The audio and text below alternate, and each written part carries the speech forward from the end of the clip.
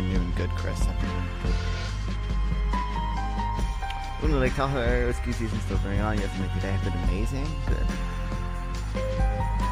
Yesterday and today, earlier today, I was with my friends watching the Minecraft movie.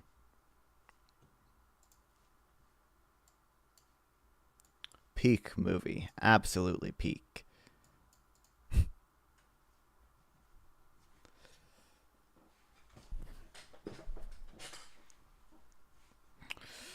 Jesus. Shouldn't have gone though. I have too much stuff to read. Never get through it all.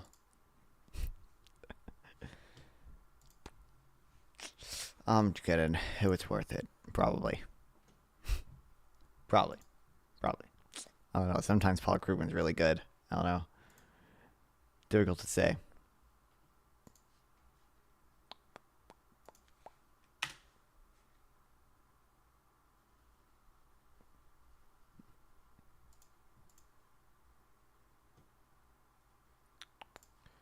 I think I'm good on everything. Probably, hopefully. We got that debate tomorrow. This is how I'm trying to Republican code myself as strongly as I can. I don't have much to work with, okay? This is all I have, okay? We have this hat. And we got these camo sunglasses. I need a camo hat is what I really need. This is how I'm showing up. This looks fucking stupid. How's the Supreme Court thing going in your state? Dude, I don't even keep up with it. There seems to be new shit. Have they still not decided the Allison Briggs thing? This hat does not really work with my headphones. Or is it Riggs? Allison Riggs.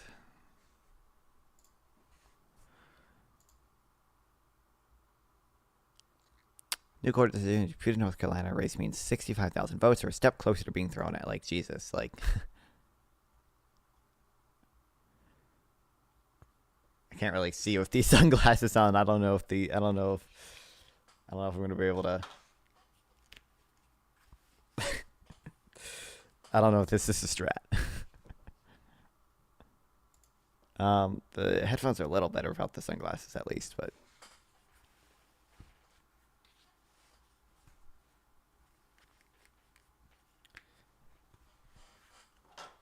Why would I keep up with news in my own state? That's stupid.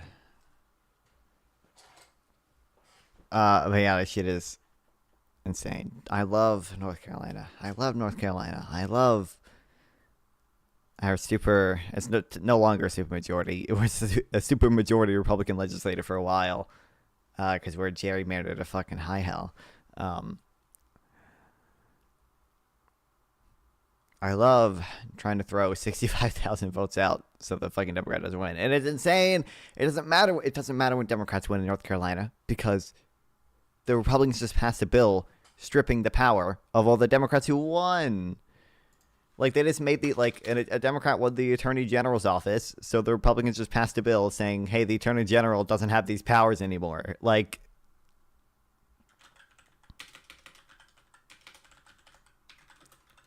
Republicans strip power NC offices. I think if I look up.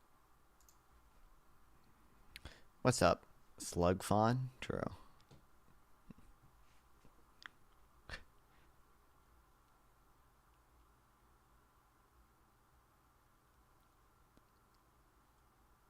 The bill was successfully passed. Its first two veto overrides in the Senate amidst public protest Monday was the closest to a toss-up.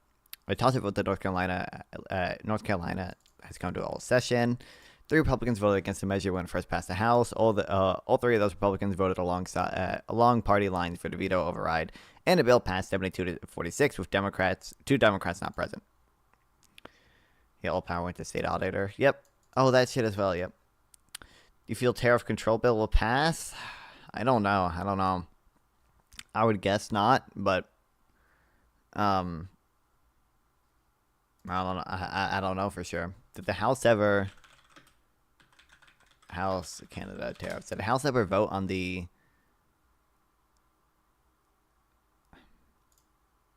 I know the Senate did this. Doesn't this have to go to the House as well? It's unlikely to go anywhere to the House. I don't know when the House is supposed to get to this, but I think if the tariffs on Canada are super fucking stupid.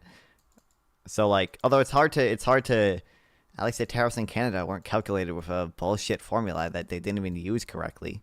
It's hard to quantify which ones are stupider actually, but because like, is it worse to tariff your ally or is it worse to tariff some of your enemies, but also some other allies, obviously, like the EU, with a bullshit made up formula? Like, I don't know, but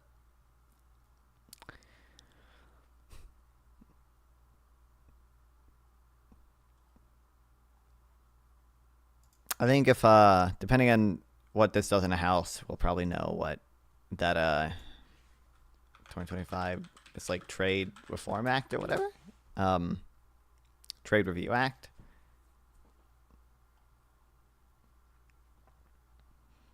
And then it's funny that I think Ted Cruz didn't even vote for lifting the tariffs on Canada, even though he was like complaining on it might have been Fox News, it might have been a different news program about tariffs taxing the consumer.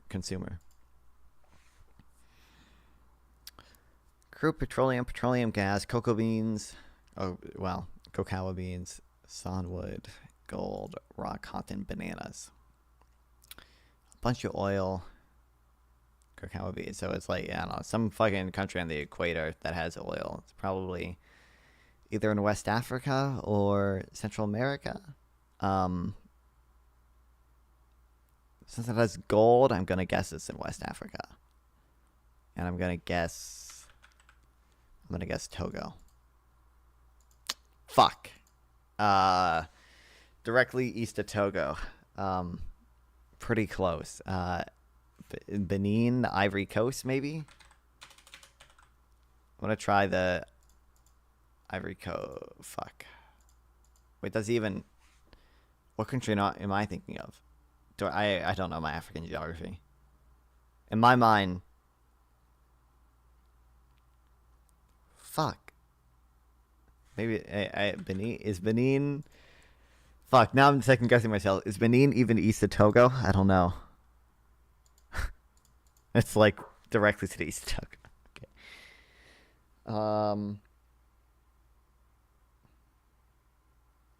Okay. It wouldn't be in Nigeria. It would say up more, right? And then Nigeria would have other shit as well, I think.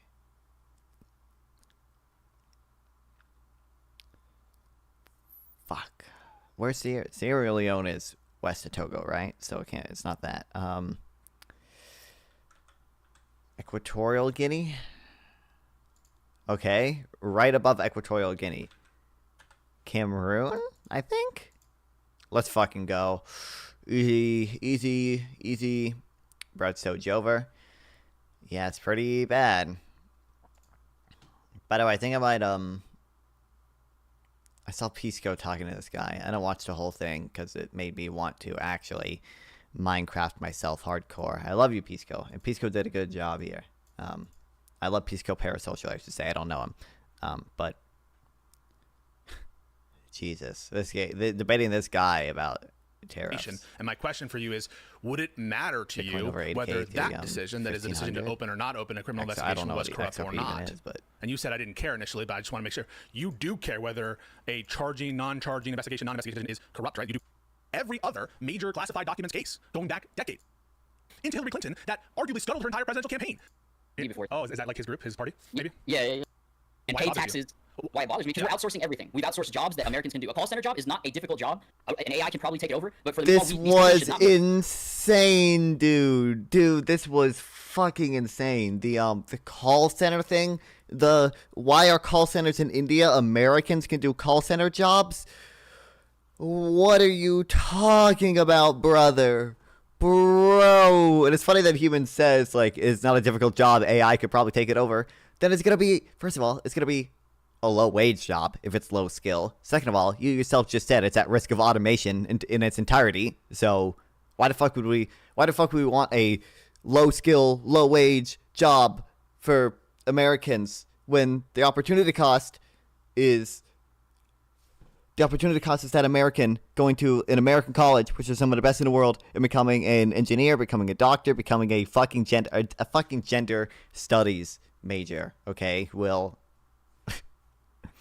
be better than call centers, dog. What is... Be allowed to outsource their labor for dollars on the cents to it. You're okay with $1, right? You're okay with buying Nintendos from Japan, right? We pay it. Okay, put a tariff on it. I'm gonna have to. Why are you okay with us importing something but not manhole covers? Because. Oh, this too.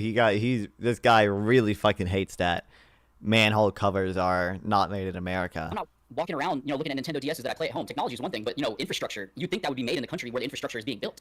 Our lumber, our steel, I feel like that should be made in America. Video games, I totally get. I mean, even then, okay, PlayStation, Japan, Xbox, Microsoft, America. I bought an Xbox. I played Xbox all the way up until I decided to get a PC probably 4 years ago. Okay. So I try to support America when I can. If it's made in America, I know that there's at least some type of, and I don't mind buying from Japan because they make quality products. If India made a badass gaming system, they made a badass manhole cover. U.S. steel used to be great. Our steel was second to none at one point. I have rebar out there from like the 1940s that still can't be broken with a drill. You have to cut it. Now you can bend rebar with your hands. It shouldn't be like that because it's just not the crap. Wood, especially the wood of back in the day. First of all, I have no clue if this is true or not, and if the quality of American steel is truly that much superior in the 1950s compared to whatever steel today. But like, it's obviously like there's some combination of price and quality that goes into people's decisions when they buy shit. American steel might be higher quality, but if it's 10x the cost of Chinese steel, then I mean, I ain't no engineer or anything. Maybe you can just use, double the amount of Chinese steel as American steel and still save money compared to American steel. Like, there's still, like, rational, like, even if it's lower quality, there's still rational, legitimate reasons to buy the low quality, significantly lower price product. And that's still a net benefit that still frees up domestic resources to do other things while we just import things for cheaper. Cutting it down, selling it at the hardware store, compared to now, pressure-treated wood, regular wood, the quality is gone. It needs to be replaced. Versus stuff from back then is lasting longer than the stuff that's being built today. I think we need to go back to quality for you? It's like quality? Yeah. I think that we've transitioned to the society that is okay with replacing instead of obviously, fixing. Quite obviously, there's a big incentive, and there's some things that are probably higher quality in India or China, whatever, especially because we just don't. I mean, because we don't make shit here anymore. Like, the shit that is made here, it's usually like pretty. It's not a. What's the word? Pisco always looks half high or drunk. High quality jewelry in India. Yeah, maybe. Obviously there's some shit. I mean, fruit and vegetables you might only be able to grow in certain climates, and Trump put a blanket 10% tariff on everyone. It didn't even exempt. I should check through the tariff exemptions because there are a decent amount of imports exempt.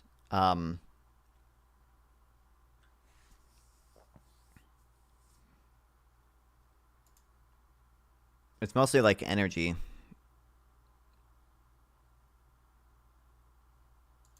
But like this, I think this is like some of this stuff. I don't know what that like this is meaningless to me.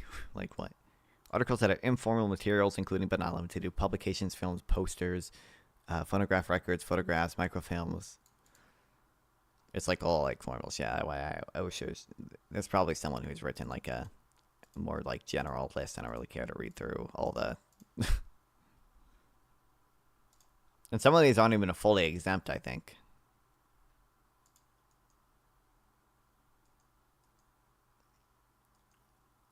Like 12, like.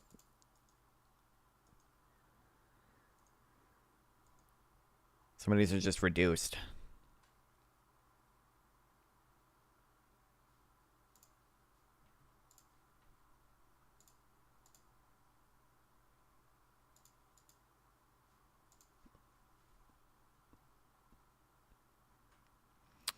Value exemptions is significant, covering $644 billion of imports worldwide. that includes $185 billion from Canada and Mexico, which are still subject to fentanyl-based tariffs on goods that don't comply with the North American Free Trade Pact, and $459 billion from the rest of the world. The administration had previously indicated that oil and gas wouldn't be tariffed, and that reciprocal tariff action wouldn't affect products already covered by the so-called Section 232 national security tariffs like steel and aluminum and automobiles.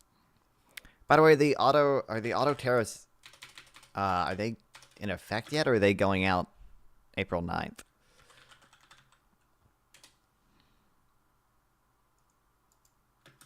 Oh, shit. Dude, it's going to be, I think Ford said they're not, like, raising prices or whatever, and it's, I can't wait for, apparently,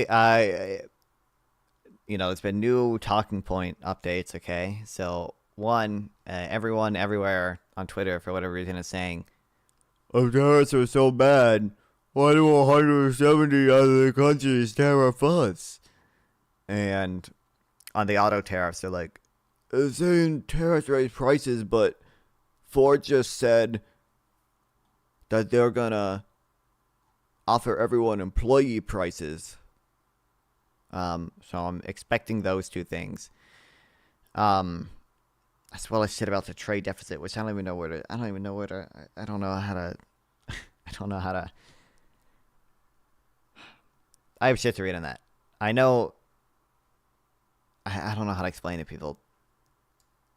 The trade deficit shit. Because just like I don't. It's not that hard. It's not hard to understand trade deficits and everything. It's not that hard to understand. Sometimes it is hard to understand why certain things are true. So, like, it is true. It is easily, it's true. And I can just say, this is true. And I can tell the audience, look it up. No one disputes this. It is true that the trade deficit is equal to savings minus investment. Okay? And it's also true that the trade deficit is offset by a foreign inflow of capital. So, from these two things, really you only need one or the other, but they work together. You can determine if the U.S. is a really good place to invest. Okay, let's just say hypothetically. Hypothetically, the U.S. is a really good place to invest. We have high returns in other nations. We have really strong capital markets. Hypothetically, of course. Naturally, there's going to be a lot of investment opportunities in America. And a bunch of fucking foreigners are going to want to invest in America. Because there are so many investment opportunities, you know, it's unlikely that American savings alone are going to finance all the investment opportunities in America. So foreign capital is brought in. And that also allows us to buy all the nice foreign goods and shit. That gives us the foreign currency needed to buy foreign goods, right? Like that's, yeah.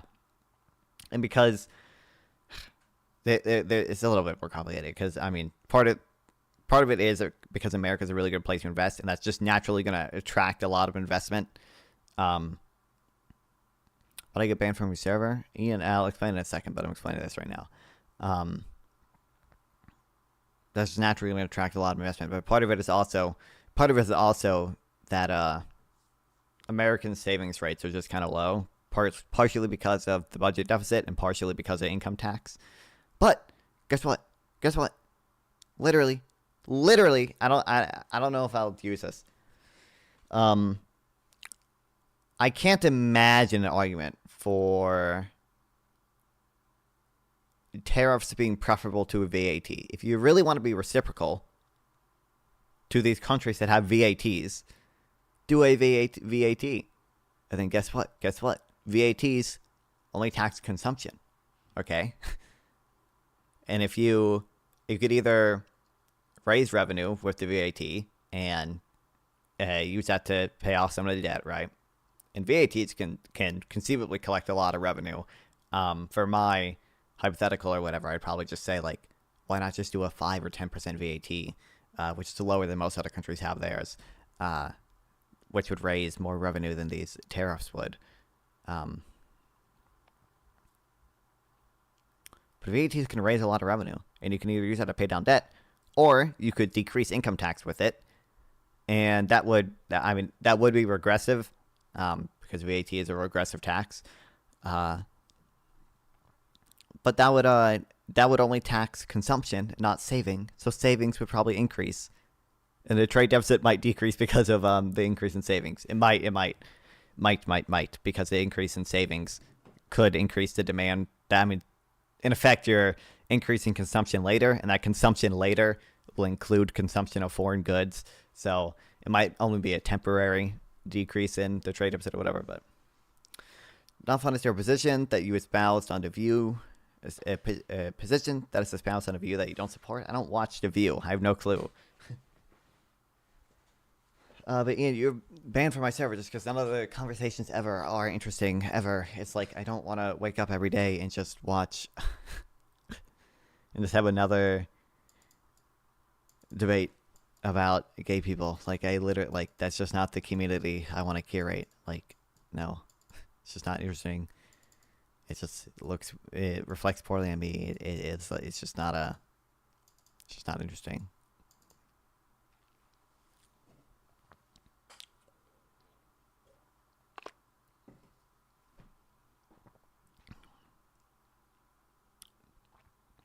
Ford tariffs went into effect. Italian luxury sports car manufacturer Ferraris and most of its cars would increase the price as much as 10%. Some current models, including Aroma, sticker price of almost $250,000 would be exempt from an increase.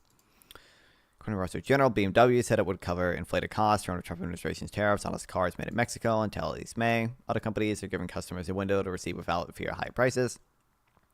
Not interesting equals things that are outside of the things we discuss in echo chamber. So true. It's definitely not just the 10th conversation about why you hate gay people. It's just like really annoying and not interesting. What do you think companies being taxed as a percentage of total revenue would make sense? Say 1% for those making over $2 million in revenue. The way I want to tax corporations is called a DBCFT. DBCFT allows for the immediate full expensing of capital investments, and basically it only taxes the super normal returns to corporations, right? And that's a really efficient way to tax corporations, and I think I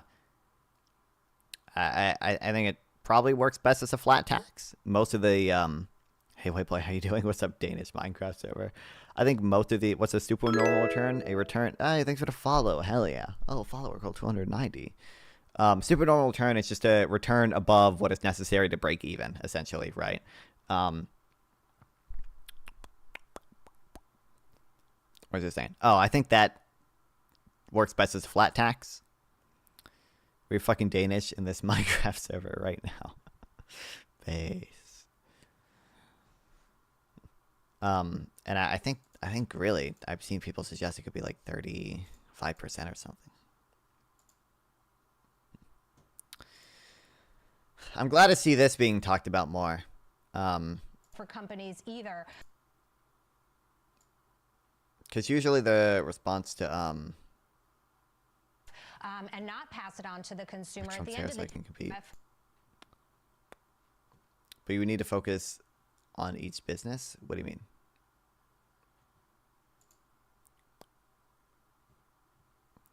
It's actually more administratively simple than the current corporate tax. Because you're just focusing on cash flow and you don't have to do the complicated calculations of like depreciating an asset over time, and then what exemptions do we grant for interest being paid on loans? Do we tax that? Do we not tax that? It's actually just look at the cash flow, and it's more administratively simple. I'm glad this is being talked about more when people talk about like the manufacturing thing. Like, it's completely normal and healthy for the manufacturing share of employment to start low, and as countries develop, it reaches a peak and starts going down again. This is a path every single developed country has followed. This is the path countries developing currently are following. This is normal. This is healthy. It's kind of dumb to even think we can reverse it. I'm glad it's being talked about more. Wow, thanks, Moxie.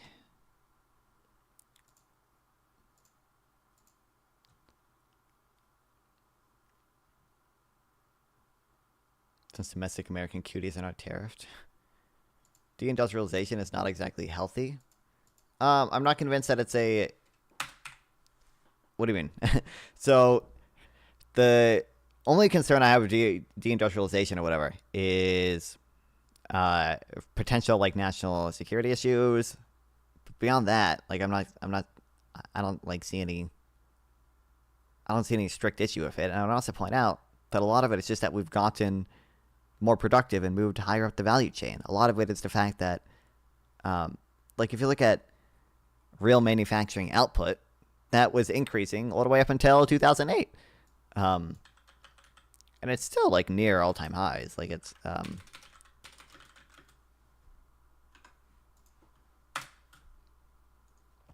if you look at real manufacturing value added, I'm pretty sure that is an all-time high. That's literally only ever gone up.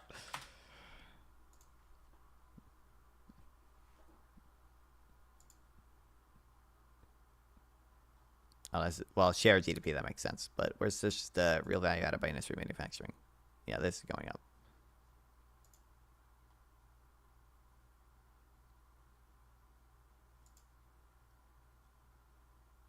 Because this increased until 2008, and it kind of got fucked up. But it's at 98. It was at 104 in 2008. Like, but the by the 1980s modern day, there is still poor. Who is poor? Oh, the UK, you see mass impoverishment of certain areas that are previously industrialized. So that's the issue, is that trade has localized losses but broad-based benefits, right? So there are probably like some local communities that are fucked over by free trade, but you just need a better tax and redistribution system because everyone else in that scenario is winning, right? Like everyone else gets cheaper goods. People in the export sector now get to export to whatever company ends up with the dollars that you supplied them via buying the foreign goods. Like, there's a bunch of other winners in that scenario. You probably just need a better redistribution system. And I would say there are more winners than there are losers in that scenario. You just kind of need a better redistribution system. Redistribute is not enough? What do you mean?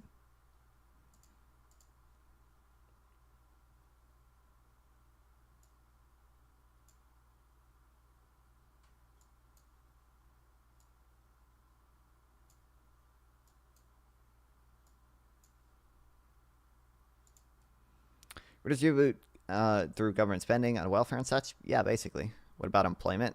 What about it?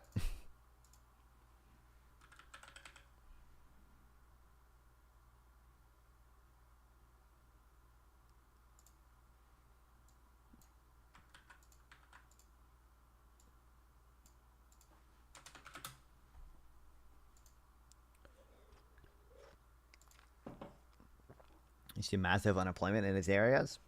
I mean, I would guess that, but that's why you need the redistribution. I don't like, that's what, exactly, that's my point. What do you mean?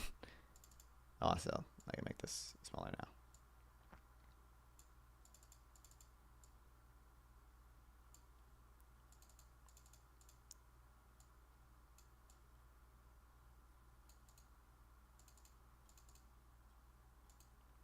You need more than income tax you can get from taxing extra millions of you need more than all income tax you can get from taxing extra millions of upper class, middle class, and a few 100,000 rich. I don't know.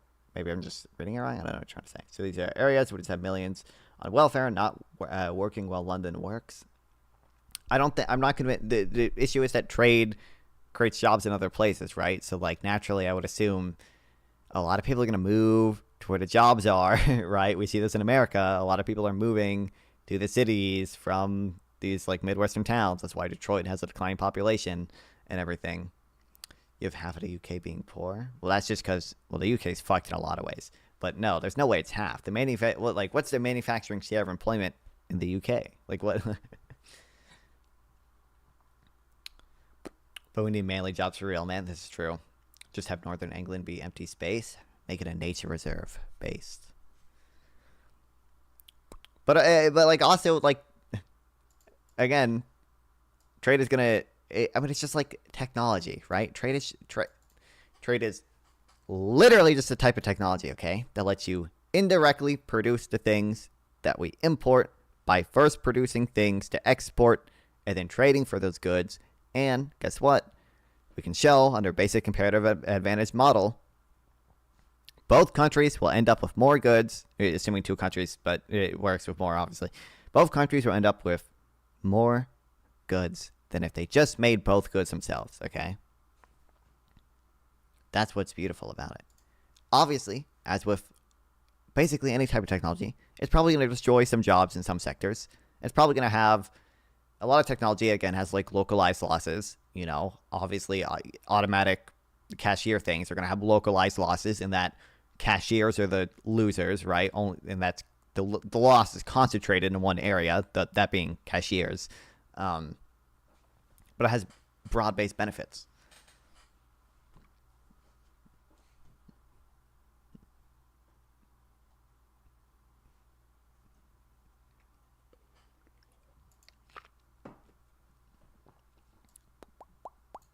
But this type, but I mean, again, this like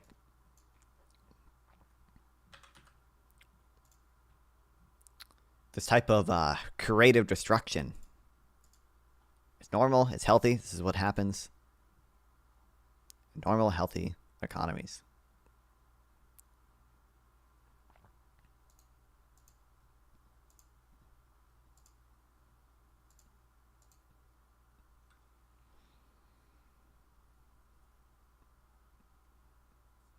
Having considered that those benefits aren't socialized. I mean, if you, I haven't read your new Substack, Akata Boy. We could have a sovereign wealth fund, okay? We can invest in shit and socialize that benefit, okay? I'm chill with that. It's not normal if you don't retrain for better jobs. My understanding is that the evidence from retraining just shows that if you just kind of gave them, it'd be better just to give people cash benefits, you know, like teaching people to code who were working like factory jobs before, it just doesn't seem to work very well. And it would just kind of be better to just give them some cash benefits. Okay. Maybe we have the, accountable sovereign wealth fund, and we use it to pay out people. We use it to pay out the losers, invest the money in the winners. Money won't be enough. You need middle class life, not just above poor level. I mean, I'm in favor of relatively heavy welfare, but again, I'm not convinced that like what is unemployment in the U.S. is like 4% right now. I'm not convinced that again, because trade creates jobs in a bunch of other sectors, a lot of people just get new jobs. Like there doesn't seem to be like a ton of people that are just like permanently out of work because of trade. I don't know what unemployment is in the UK right now. Yeah, 4% too.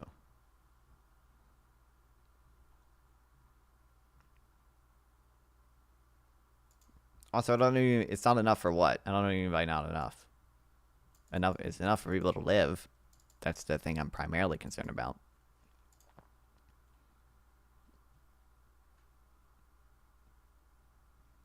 Children should learn to code if they want to eat. Base. Now you're getting the neoliberal mindset, Akana boy.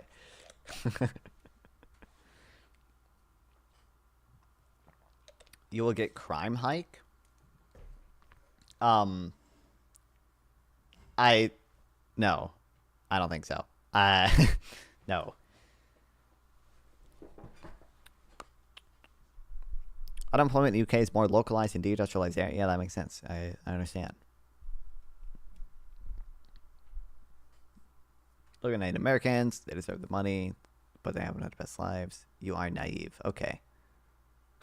Good to know. I'm not convinced that. Are you saying that only giving people $3K a month as opposed to giving them more money would cause a crime hike? Is that the position? Is that the position that people like $3K a month or whatever is going to leave people so desperate that they're going to commit crime? Or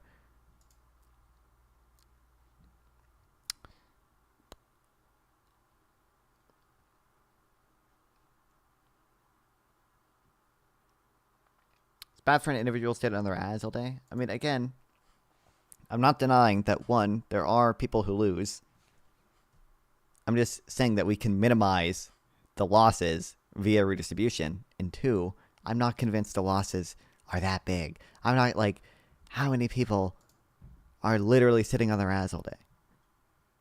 Like, a lot of people have got new jobs. Employment in the U.S. is like at all-time highs. Employment in the U.K. seems to be doing pretty well too. I understand.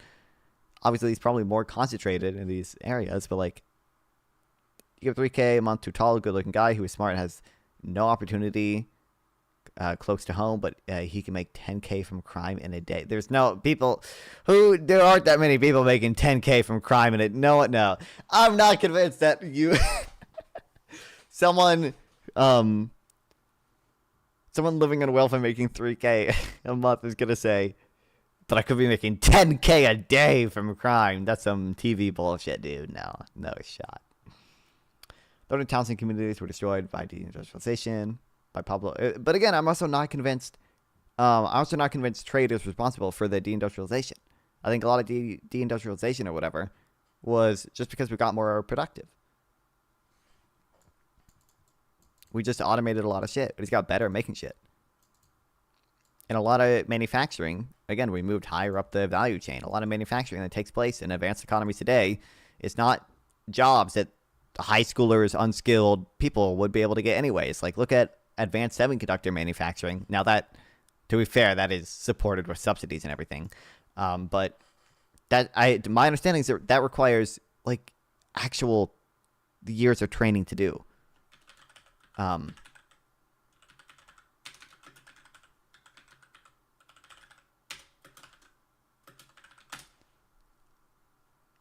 I think some of these things actually require a ton of fucking training to do. That's why I remember, would it be in my immigration things?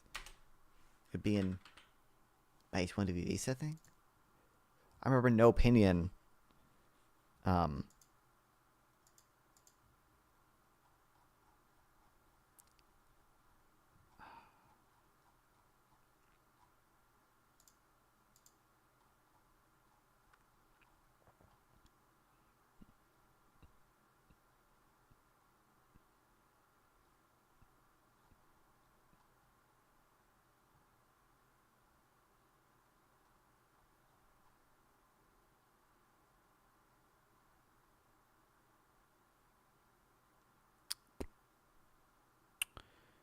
Even to push your training, more native-born workers, only about half the talent needed will be available domestically, meaning 67,000 be brought in.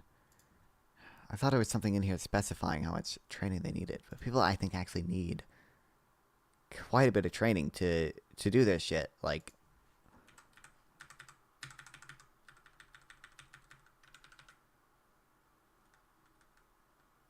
these aren't jobs that high schoolers would even be able to get nowadays. Like,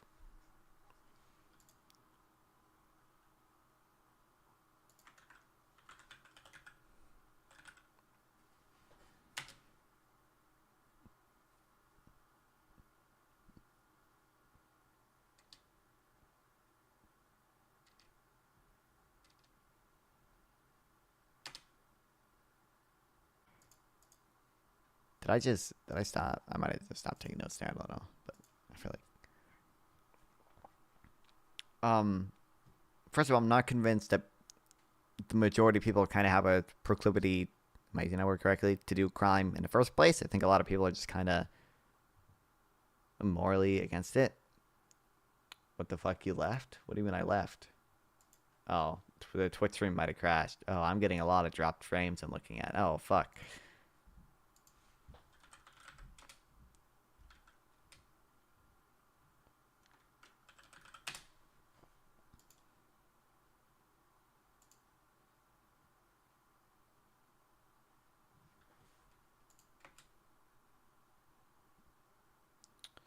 Lag bad? Yeah, I don't know what the hell just happened. YouTube also dying? Yeah, YouTube wouldn't disconnect, but it's definitely gonna be lagging. Shit.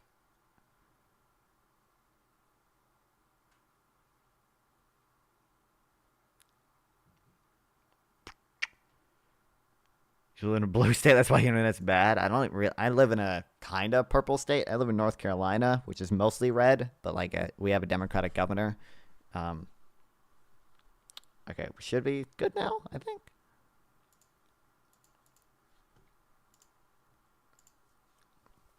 but our like legislators majority Republican. Your middle class and elite will be half organized crime. If you understand, this isn't happening right now.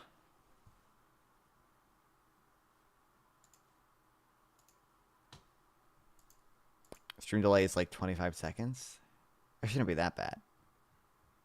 No shot.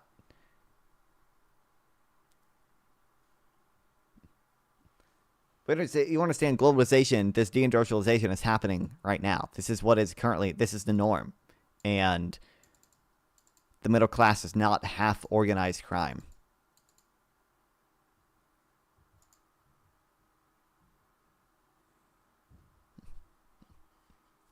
Anyway, can I read now?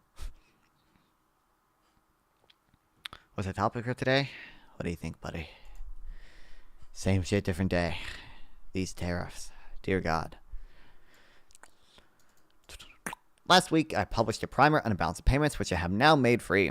I laid the groundwork for today's post, which is about the sort of fun stuff, the international role of the dollar and how it does or doesn't affect the U.S. balance of payments. At the end, I'll talk about the fallacies underlying how some Trump officials are thinking about trade. Do you see your homeboy said we're bringing back the screw? Yeah, the screw in Little Screw's shop. Yeah, that was it Lutnick? Yeah. Oh, kill me.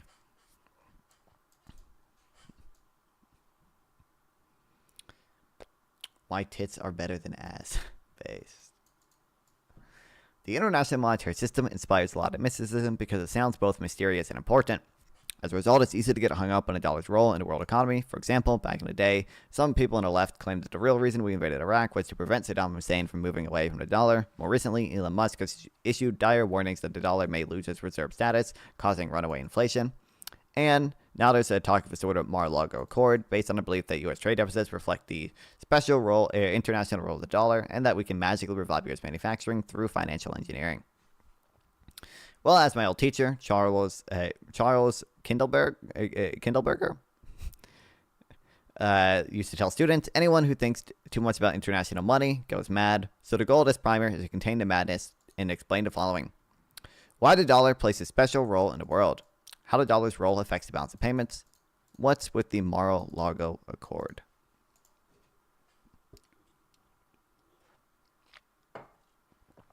You would have 85% poor and just barely living. Government invest in industrial local. But do you understand? Again, this is the norm. This is what's happening right now. The world I want is largely the world right now with low trade barriers. The UK currently has pretty low trade barriers. The world I want is right now. And we don't see 85% of people being in the UK being poor. We see 100% of them being poor because you live in a shit country. No. Barring structural post-2008 shit going on in the UK, guys are doing pretty well. We don't see 85% of people living on welfare. These tariffs are like building a wall around an empty livestock pen. You got nothing, still pay for the pen, and now you have to pay for the wall. There isn't anything left to protect. Yeah. I think this is going to be another talking point, too.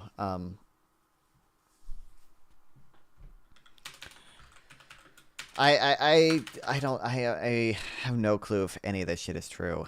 The world you want is gone? Well, barring the Trump tariffs, but get over it. I think we'll return. I think logic will eventually prevail. Okay. I think that's probably a David Ricardo or Adam Smith quote. There are a lot of people in welfare in the UK. Yeah, I understand, but it's not. But is it significantly more than prior to globalization? This guy was saying it would be 85. It was 85%. I should just have a big welfare state. So or a bigger welfare state. UK cuts heating subsidies because healthcare is so poor. Long-term health issues aren't dealt with.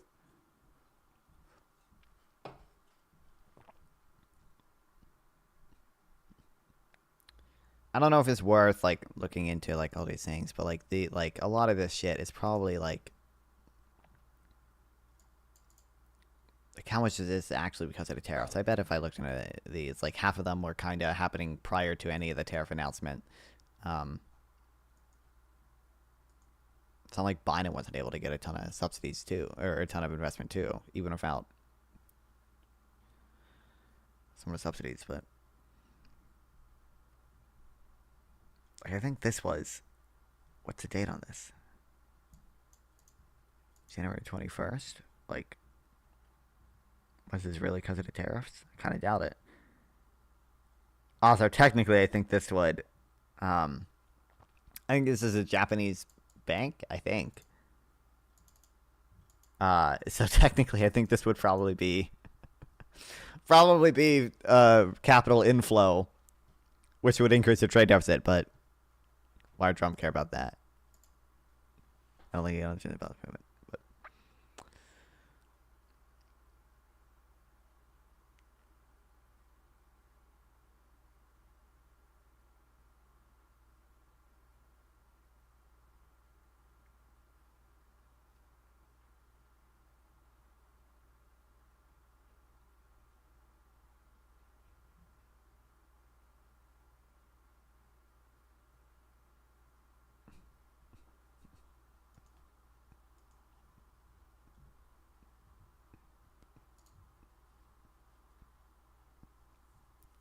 okay.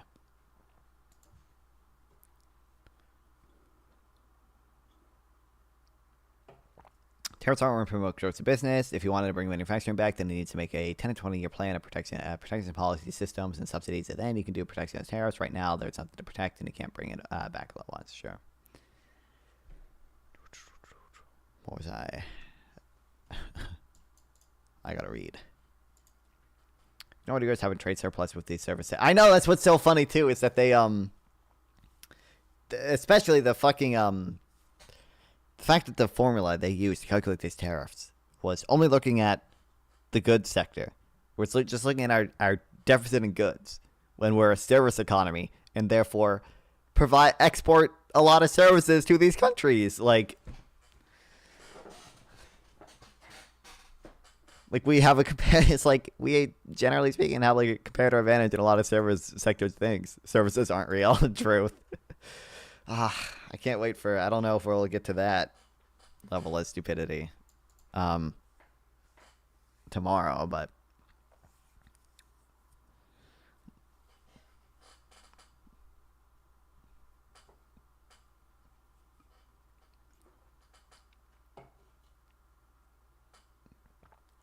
this is a Severance reference, by the way, which is awesome.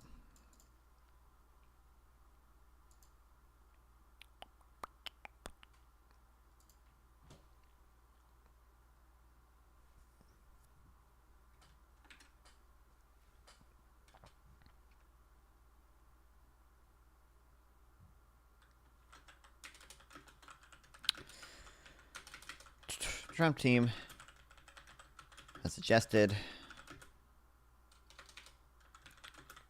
trade deficits. The penguins are not eating American fish. We have to tariff them. Dude, that shit is funny. The fact that dude, there was this island. There's another like French territory, which usually had basically almost no trade with the U.S. at all. But because some guy, some like rich motherfucker or rich company, just 1 month decided to buy like $3.4 million worth of fucking fish from the island, they got slapped with a 50% tariff rate. It's like, obviously it doesn't matter.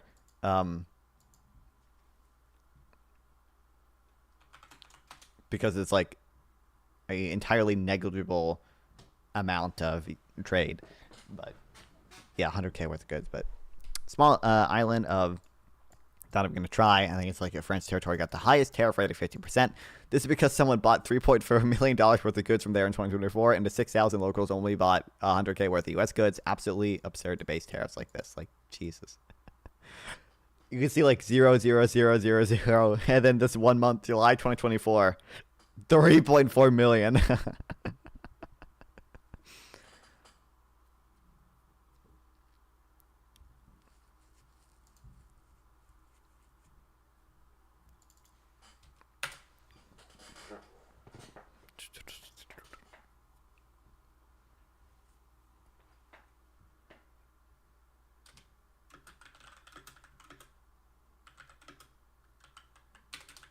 would roll the dollar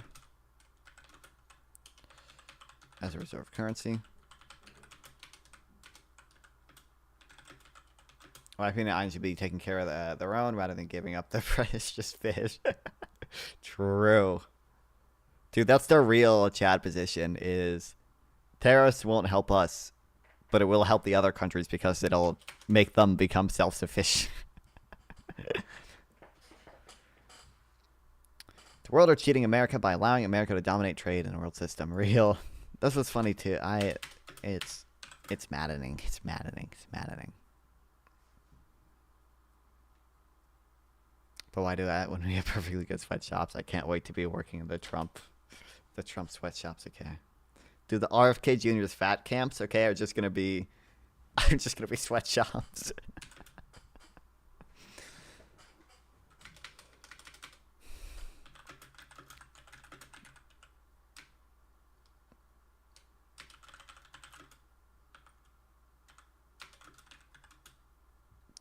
The tariffs are about a Mar-a-Lago Accords. Real.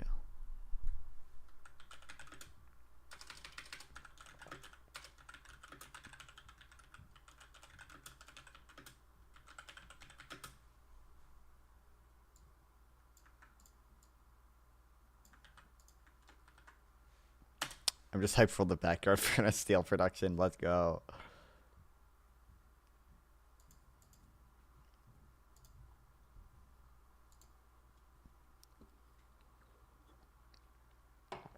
The children yearn for the mines. They yearn for the mines.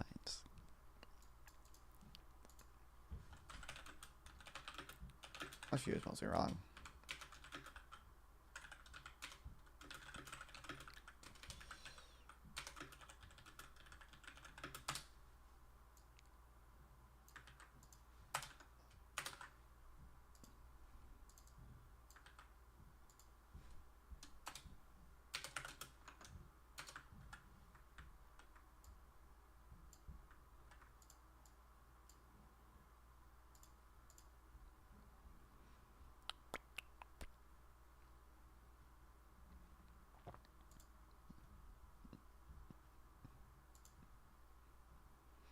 You know, maybe the solution is literally just to try to Republican code free trade as much as you can, and then try to like communist code protectionism as much as you can. Which is basically what libertarians do when they argue for free trade. That's what like Fabian and people do. They're like, you guys are just arguing over different types of socialism right now.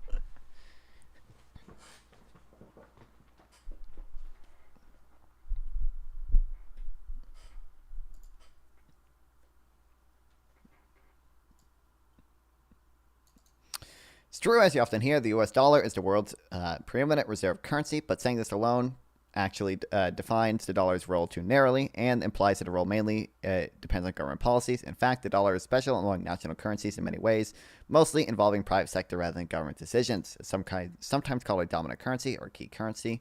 The dollar is to other countries what money is to goods and services, to other goods and assets. The dollar is basically the money of monies.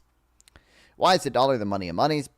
Partly this reflects the size of the U.S. economy, but while we have a big economy, it's not dominant. Both the euro area and China are of comparable economic size. The dollar, however, is dominant in a way the U.S. economy isn't, largely as a result of circular causation. People around the world use dollars to make transactions and set prices, as well as holding a lot of dollars, and because other people do the same. In a 1967 essay, Kendall Berger, I don't know if it's I don't know how to pronounce the I don't know if it's Berger or Berger. Compared the role of the dollar as an international currency to the role of English in international language as an analogy that still works. If you want more, see Krugman, 1984, and blah blah blah.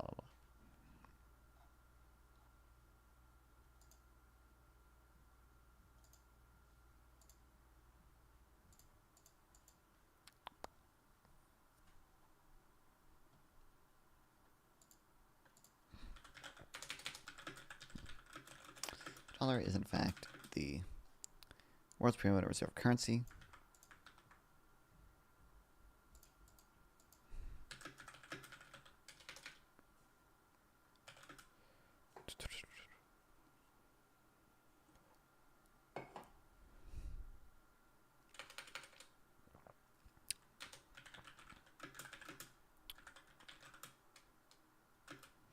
agree that people should not do factory work whole life, but change jobs and work environment to different jobs. I don't care. Like I don't know if I would like say you should or shouldn't do factory work your whole life. Like I don't really care. If you like doing factory work your whole life, then fucking do factory work. I would imagine most people would prefer to not do the same thing their whole life, but I mean, I don't know. Presumably there's some autistic people out there who really enjoy working in factories or something. That's their special interest. I don't know, but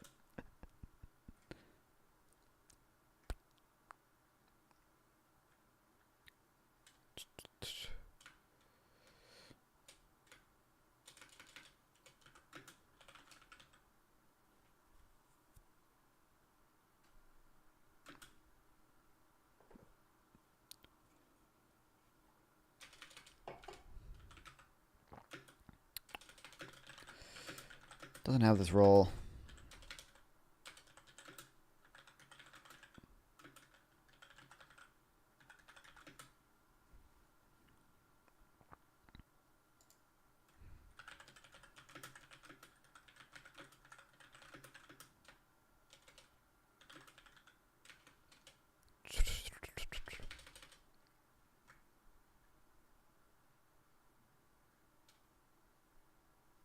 We need a 5-year plan to build up American. What US device not found? Okay, cool.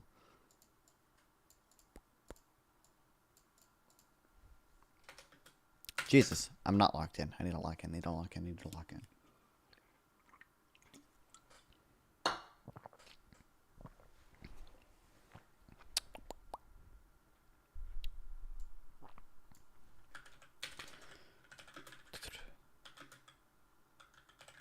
Finds it always roll.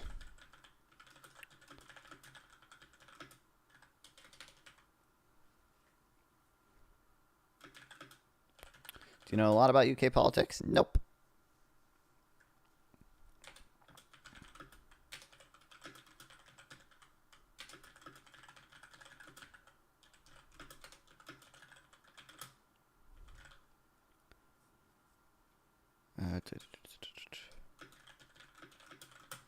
I've been in distribution for 26 years, 19 years in one place. Based.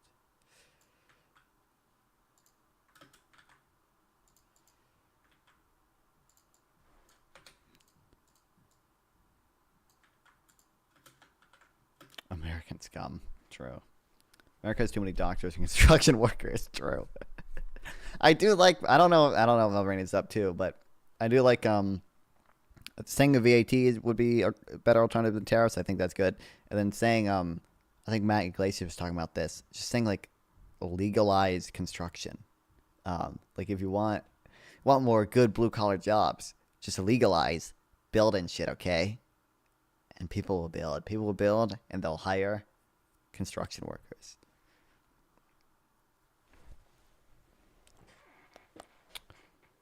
What is the little bro yapping about for real?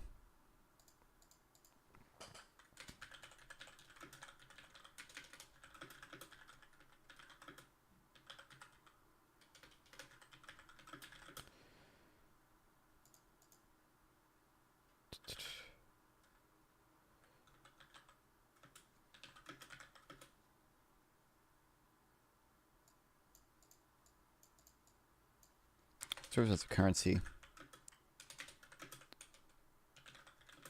used to buy other currencies.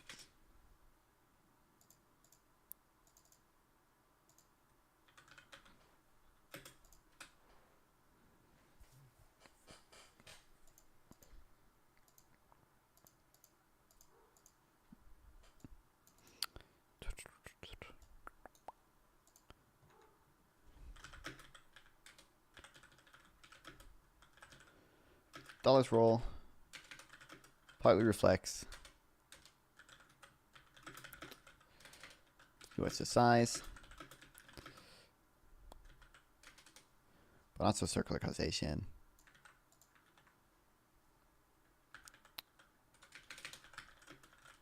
People around the world.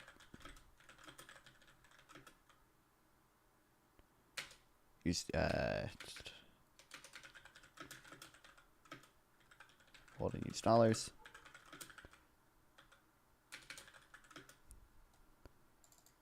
I'll say hold and accept dollars. So other people do as well.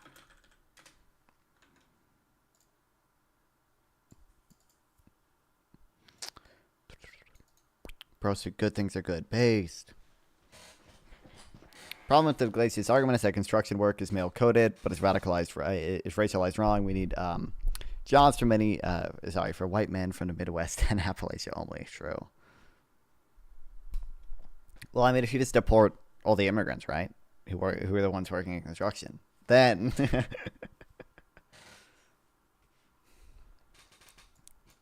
issue solved.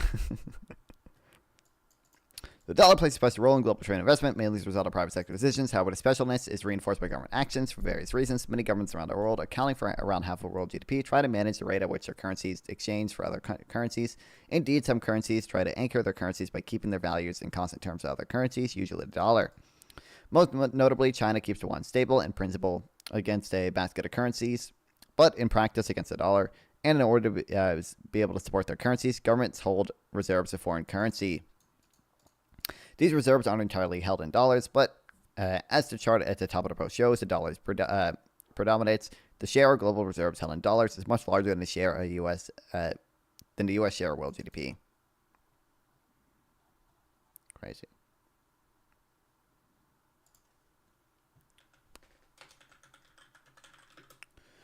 Why no Dems push to give green cards for most illegal migrants after they apply in? What do you mean? After they apply and get assessed for fitting in USA? Like Biden was literally granting like Venezuelan immigrants like work authorization, like Obama did like DACA. Like what do you mean, dog? What do you mean, dog? The Republicans' whole argument is that Democrats are like importing voters because Democrats did a lot of things to give like amnesty to immigrants who were already here. Like I don't like what? Huh? What do you mean?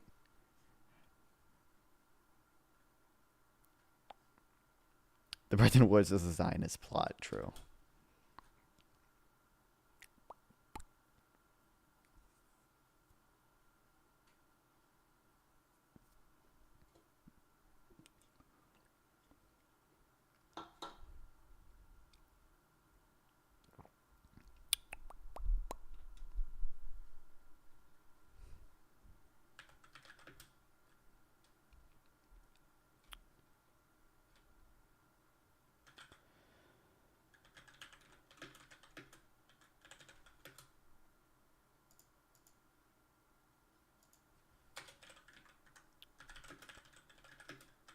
Holding reserves of US dollars in order to control exchange rates.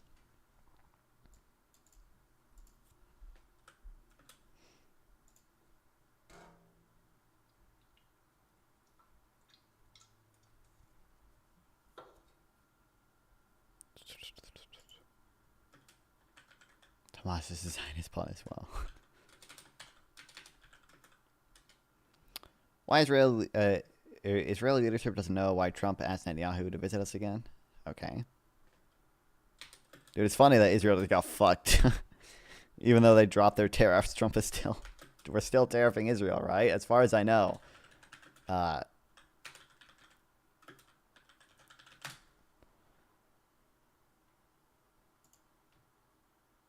shit's still going on, even though he already dropped his trade barriers.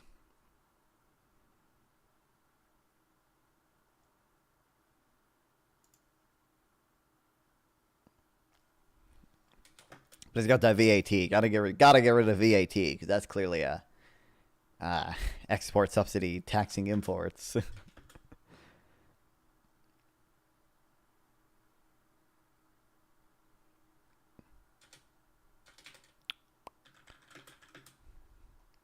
Reserves on dollars is much larger than the U.S.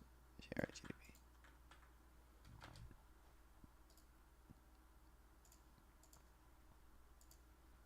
Is VAT big in Israel? Not bigger than most other countries.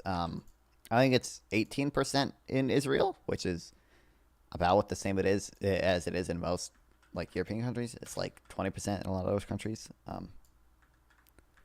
It's not really any bigger than like 80% of countries in the world. Yeah, every country is VAT other than Bhutan, Libya, America. Yeah.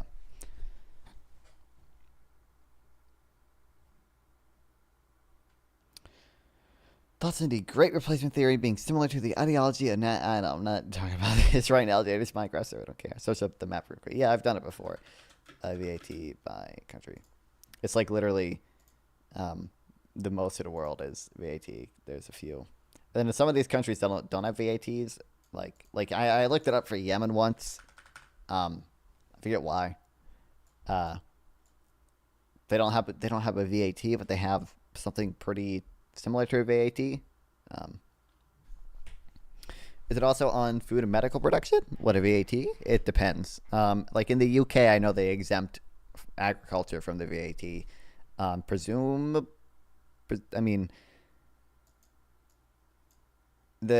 Presumably most countries would exempt most medicine from VATs. I don't know exactly how it works in these countries because they have most of these have socialized healthcare, right? So like in the UK, you don't consume healthcare on a private market. The government kind of just provides it to you. I don't know, like maybe over-the-counter medicine is VAT'd. I would imagine that'd be exempt, but like, man, I went from being the most insane man in the Western Hemisphere to our only hope. Dude, I didn't watch the video, but Elon Musk was saying that he wanted a free trade zone, right? In North America, which we should have a hemisphere free trade zone. That's what we should really have. After South Africa, Cambodia bombed a ship by Kissinger and fucked with the tariffs. Yep. Don't worry, it's reciprocal for the 97% tariff that Cambodia was placing on us, obviously. Jesus fuck. Like, my dream is a hemispheric common market with open trade, open borders, sometime in the future with energy as green and sustainable as we can get. Hillary, this is what they took from you? No. What could have been? What could have been? We gave them the bonds for free. What did they? Dude, I do think this is I do think we fund like the mine mint or whatever the fuck.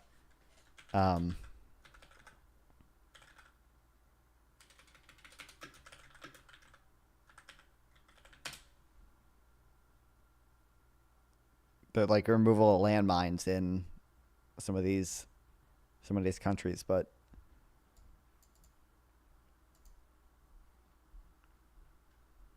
technically America is spending more money in Cambodia than Cambodia does in the US. Well, yeah, that makes sense, but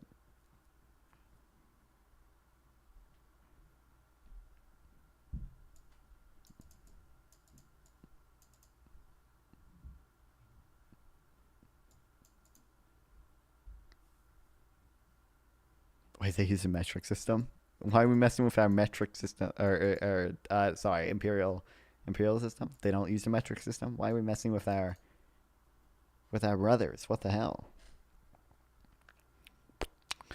Since the 1970s, most advanced countries have allowed free movement of capital in or out, and also allowed the values of currency to fluctuate.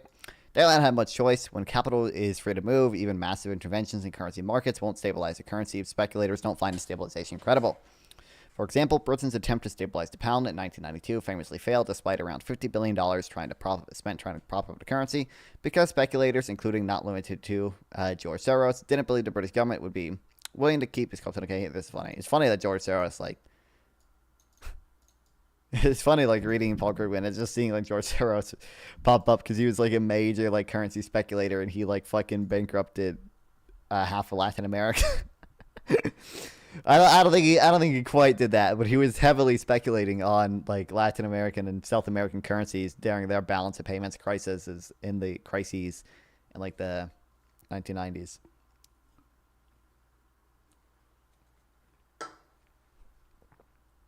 didn't believe the British government would be willing to endure the high interest rates and unemployment that would result if it tried to keep the pound pegged to the, I don't know how to pronounce that, the German market, the German mark.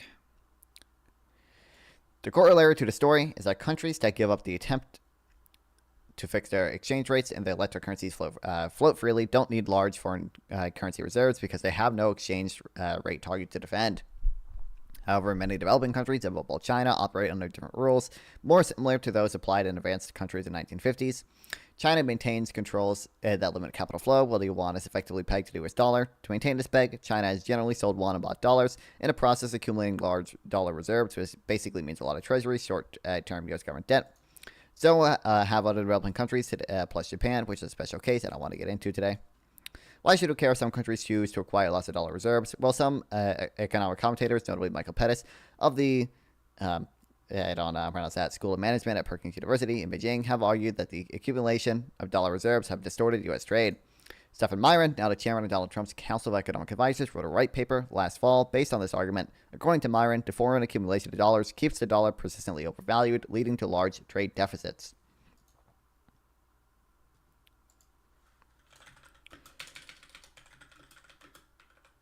Since the 1970s, most advanced countries would allow free movement of capital out of their economy, well as their exchange rate to fluctuate.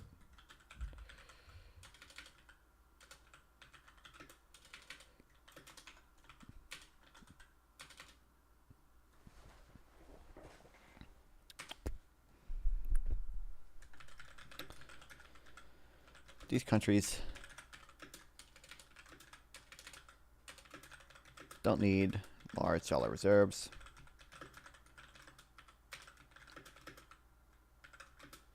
So even if they tried to stabilize exchange rates, it wouldn't work. Investors or speculators don't find a stabilization.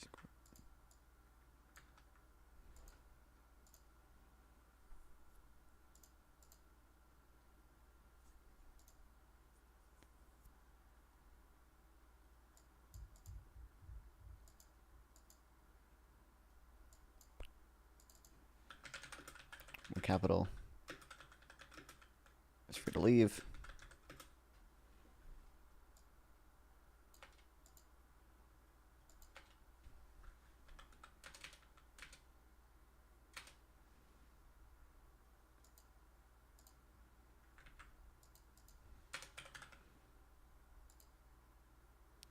stabilizing rates is difficult. That's a middle work of speculation to find the stabilization credible. What am I wrong to wonder about that scenario? What scenario? I'm calling for full bedtime abolition. It is a hierarchical structure imposed by the rich. What's up? That's a gibberish name. Welcome to the stream. What's up, Crypto Cave? We're talking about George Soros and the balance of payments again. We're talking about him speculating in a British pound.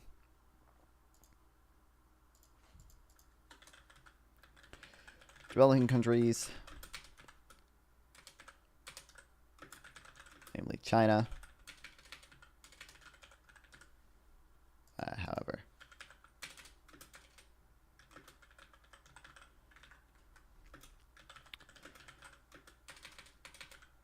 still have capital controls, and many keep large.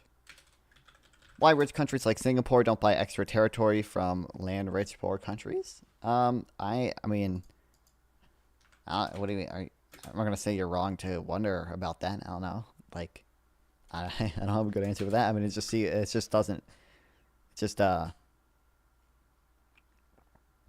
kind of uncommon, like, to see international border changes that are, really voluntary or involuntary, right? until the invasion of Ukraine. Like, this shit, I don't know, kind of didn't happen that often for the last, like, since the Cold War or whatever. But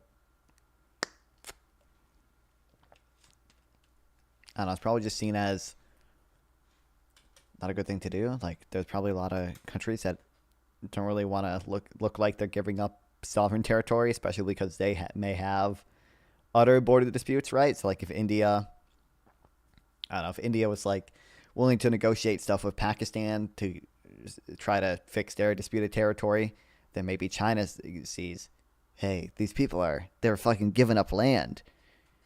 Now we're gonna start annexing some of the disputed territory that we have to because clearly India is. But yeah, wondering, I would sell all land in Ukraine if I was bordering it. Singapore could get it. This is a solution no one is talking about.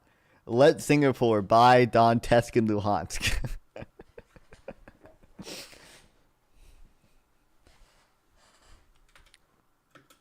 But also, I mean, you can own land in foreign countries. Like, I could buy property in Egypt. I could buy property in Egypt or in Singapore and wherever. I mean, some countries have limitations. Like, I think we prevent China from buying certain things in the U.S., but, like, even China is allowed to own some land here at least. So, like, you can do this. Like, why won't Republicans talk about that?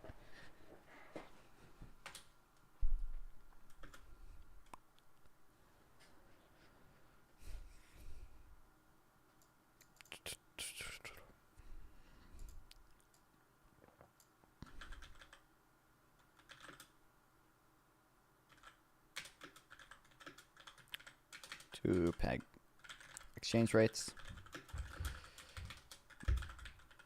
Practice. This means buying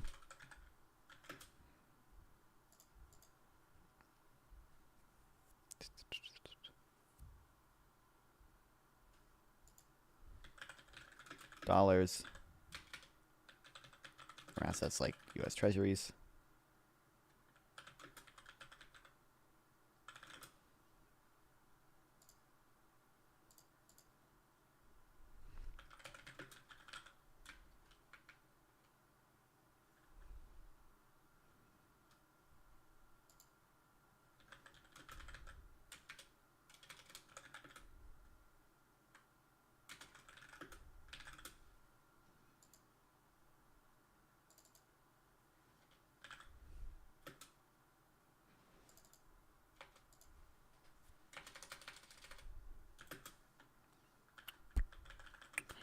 People like Michael Pettis,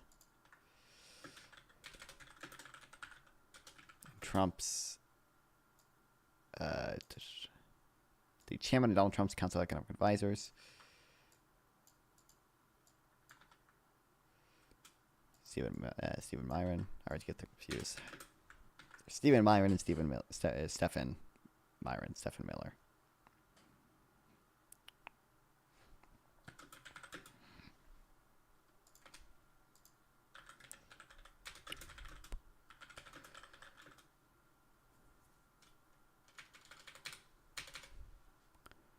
Foreign accumulation of dollar reserves.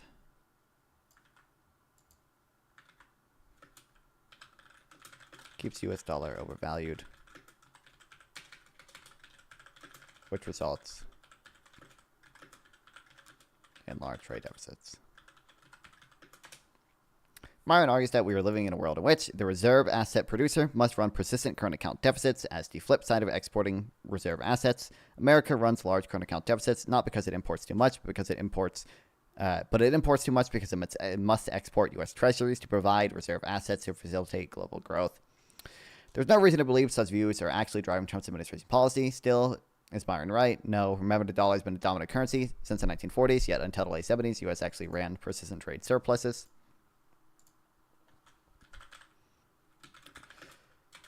There's no reason to think this is actually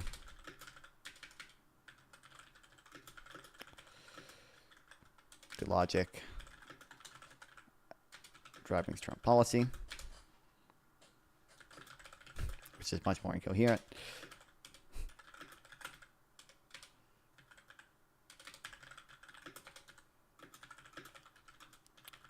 but it's still wrong.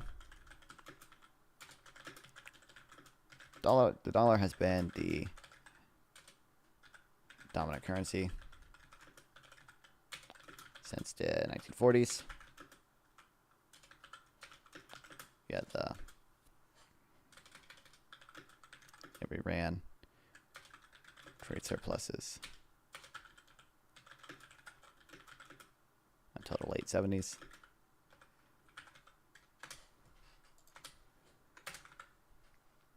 Imagine the poor African and Asian countries keeping poverty while they could sell territory to a rich country. True. Or they even, I mean, there's basically, there's plenty of poor, like African nations that basically rent out their land to oil companies. Like,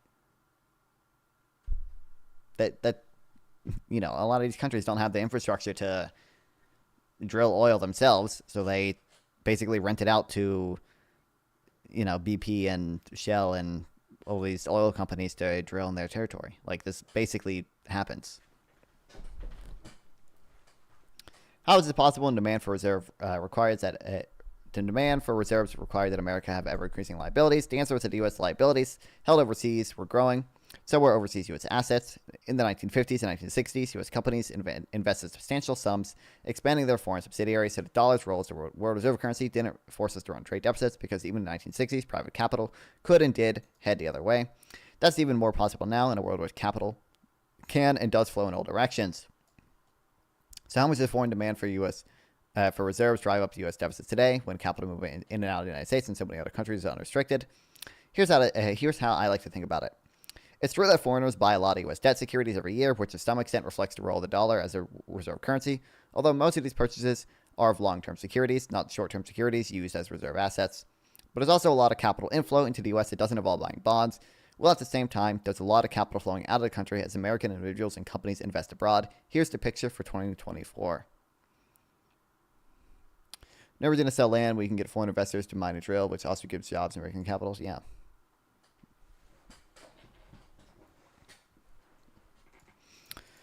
Suppose that we were able to somehow force foreign governments to stop buying U.S. bonds. The balance of payments always balances, so something else would have to change in response. But why should all or even most of the adjustment involve a reduction in trade deficit? Why doesn't it involve an increase in other kinds of capital inflow or a reduction in capital outflows? In fact, I'd argue the best bet is that a reduced demand for dollar reserves would have little effect on net capital flows to the U.S., which mostly reflects the perception that the U.S. economy offers good investment opportunities. To be fair, some reasonable economists might disagree. What we can say for sure is that assertions that there's necessarily a one-to-one link between foreign demand for reserves and U.S. trade deficits is all wrong. Okay.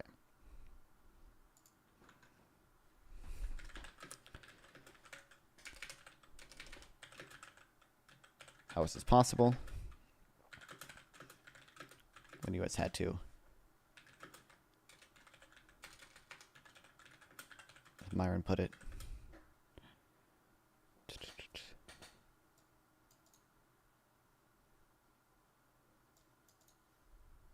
there, that's not a good quote.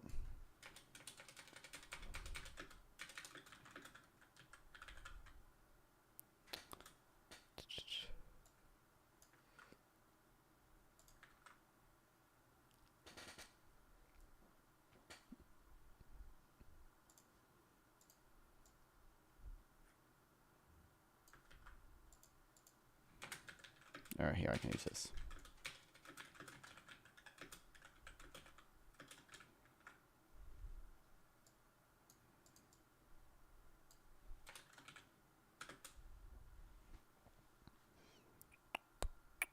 The answer was that U.S. liabilities overseas. The answer was that U.S. liabilities held overseas were growing, so were U.S. assets. In the 1950s and 60s, U.S. companies invested substantial sums in expanding their foreign subsidiaries, so the dollar's role as a reserve currency didn't force it to run trade deficits, because even in the 1960s, private capital couldn't head the other way. That's even more possible now in the world. One in which capital can and does flow in all directions.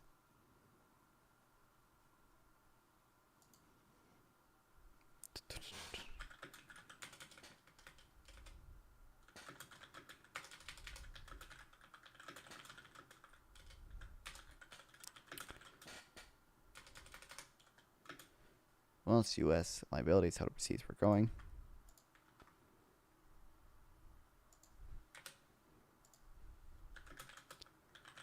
So were our assets as U.S. companies are investing in expanding their foreign subsidiaries.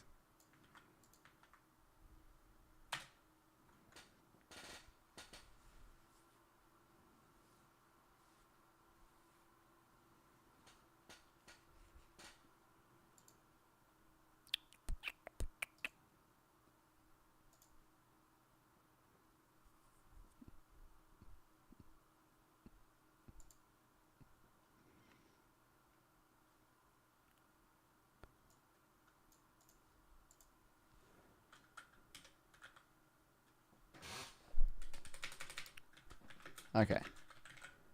So how much does foreign demand for reserves drive up U.S. trade deficits today?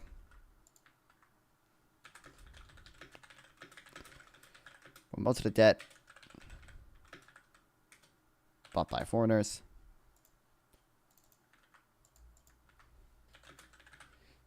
is long-term securities, not the short-term securities used as reserve assets.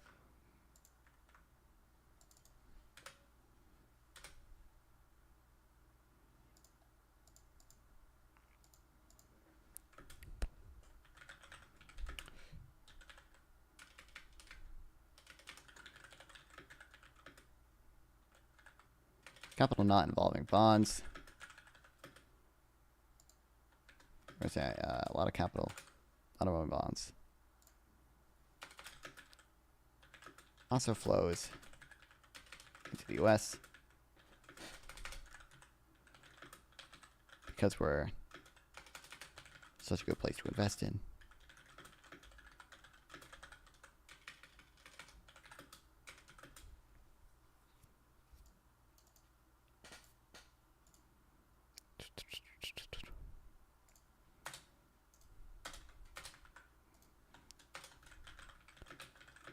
These are what capital flows looked like in 2024.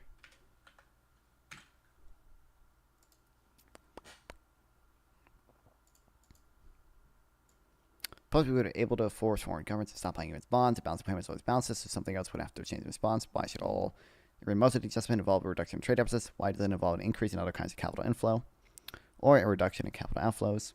In fact, I'd argue the best bet is that a reduced demand for U.S. dollar reserves would have little effect on net capital flows to the U.S., which mostly reflect the perception of U.S. economy to good investment opportunities. To be fair, some reasonable economists might disagree, but we can't say for certain that assertions that there's not necessarily a one-to-one link between foreign demand for reserves and trade deficits are wrong.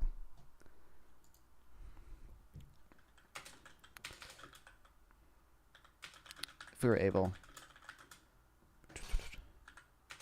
to stop foreign governments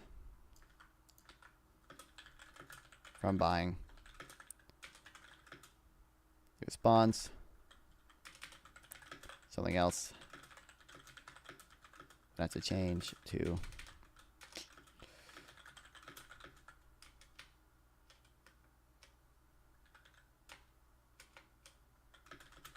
as the balance of payments or its balances. But that can involve a reduction in capital outflows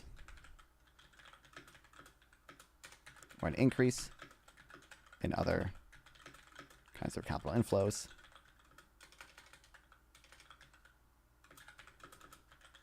Not a reduction in the trade deficit.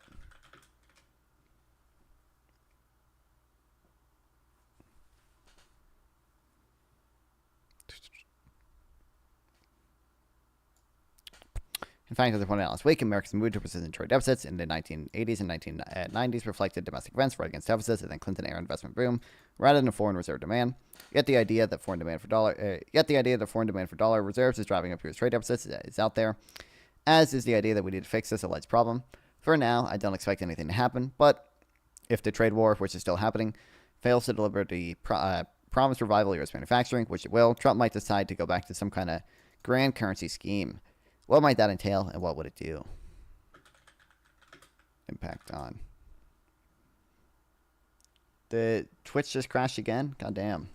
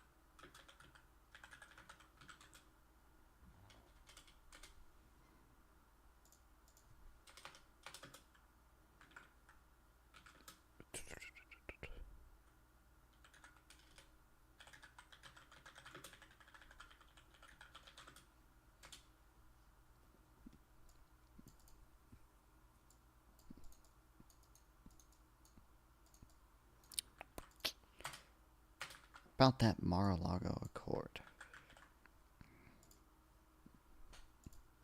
During the first half of the 1980s, his soaring dollar caused the U.S. trade deficit to explode to a level that it seemed shocking at the time, leading to demands on something to be done about it. So in September 1985, finance ministers from the world's leading economics met at the Plaza Hotel in New York and agreed to take steps to weaken the dollar.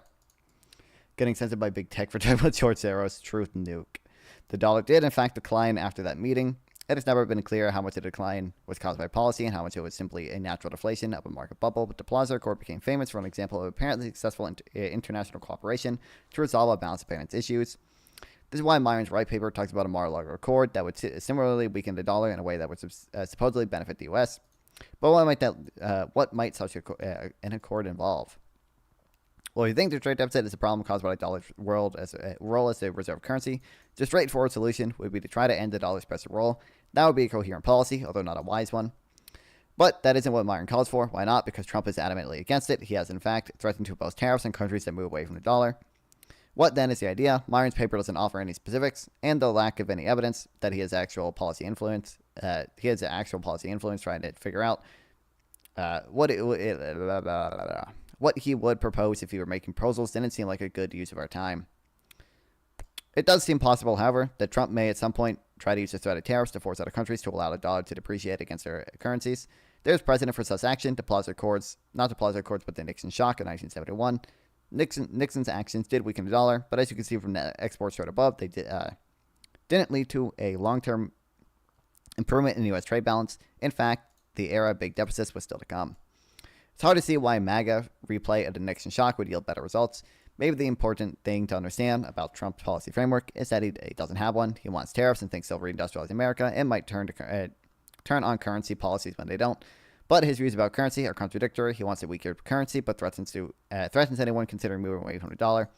Indeed, I'm pretty sure he wants both a smaller trade deficit and increased capital inflows because arithmetic has a well-known globalist bias. The idea that Trump's international economic policy reflects sophisticated thinking about the international role of the dollar is, as Adam Tooze put it, sand-washing. But this is par for the course. Remember Kinderberg's dictum: anyone who spends too much time thinking about international money, which includes thinking about how other people might be thinking about international money, goes mad. Did he back soon? Oh, good to know. I think I saw on Darius the server, that he's coming back. But oh, hey, I'm streaming on Twitch again. I don't know why stream's fucked up, but too lazy to. I think it might just be because my family's like downloading something. I don't know if that's fine. Maybe the upload's just incredibly fucked. We should be getting more than this, but yeah, that's pretty fucked.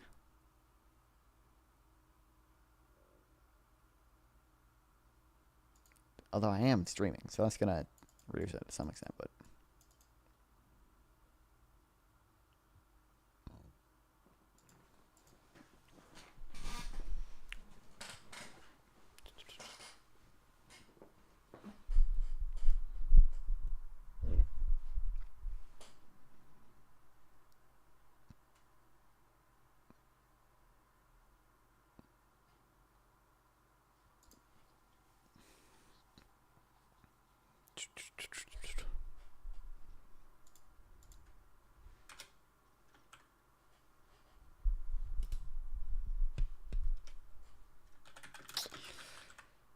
Early 80s.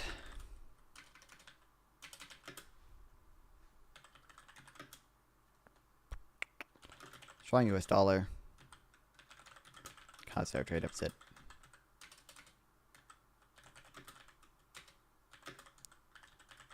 To explode to what? Alright, level. That seemed shocking at the time.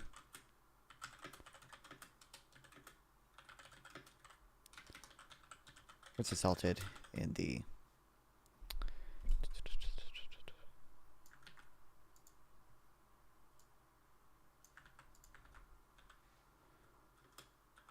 Plaza Courts, where countries met to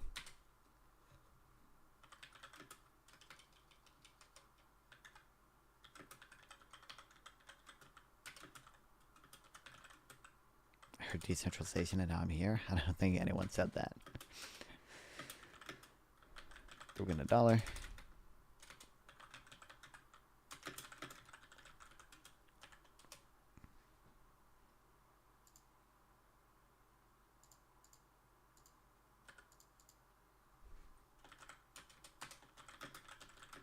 Dollar did in fact weaken.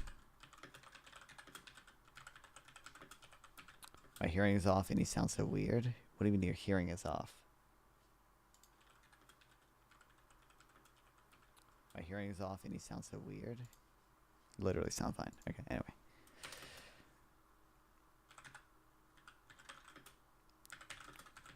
How much was due?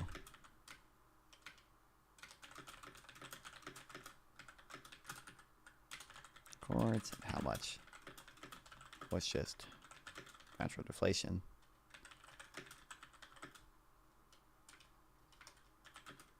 I would mark a bubble.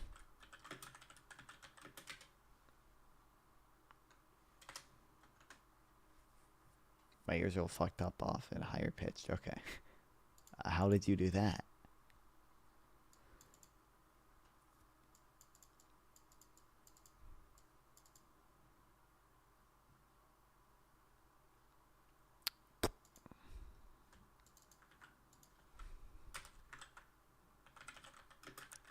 Lions Viper calls for a similar Mar-a-Lago chord.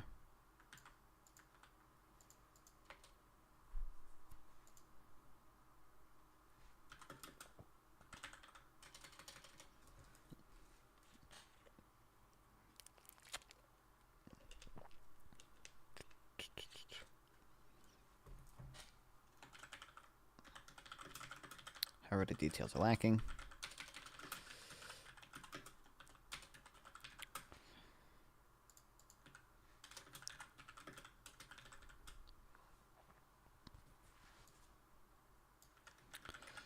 Lions thinks the trade deficits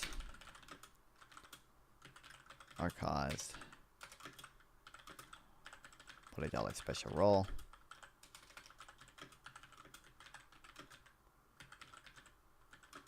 But can actually call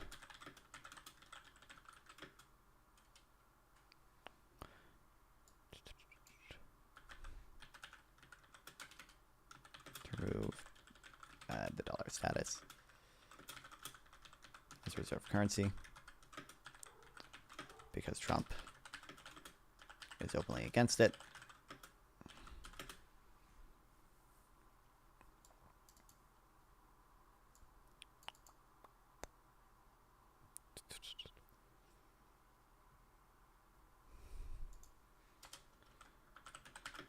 Trump may do something similar to Nixon, who used tariffs as a threat to force other countries to allow the dollar to depreciate against versus their currencies. However,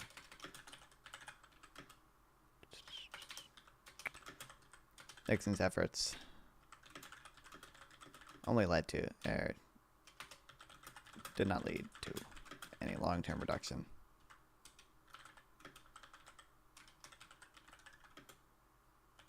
in U.S. trade deficits. So it's unlikely Trump could do any better.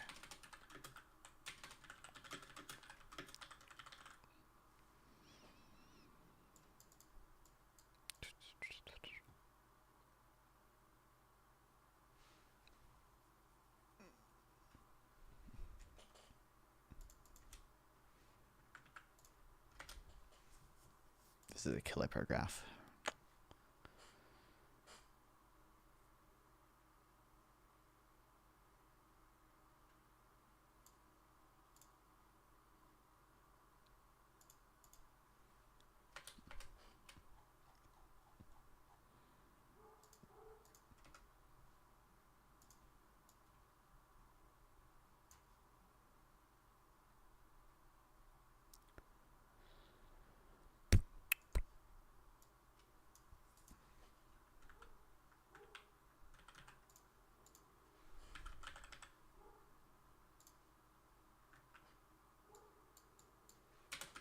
I think I'll make this a heading 3. There's probably better.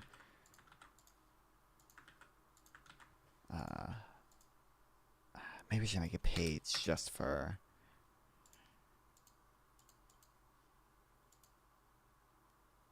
Trade deficits, because I think I have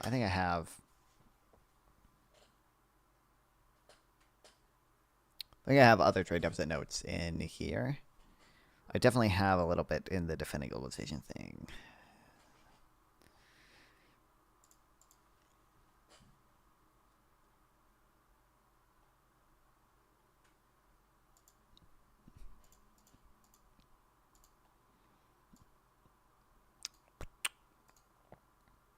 Trade deficits don't make a country poor. There are real problems for trade deficits, but Trump doesn't understand what they are. I don't actually think you can defeat Trump's tariffs by arguing with them rationally or explaining economic theory. I mean, how do you argue with something like this? You don't need a new iPad. You don't need a new cell phone. You don't need a new video game console. You want them.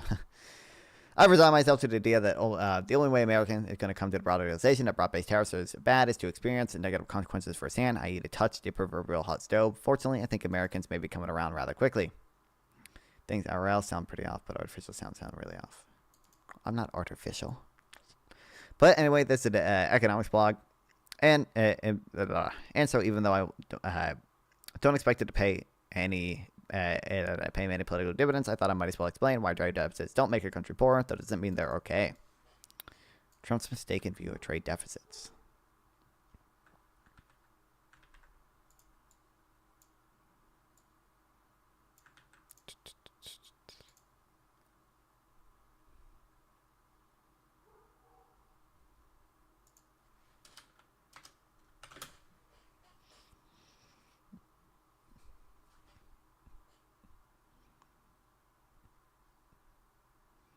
Betting on localist headphones being broken and refusing to buy new ones since they aren't made locally. Trump and his advisors and I don't know how to pronounce that, believe that trade deficits constitute America being ripped off by other foreign countries. Actually explaining yesterday's post is why Trump set his tariff rates at a level at what he thinks will eliminate trade deficits with each individual country. Trump's view of trade deficits is based on two misunderstandings. The first is a simple accounting error. Trump's advisors looked at the equation for GDP, noted that imports were subtracted from GDP. They didn't understand that this is because imports also get added to consumption and investment, so you have to subtract them at the end in order to remove the number. Truth is, imports don't affect GDP one way or another. Trump's second misunderstanding is the idea that imports will be replaced one-to-one by domestic production. If you stop importing from if you stop America from importing a washing machine, an American company will make one more washing machine instead. That's certainly one possible outcome, but not the only one. American consumers could also just go without one washing machine, making everyone poorer.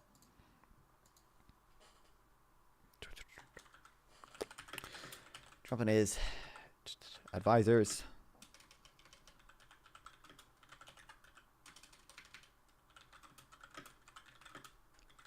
Use trade deficit as evidence. Or use trade deficit as evidence. America is being ripped off by other countries, which is why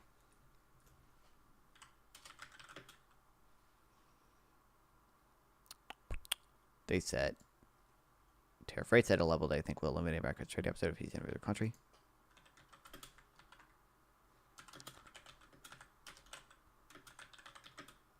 This is based on 2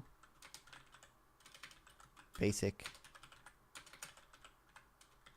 misunderstandings. 1,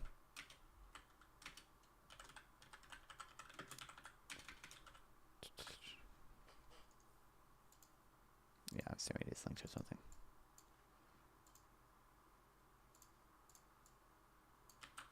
Import subtract.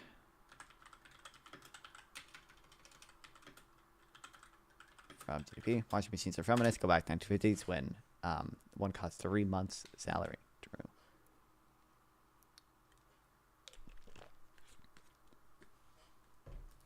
The real, Americans don't need washing machines. They just need women out of the workplace and back in the kitchen.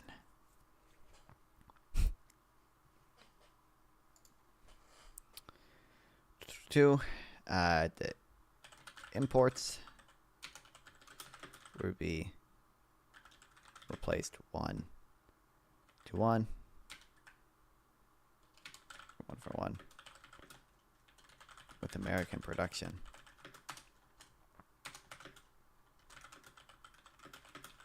First is a simple counting error. Imports are subtracted from GDP because they are included in consumption investment. So they're subtracted at the end to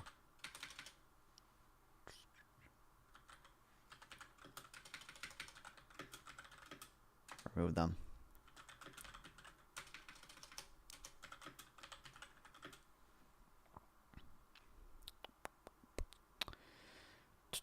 The second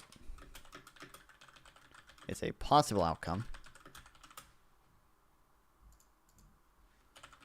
It's also possible that American consumers could just go without washing machines,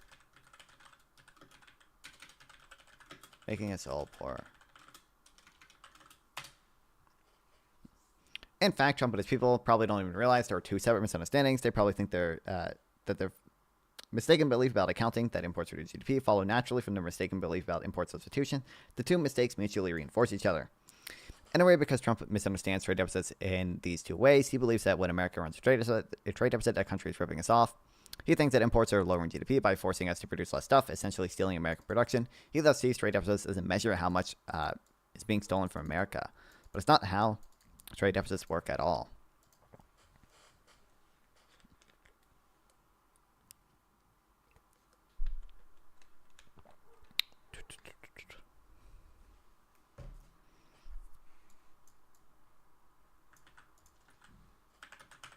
Combining these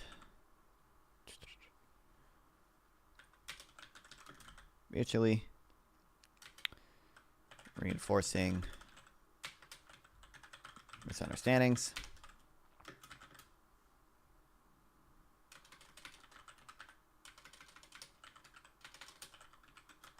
Easy to see why Trump thinks trade deficits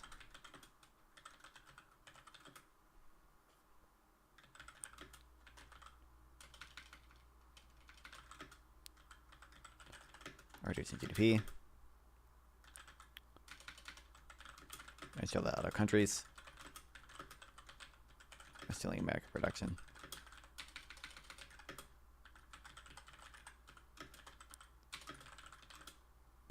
Of course, that's not how trade deficits actually work.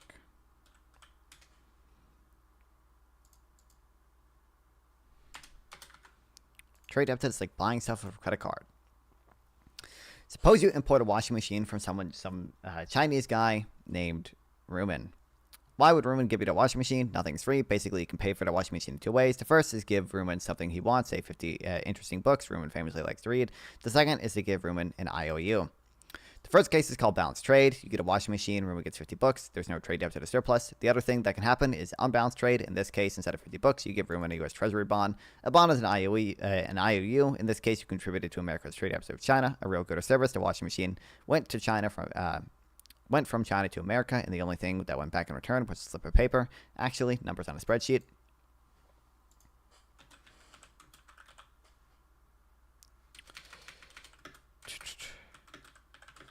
Say you would like to import something from China.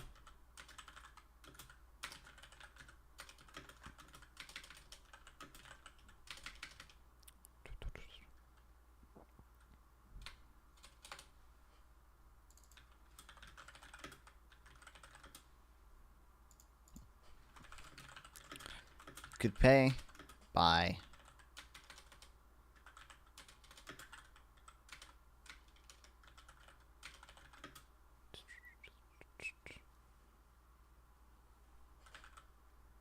giving other goods to China. Or you could pay by giving China an IOU.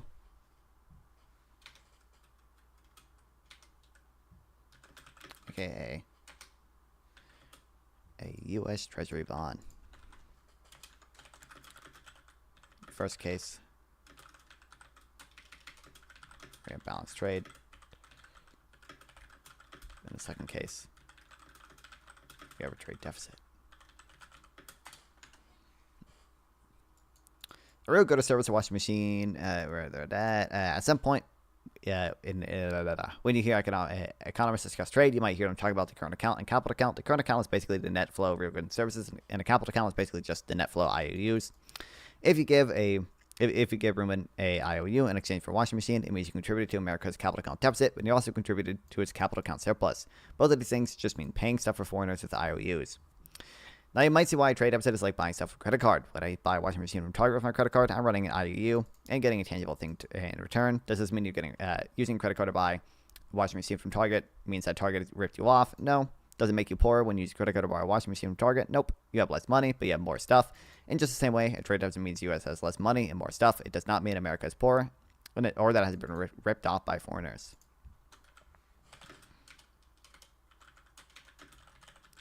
Similar thing happens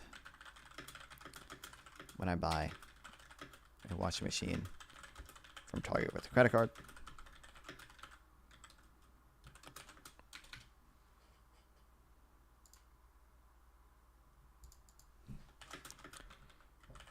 I'm essentially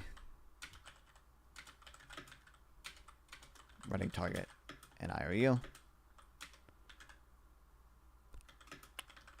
and getting a good exchange.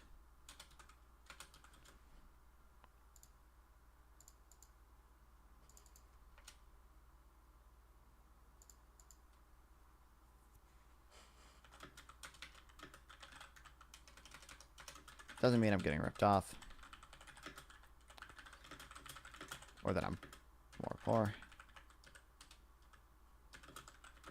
Just that I have less money.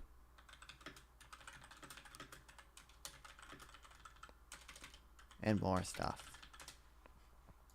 A case where trade deficits can be good.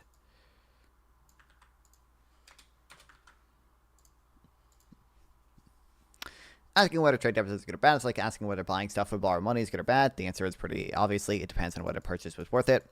One thing to remember that not all purchases are for consumption. A lot are actually for productive investment. If an American factory buys Japanese CNC machines, a tool for $100,000, and a Japanese toolmaker simply stashes the money in U.S. Treasury bonds, that contributes to the U.S. trade deficit. But if an American factory that uses that tool to make and sell $500,000 worth of car parts, it has to come out ahead, and America has come out ahead, and America has come out ahead too.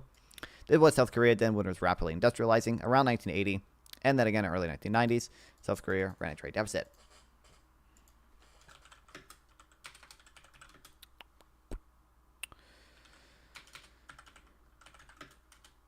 Just like buying stuff with borrowed money. What are trade deficits? Are good or bad?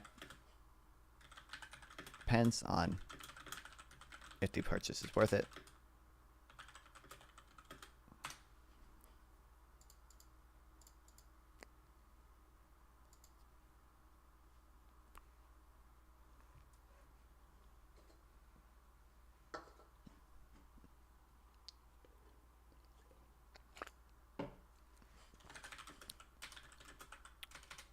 Auto purchases are for consumption. Auto is for productive investment.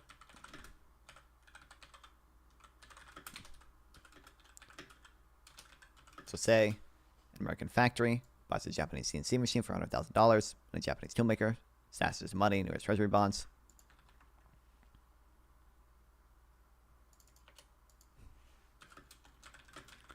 That adds to our trade deficit. What if that company uses the CNC machine to sell $500,000 worth of car parts? It comes out ahead, and America is coming out ahead too.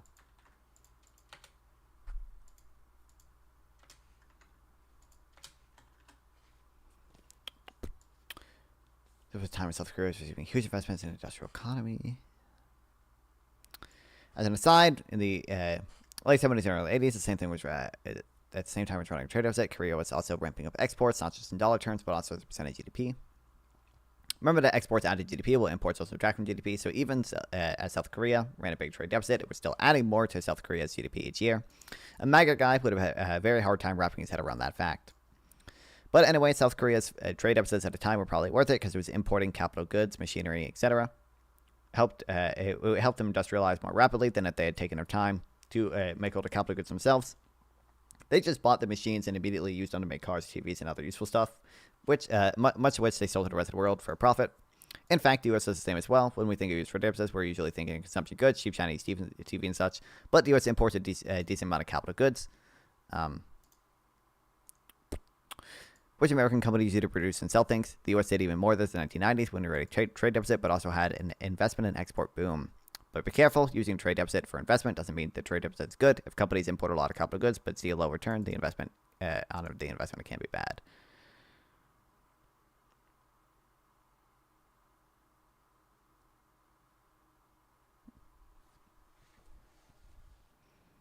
Does Fred have this? Can I just look at what percent of the trade deficit is, or what percent of our imports are capital goods?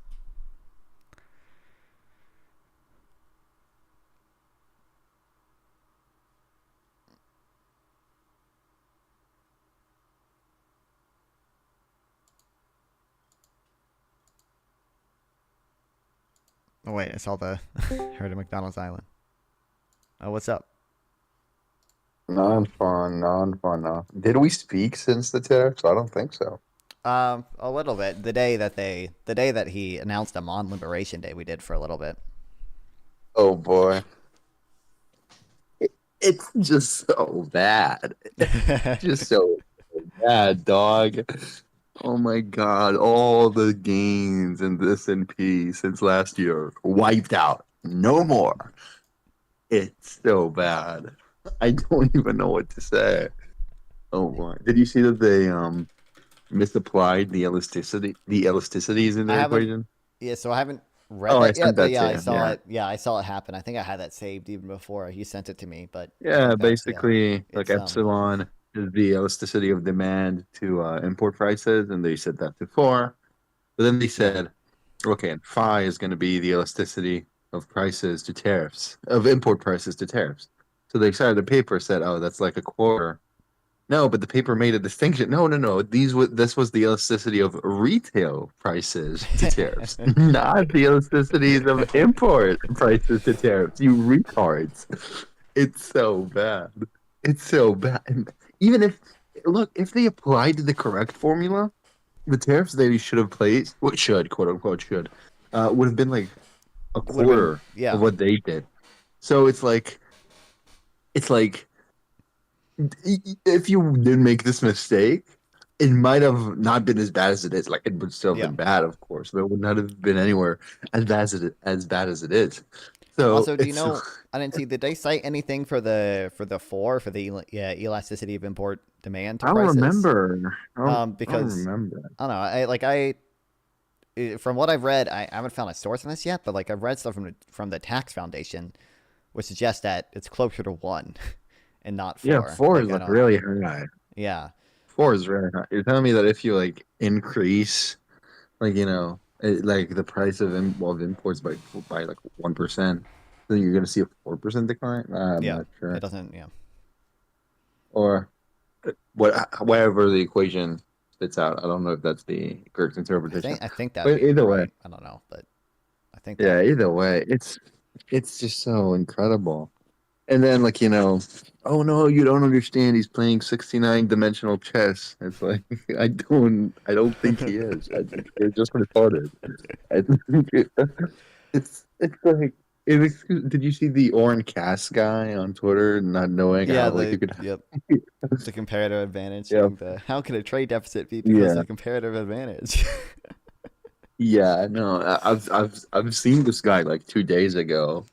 Or I looked at his account, I think before the tariff announcements, and I was like, oh boy, here's someone who's gonna have a fun day after like April 2nd. And now I see this guy fucking getting roasted. Thank God. Fuck that guy. But yeah, it's incredible. I mean, what's there to say? Neoliberalism proved right yet again. I saw a tweet saying like everyone hates the neoliberal world order until they get rid of the neoliberal world order. But yeah, it's so bad. It's just so inexcusably bad. But yeah, I don't know. What are your thoughts? I'm basically indefensible. I mean, I have a debate on it tomorrow, which will be interesting. I don't know. I don't know. It's basically indefensible. It's incredibly like frustrating to have to. I had this problem. Like, I want to work on an opening statement, but like, what the fuck do I even say? Like, there's so many. I would say first of all, this there is so much to say. There is, but I would say there's so many ways in which it's dumb, and then MAGA won't even agree on like. It's like some of MAGA thinks that like he's using this for like 60, chess or whatever, and then like some of them are just like, no, I think tariffs are just actually really good, and it's like I don't even know how to who am I supposed to address? Because like some people think that like we're just doing this so we can drive the 10-year Treasury yield down, and I'm like, should I address that or should I address the tariffs are going to bring manufacturing back? I don't even know. Yeah, it's so bad. I would if I had an opening statement, I would be like, okay, so let me talk to the audience because the people I'm gonna talk to are just probably too dumb to understand the things I'm gonna say. So just for the audience, here are a couple of things. One, Kamala absolutely called all of this. Okay, she was right on the money. Here's the quote from the debate. Here's what happened. He was dead right, and you should have voted for her. Okay, hopefully. Second thing, the people I'm going to talk to are retarded. They're not going to be able to define what even comparative advantage is. They have strong opinions on trade. They have zero knowledge. Zero, precisely zero. So I'm going to demonstrate that in the debate. And third of all, let's look at the effects of Trump's tariffs. The moment he announced it, which, by the way, was after the stock market closed. I wonder why he did that. The stock market crashed, and then it kept crashing, and we're the 99.99% of bad 2-day stock market day. Something like that, So yeah, they're bad. Who would have thought Econ 101 is right, and the people who know nothing about it are wrong? Who would have thought? Who would have thought? Really? Who could have called it? Oh wait, it's everyone who knows Econ 101. Something like that. And then the IMF study. We just gotta love that study. But but yeah. So it's so just so you know, the people I'm going to debate don't know what comparative advantage is. They don't know anything about trade. They have strong opinions, zero knowledge to back it up. Dude, I'm hoping. I am begging that they cite to me either the Robert E. Scott guy's work, which that was the guy we read the Cato debunking of, or they cite that Coalition for a Prosperous America report, which is I think says a 10% tariff would raise incomes by 5.7% each year because it's I'm hoping they cite that so we can just be I can explain what's wrong with it and just be isn't it kind of crazy that like I knew your own source better than you did? Like, doesn't that kind of make you like wonder, like maybe, like maybe you're just all looking the at a bunch of bullshit on people Twitter? are like horrible. All the CPA people are like fucking horrible. Yeah. More like Communist Party of America. But True. Yeah, they're bad. They're bad. You know, I saw a meme where it's like, give me a second. Let me find it. Oh boy. The United States has become the first formerly British colonized nation in North America to produce tomato concentrate. A nation with immense potential. Yeah. Do you know the reference? I don't know what's the reference? Well, I don't know. I didn't know it was a reference. Oh, you don't know it? Here, look up tomato concentrate, immense potential. Tomato concentrate, oh, it was like a viral meme about like Burkina Faso or something. Here, it's like Burkina Faso has become the first formerly French colonized nation in the south of the Sahara to produce tomato concentrate, a nation with immense potential. From Sahel revolutionary soldier. It's just like fucking third world, like people making like, oh, the West is done, the dollar's over, like fucking, you know. Oh yeah, but yeah, this is. America might become the first fourth world nation. It's bad. It's bad. I don't. I just don't know. I just don't know. Like, why not just listen to the people who are right? Why not just follow arguments? Why do we have to be in a cult? Like, why? Oh boy, it's yeah. And what do you think is? Like, I mean, this is worse than Signalgate, but I can comprehend what's going on. I still cannot mentally comprehend Signalgate. You know. Well, both of them were just people being like incompetent. Reporter. Like I don't like. It's just like it's like literally the most incompetent, dumbass people are just. It is, but it's like running our country. They were also incompetent with like everything else. So like I don't know. I mean, I don't even know anymore. Like they're incompetent with like Doge, but I can understand what's going on with Doge. I cannot mentally comprehend Signalgate. Like maybe it's because like I understand Trump to be a retard, and Elon Musk to be a retard. But like literally, it's a group chat with everyone else in his cabinet, and they're this retarded too. How do you add the editor-in-chief of the Atlantic to a group chat? What? I don't know, man. I don't know. Do you think they used ChatGPT for for the I don't. I thought no. I thought no way, right?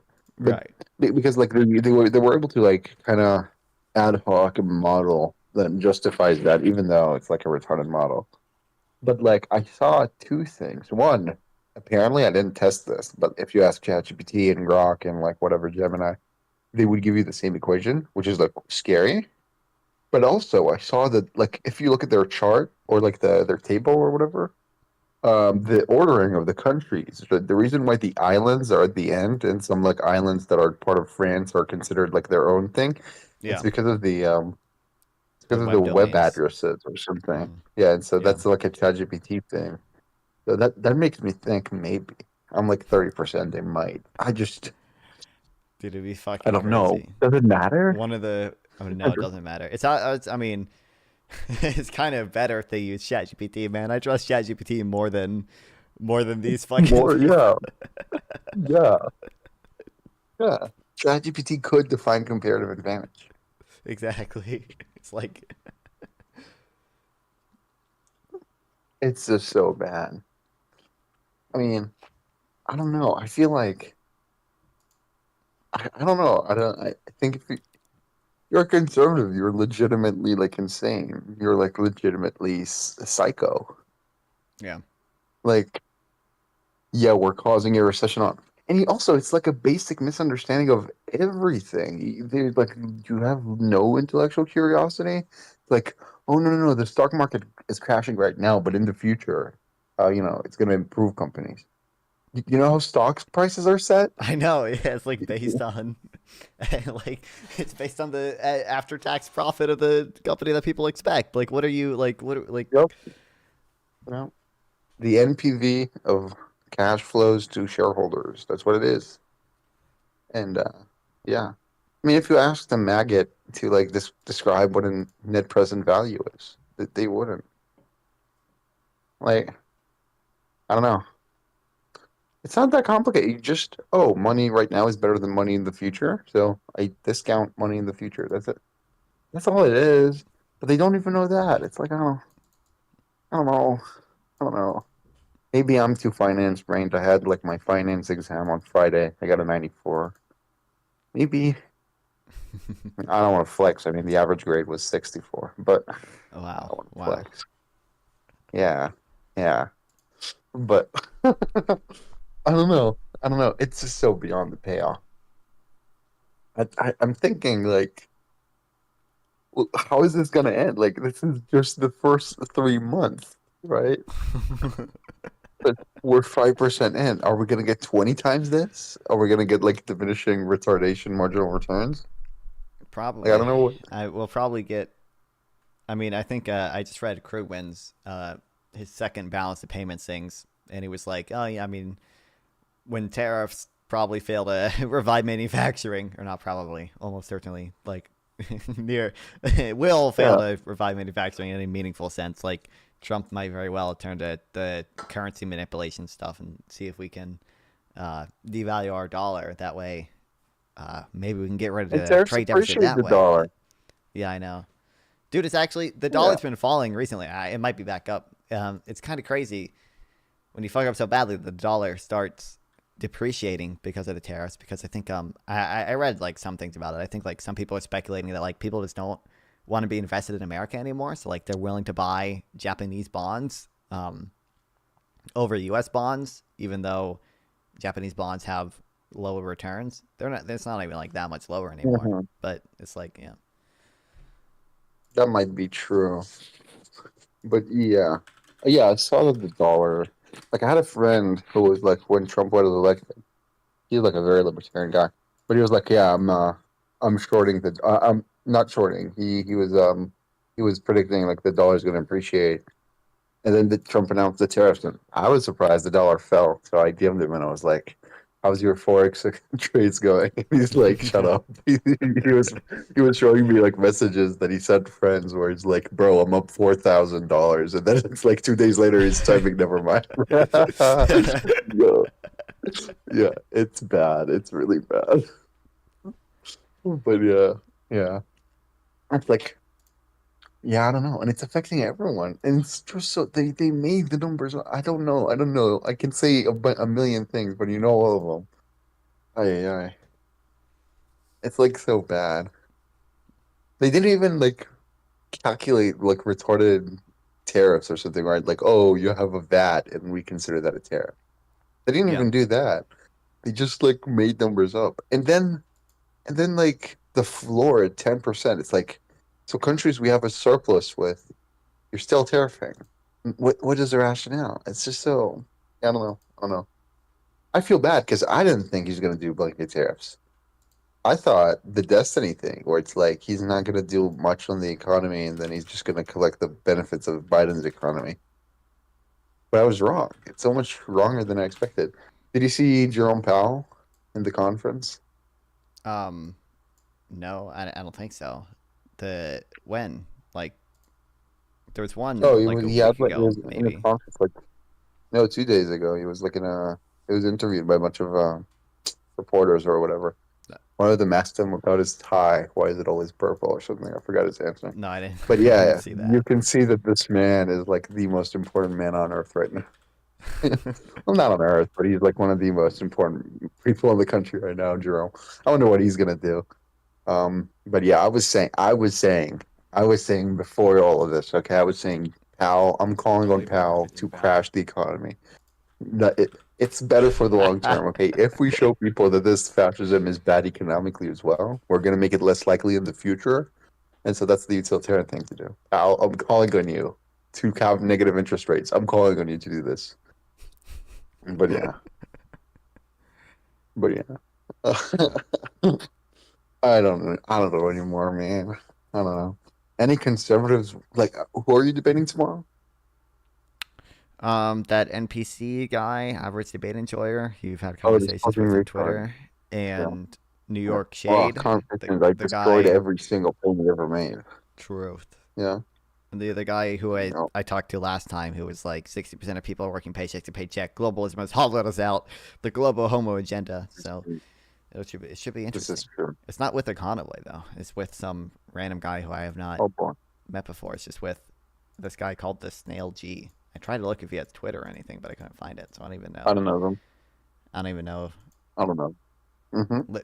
My only mutual friend with him is Wick, so I don't know. He's not like I don't know anything about him, so it'll be interesting. What do you think about this meme? I think this says a lot about monetary policy. What do you think about this?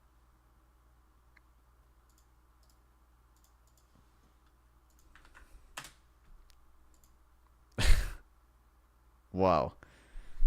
This is intelligent here. This is big thought. This is some big things no one are has being thought of expressed in this image. That's true. Bro, the face on the bottom right is just so retarded. I can't. It's so funny. Oh, like I don't know. But yeah. What's your favorite stat out of all this? My favorite stat? Yeah. Out of all, what do you mean all this? Like out of all? Last week, what's like the favorite stat that emerged? That emerged last week? I don't know.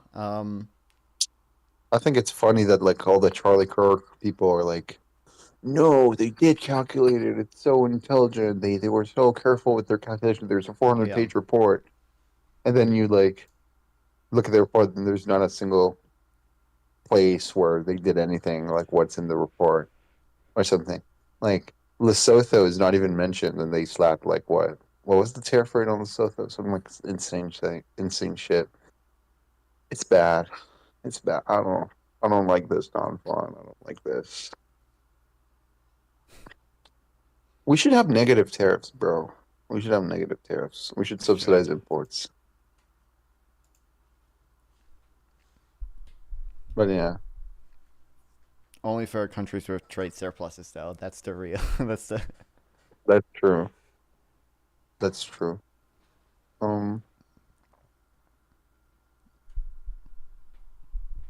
Yeah. Did you follow the idea of paramedics thing? Not really. I don't know. I saw like Noah Samson bad. It's bad. made a like video about it or whatever. And he was just yeah. I don't like it's bad, but I wouldn't trust anything that guy says. Yeah, I don't know. I just saw the drama around it because I think I clicked on Lunar Box's stream and. Oh, I didn't know we covered it. Yeah, it's like well, really I think bad. he was talking about Noah Samson and Ethan H3 drama, but it was I think tangentially related to this. So. Okay.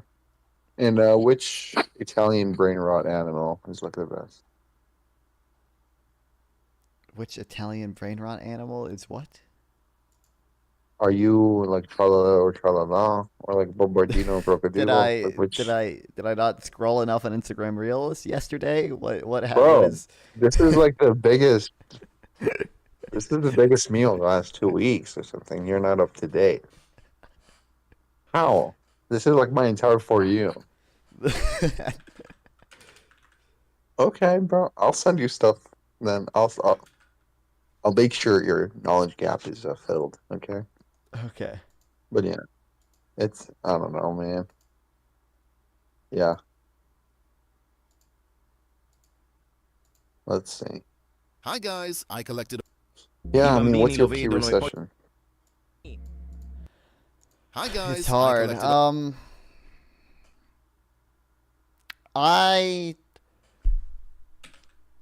I think I would still. I think it's probably.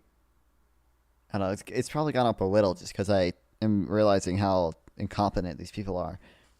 I still don't think I would put it above 50%. I still think I would put it at like 40. At like 40. I'll go 42%. What does Polymarket I think have that's it at? I'll go insane. I'm like 60, 70. I think you're very low. I think I'm like, because one, this is only what happened so far, right? Sure. Second, I mean, Polymarket like has 65% chance in 2025 recession. It just went up to 66% chance. Oh I'm my well God. calibrated. I'm well calibrated then. Let's go. Yeah. Yeah. I mean, I agree. I mean, we see a total stock market collapse. We see a government that is not even interested, even claiming to purposely crash the economy. We're seeing like, the entire order that global economies have been based on for the last 30 years being like actively eroded. Um, we have no certainty, so companies are going to be very hesitant in any investment. I think yeah, I'm like 65% recession. They say 66. I think that's too high. I'm 65. But yeah. Oh dear boy. God. But yeah, I have faith in Jerome Powell. Okay, I have faith in. No. I have faith in my. When are all the savior. tariffs going into effect? Some of them are already in effect. So I think the 10% across the board is in effect. I think the reciprocal, some of the reciprocal tariffs go into effect April 9th. Okay. And then I think the auto tariffs are effective already as well. I think there's 25% auto tariffs.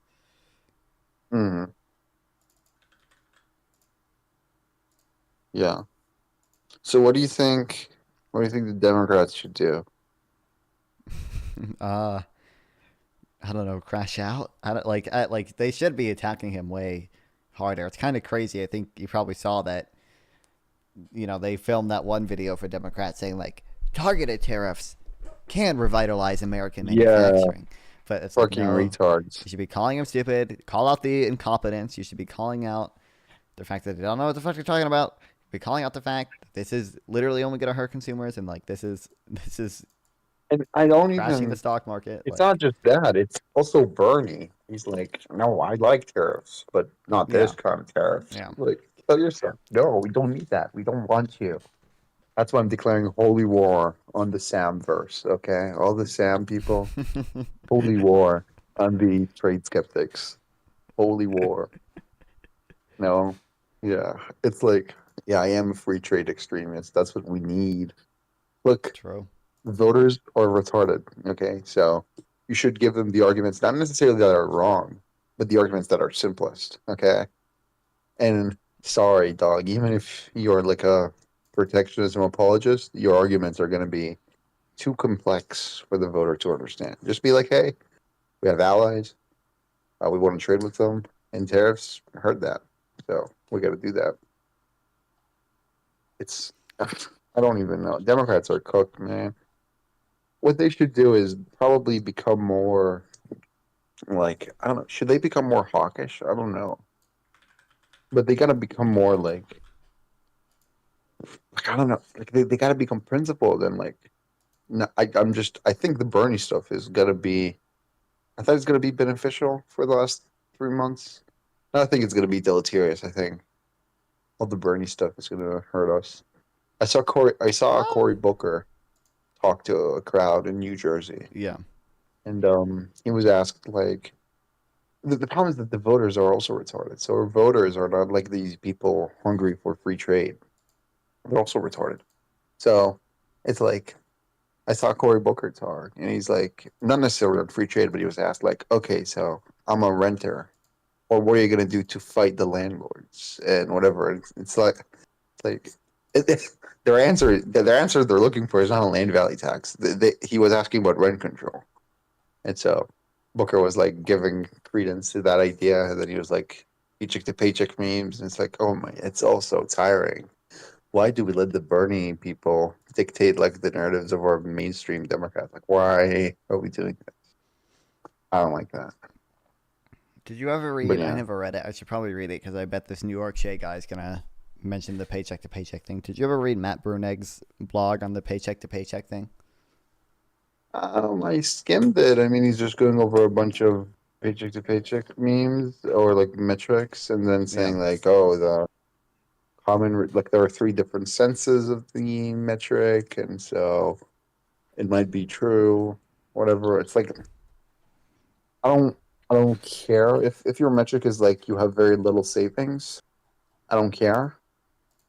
If your metric is you have low income, that's false.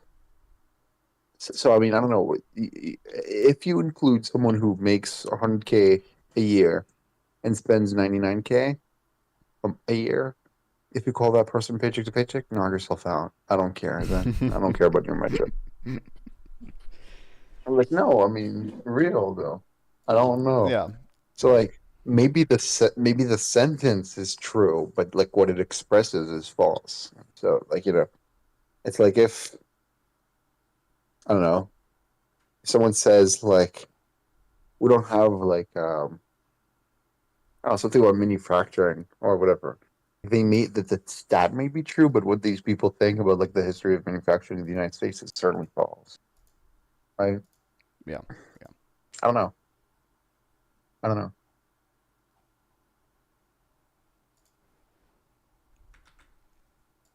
But yeah, I mean, all you need to do is like it's a stupid fucking meme. I mean, I don't know. I mean, I forgot what Matt Bruning said about the point about like how many Americans have enough money to pay or savings to pay for like an emergency or something. I forgot what he said there about it.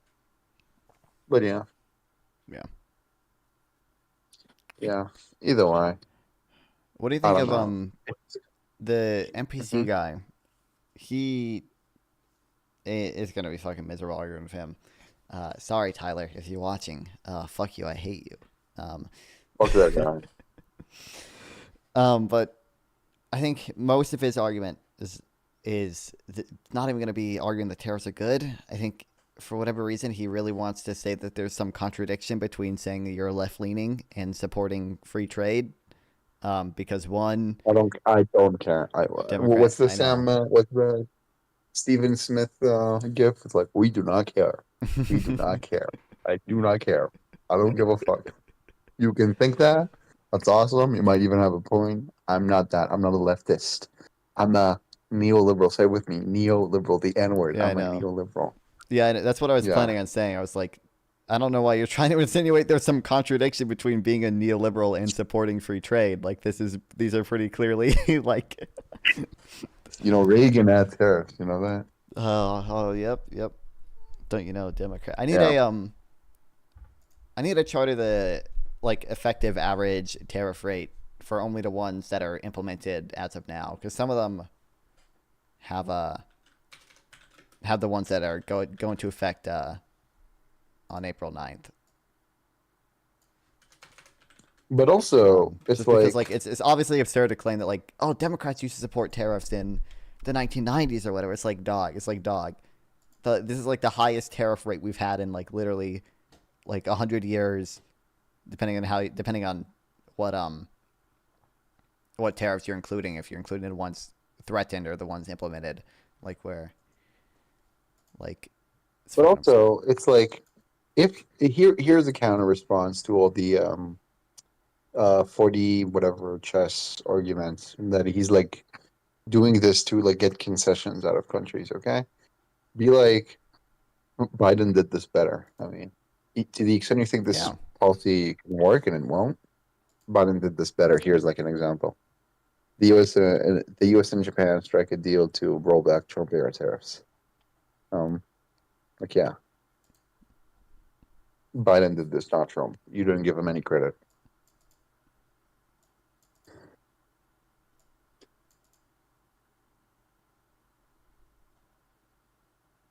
Oh boy. Let me look at the NASDAQ.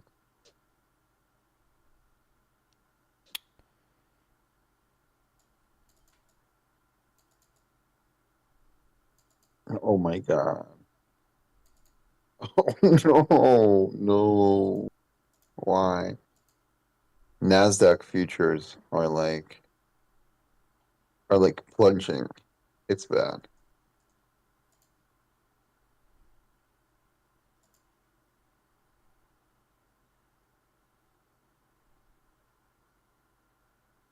They're down 5% since yesterday. Let's go. Liberation, baby. Down 13% since in the last 5 days. I feel so liberated. I'm still tired of winning. Yeah.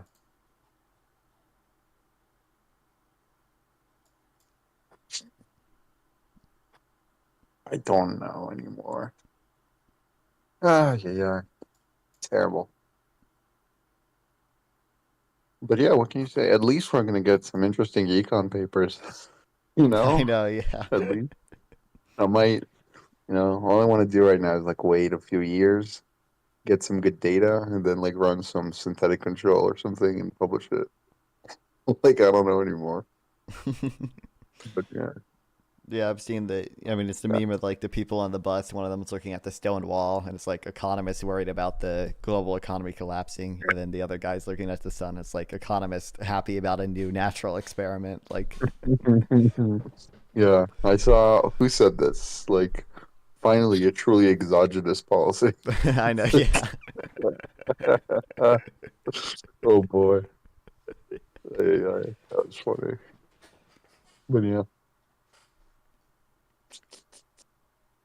Well, don't you know the stock market is just for rich people to get richer? It's just digital ones and zeros. Couldn't care about this. It has nothing to do with the real economy.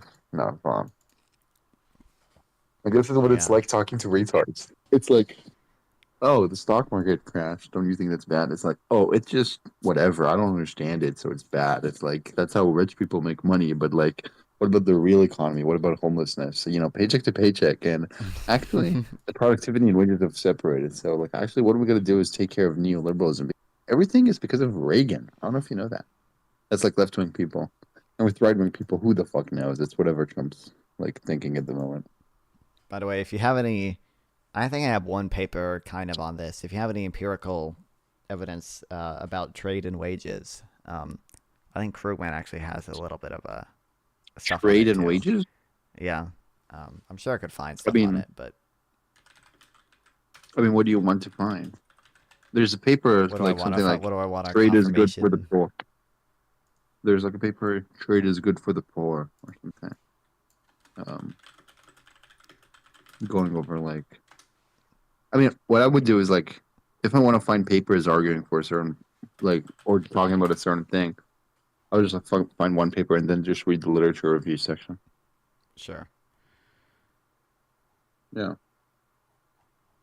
But definitionally, the IMF paper talks about this, right? Because they study the growth effects, and like every time I talk to some retard, it's like I cite something about growth, and they're like, "Oh, it's just GDP, it's whatever. It has nothing to do with people's like wages." And it's like, well, it's like equal. Oh, okay, step back. What do you think GDP means? It's gross domestic product. Oh, thank you. What do you think that means? And if they have access to Google, they'll say, "Oh, it's the sum of value of the things we produce." Quote. I've had one retard on Dean's server tell me. By the way, Swag got banned from Dean's server. Tragic. Wow. Bullshit reasons. I'm trying to get that appealed. But either way. Wait, what did he do? What on earth? I'll get to that. But either way, talk to some retard there, and it's like, they said like GDP, it's just the stuff we quote unquote produce. So like, okay, first, don't put that in quotes, retard. Second of all, you know what else it equals to? and they couldn't answer. I was like, okay, I'm being a little condescending, but I'll tell you, it's incomes, right? When we say growth, we mean growth in incomes. That's what we care about. People care about that. And it's like they don't even know. And they asked me something like, "Oh, does this growth include corporate profit?" Bro, it's so bad. You should read the messages I send there, but it's like, no. You don't know. I sent a paper. It was, I think, about the I'm trying to remember what the topic was. Oh yeah, I think maybe corporate tax cuts. No, let me find. Give me a second. I gotta know. I gotta get everything right. I did everything right, and they indicted me. Um,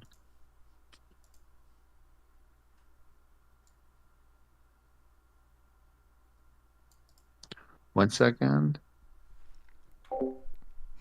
I should just lie. Say exports subtract from GDP, and therefore trade is good, or therefore the trade deficit is good. Oh yeah, I was talking about Citizens United. Right?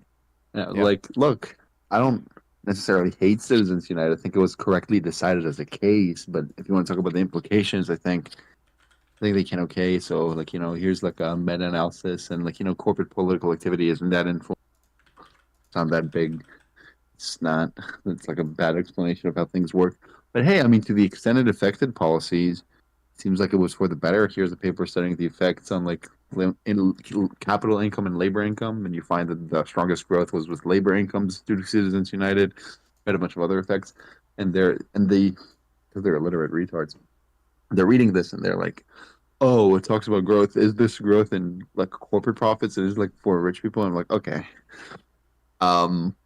I would answer this, but it's in the title, and you're too dumb to understand that it's in the title.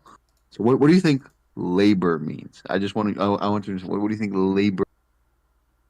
I really want to get into your mind, the inner mechanisms of your. What do you think that means? You read that. You read that, right? Did you process it? What do you think that means? Like, it's so painful to talk to normies about econ. They have no clue. So you talk to a left winger, and they're just populist corporations bad, blah, blah, blah, blah, brain rot. You talk to MAGA people, and they're like just fascist alien memes. It's like I don't know how to talk to people anymore. Is this what econ does to you? It just makes you autistic. Like I don't know. I don't know anymore. I don't like these people. I don't know. It's bad. Oh yeah. And then so one of the people in the econ chat, he's like another econ nerd. He had like a post, something like, "Can we just get rid of like capital or I'm sorry, of corporate income taxes yet?" I was like, yeah. I mean, the article is good. I mean, you argue good points, but you need to understand that when you talk to people, it's not about facts. It's not about arguments. It's not about like correct tax policy. It's just about vibes. People support corporate income, yeah, like corporate tax. Corporate income taxes, not because they're like a good policy, but just because they're fucking, vibes or whatever. And then some retard waltzes into the discussion, and they're like, "Oh yeah, so you just want to like help corporations do whatever they want? Yeah, fuck that. Fuck the corporations." And I was like, "Case in point." And then it's like, "Oh, so you think corporations are good?" And I'm like, yeah, they can be really good. And then it's like, okay, well, what about greedflation? They sent like 2 articles that they didn't read, and I posted memes to them in return. And then, do you think? I mean, it's just I want to understand. I don't. The Finkelstein thing where it's like I don't even want to understand the Israeli people. It's like I don't think I even want to understand how the mind of a progressive works. It's like, okay, so you think the problem is that corporations hike prices too much, and your solution is to do corporate taxes that increase prices? Is that your solution? It's like what? It's like how does your mind work? I want to understand what you think the words you're saying mean. And then it's like I was talking to that, and then I'm posting memes about greedflation, and then Sam does this all the time. I'll talk to like retards, and I'll make fun of their positions, and then Sam is like, just starts talking to me about something unrelated. Like let's say I'm talking to some MAGA person. I'm like, yeah, actually, Trump's tariffs were destructive, and then Sam will start talking to me about like, actually, free trade thing is. So like I'll talk to level 0, dumb fucks. I'll be like level 5, and then Sam will talk to me at like level 5 as well. But it's like like it's an interesting conversation talking to you, Sam. I love talking to you, but like in effect, you're just enabling retardation. Why? You can talk to me in DMs, but not in the conversation, because then this person thinks that their like opinion is backed up by anything. You know, it's bad. Don't do that. But yeah. But either way, I mean, I don't know. You can be rest assured that the average debate person doesn't have any clue what they're talking about. So you can just like cite a bunch of studies. They have nothing. I mean, it's broken quite a few times. So yeah. Yeah. No, I mean, I fought with them on Twitter like a month ago. They had no good points. Like, but yeah. He was fighting with Micah on Twitter too a little bit, but yeah, I saw. I think I probably sent that to you actually, but yeah. What do you think the worst argument that we're hearing right now is in favor of Trump? What do you think the worst one is? It's hard to know. So much of it is just not true. I think the worst one is well, if tariffs are so bad, why do other countries have them? Oh, dude, that line that everyone drops now. Can't wait to hear that one. Ask them. I think Micah had a good response to this. Ask them like, "Oh, glad to know you like gun control now. I didn't know that." Yeah, it's so stupid too. Cause like all these countries have like fucking 2% average tariff rates. It's like dog. Like, what do you mean? Even then, like, I'm talking to progressives, and I'm like, if I had a TikTok or something, if I was a content creator, I would make it so like 2 out of 7 posts are like bashing progressives, but like 5 out of 7 are gonna be like destroying MAGA, because that's what's important. But it's also important to keep your side in check. Like, I don't like talking to progressives who are like, no, targeted tariffs are good. No, stop this. Stop. But yeah. Well, but at least we're not going to have any more Australian women having TikToks in a skincare company or whatever, Yeah. At least. Yeah. Thanks, 500-pound gamer, for the follow. Hell yeah, either way, brother. I'm gonna go to sleep, but I'll send you memes about the Italian brain rot. Okay, you gotta get tapped into that. Know. You gotta get tapped in. While you're at it, if you, I looked up, I think I found probably what you're talking about. There's like an IMF like paper growth that's good for the poor. I think it's a World Bank paper. I think that's probably. No, that was not the paper. I can find it. If you find that whatever paper, send it. Yeah, but. You can find it in the Social Democrat library. Okay. Do you want it? I can find it right now. It's in my notes, probably. I mean, I might be able to find it before you. Yeah, okay. But... Archive, fact sheets, Social Democrat library. Let me get it for you. They have like a section on free trade, I think. Or is it in the capitalism one?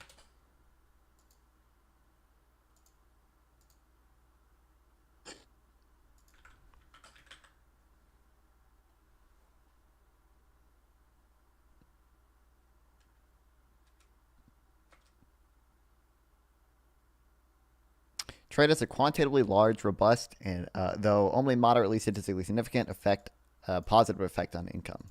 There's this. And then trade typically favors the poor. Yeah, trade typically favors the poor. I think that's the one. Yeah, there are many papers after this, like, because this paper is like from 2004 or something. So you can find other papers. Oh, free trade is good for the environment, dude. Let's go.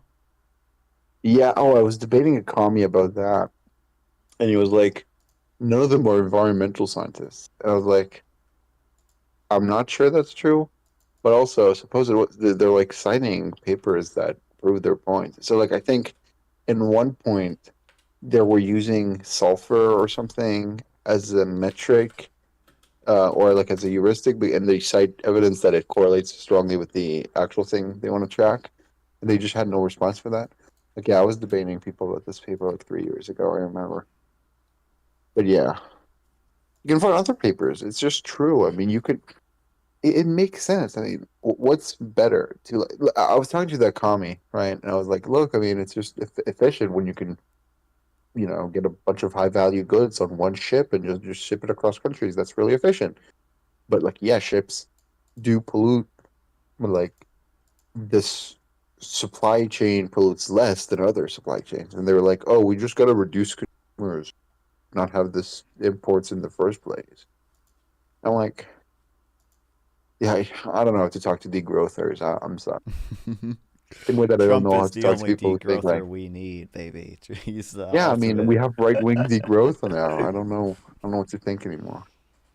Like, yeah, just let people buy things they want, and if you think they don't want them, well, then you don't buy what you don't want. Let people buy what they want. Like, I don't know why we gotta impose on people's freedoms. It's bad. Yeah. That being said, we got to do a progressive consumption tax. We got to do that.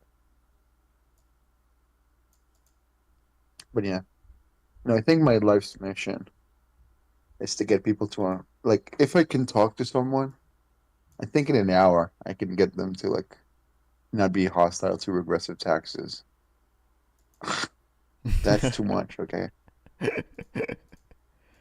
I mean, well, You know, what do you mean hostile? I think I mean, some people will be like, "Oh, this tax is regressive, therefore bad." Yeah, sure. And that's like stupid, right? Like, of Yeah. course, progressivity is like a virtue, but it's like regressive taxes. Okay, the regressivity is bad, but they come with a bunch of other really, really good properties, like stability, a really broad tax base, Yeah. revenue generating machines, and then taxing is only half the story. What about the spending? If you can get a bunch of revenue from somewhat regressive taxes and then spend it really progressively, like a UBI, you can do immense good. You know. So yeah, you know, but it is what it is.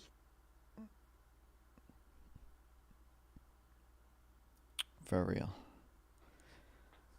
Yeah, yeah. You know, I don't understand why they named World War I World War One. Like, how did they know? Yeah, I'm not sure. Right? I think it might have been. Like the first Lebanon War. I don't know what. How did they know? Well, that Like, that to one's obvious. That one. No, that I can understand because hmm, Greater Israel has always been the goal, right? So that that's right. That's right. obviously it was That's the right. first war because you have to annex it at some point. So That's right. That's right. The Hamas supporter girl or whatever, the retard. yeah, I saw like she appeared on my TikTok twice. I don't like that. I don't like that. Stop recommending me this like terrorist supporter. She was she's actually the debate with Loner Box was insane. Did you watch it? not I the think whole you did, thing. right? Oh, I watched the whole thing. She was like saying at one point, like, I don't know if Loner Box was asking or if she said it voluntarily, but it's like, I don't know. I mean, it's up for the Palestinian people if they want to do the ethnic cleansing for Jews. Something like I don't remember the exact sentence, but it was like something like that. She's like crazy. No, I don't like that. I don't like that we enable people like that. I don't like Parker having her on his stream. I don't like that people think it's remotely reasonable just because she can be like nice and she says Gaza instead of Gaza. Like, I don't know why we listen to that. I don't like this at all. But whatever. Yep. Whatever. I can't believe they. She's on Dean and Parker streams a lot, and it was. Yeah. It's in fucking insane. I think she was in an argument with Parker. Or Parker was like, like maybe like I think the welfare state is like really good, but like maybe we can't get to socialism immediately or whatever. And she was just like, no, the state only exists because of class antagonisms, and is like, dog, actually fucking kill me. It's like literally. Oh boy, she was doing that. It was that bad. Yeah, yeah. She's like a hardcore. I don't know if I don't know if I would say tanky as in. Well, actually, given her, Gaza takes, she might actually be a tanky. But like, yeah, she's like a hardcore like Marxist Leninist. Like, it's horrible. It's horrible, Yeah. horrible. Yeah. And progressives have no way to like reject this because it's like woke coded. So like, yeah. Yeah, it's bad. Well, we'll see. I mean, luckily these people are like allergic to power. So yeah. Like they cannot ally with anything that isn't perfect in their eye. So that's really good. But either way, we'll see. I'm gonna let my mind rot to some TikToks. If I see anything funny, I'll send it to you. Okay, good to know. Yeah, but you got to send me reels too. Okay. I mean, otherwise I'm just gonna have a real deficit. Real deficit. Like, I don't want that.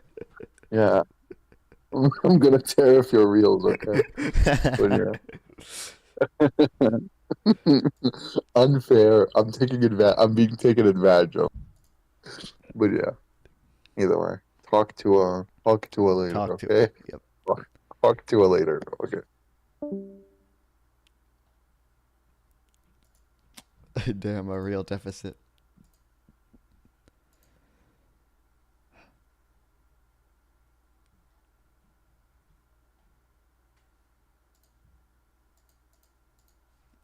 Decolonization is not a metaphor. Yeah, that girl is insane.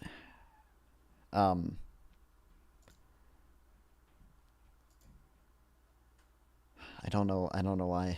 I don't know why Parker and Dean have like got. I love them. Okay, Parker, Dean, if you're watching, I'm sorry, but like sometimes they're so cringe. So they got some bad econ takes, like a lot of progressives do. They got some. I really do feel like it would be hard for Dean to say anything bad, or Dean and Parker to like actually say anything bad about like Kamala Harris, and I feel like they would basically like ad hoc justify any policy she announced. Really, like when she announced like the unrealized gains tax, like they started justifying that, which typically I don't think it's like the worst. It's not like the worst tax ever or anything, but dude, where's the convoy? He needs to go on a crusade, okay? Correcting all the lefty tax takes, okay? We could get Dean and Parker DBCFT pilled, all right? Capitalism is failing, true. Nice one, Different Sal. I don't know if saying Israelis shouldn't be kicked out of their country amounts to supporting genocide, but okay.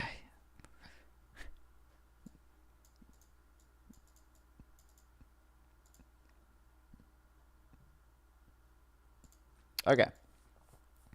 Anyway, what about when you use trade deficits to buy consumption goods? Those cheap Chinese TVs and Canadian-made cars and such. Consumption goods, a majority of America's trade deficit these days. Is that a deficit good or bad? In this case, we have to decide whether buy now, pay later is good or bad. Remember, trade deficit is like buying something with a credit card. When American imports Chinese TVs and Canadian cars, China and Canada get U.S. Treasury bonds in exchange. That means America now owes Canada.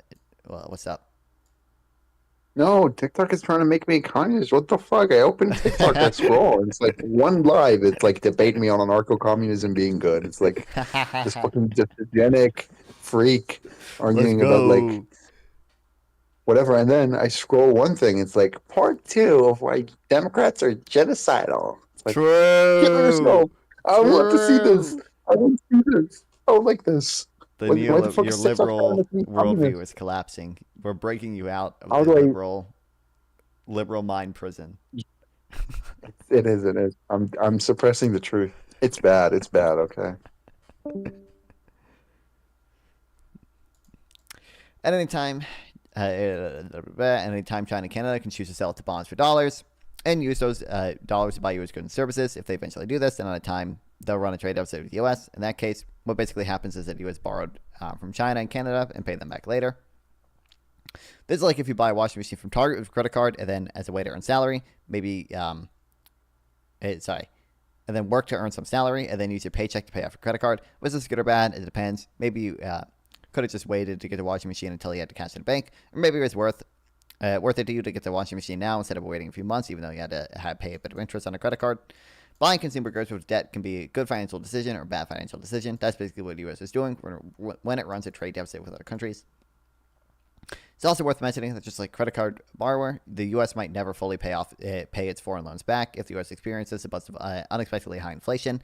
The U.S. bonds that China and Canada hold would be devalued. That's basically like a partial debt default, or if someday irresponsible U.S. leader comes along and defaults in debt, China and Canada will seem somewhat devalued and Treasury bonds evaporate into thin air.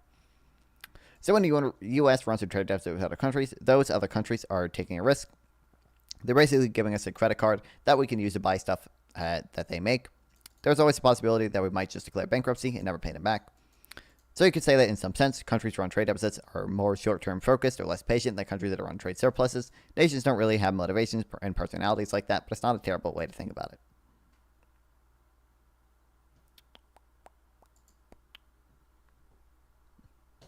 Oh, what an automat. Bruh, why you give even give a platform to this Zionist shithead? Because he's cool and based.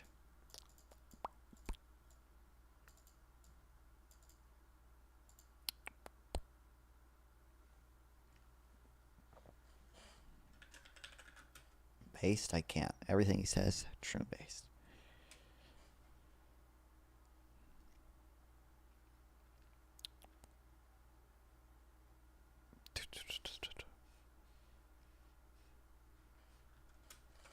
You're so indoctrinated, true.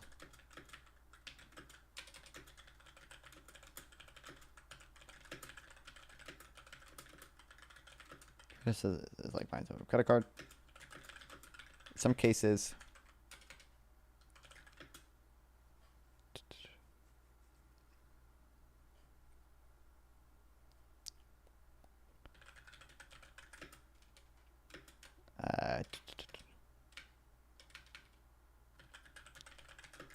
consumption now.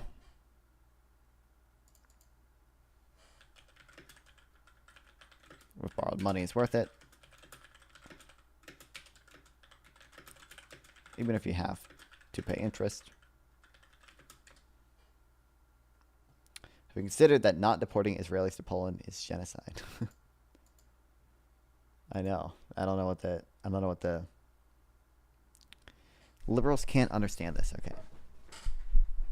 What am I failing to understand?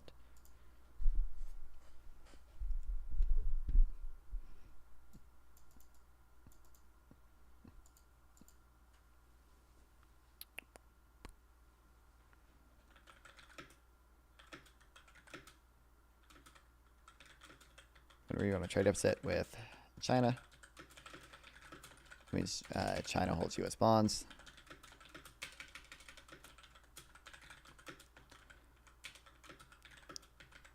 They can choose to sell those bonds for American dollars. Stealing somebody's land is genocide, but like every, you're gonna hate that I say this. Like literally, almost every nation, like at some point, had some level of conquest in it, right? Like I would still say, like obviously the U.S. was built on conquest, and to an extent, even genocide. I would still say it would probably be genocide if all Americans were deported to the UK. Like that would still probably be ethnic cleansing or genocide, right? Because like this is effectively our land now. Like I would still say that doesn't give you justification for deporting all Americans to. No, it's not? Okay, good to know. Wait, what is it then? Literally, you're going to forcefully deport all Americans to the UK. What would you call that? All non-Native Americans, I mean. It's the good old days when leftists used to say that all states were founded on genocide and that it was international law was a tool of imperialism. Real.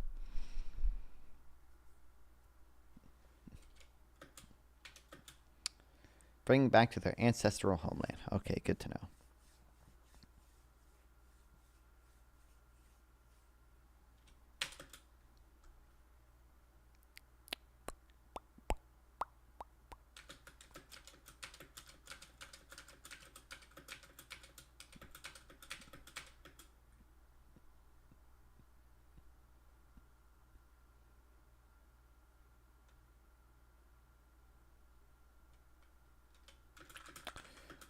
Use it to buy goods. In which case, we've effectively paid China back.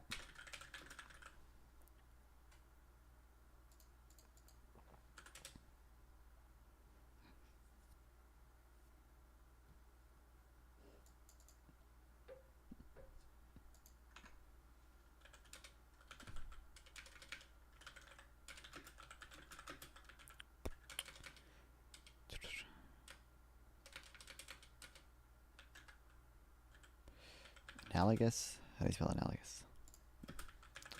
Analogous to you purchasing a washing machine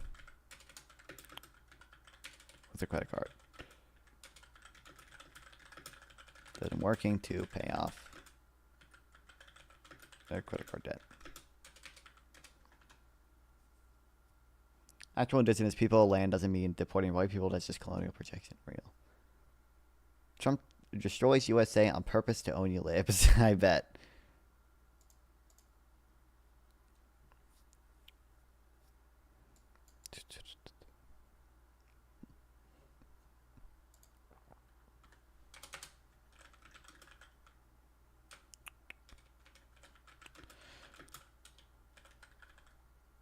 Also important to note, there is a risk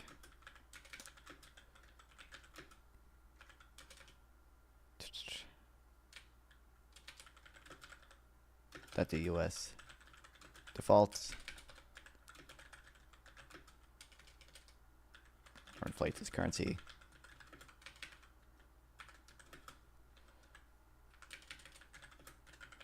China may never actually be paid back.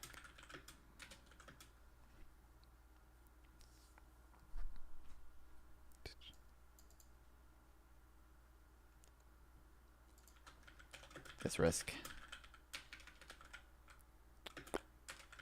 is why they are paid interest. Wait, is crypto crashing or something?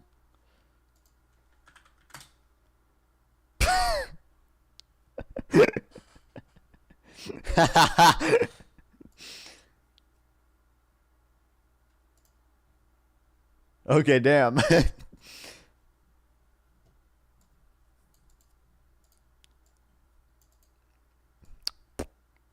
Destroyed. You thought you were safe. You thought the stock market wouldn't affect you.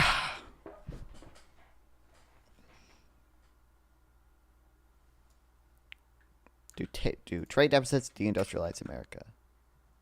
Dude, Trump is supposed to be good for crypto. He's supposed to stop people from debanking the crypto bank people or whatever. Jesus.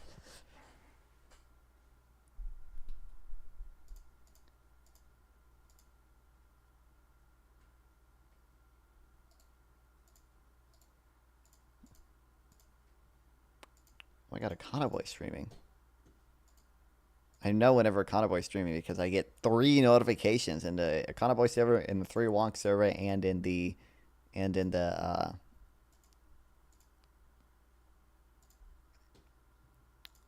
another server, Live and Learn server.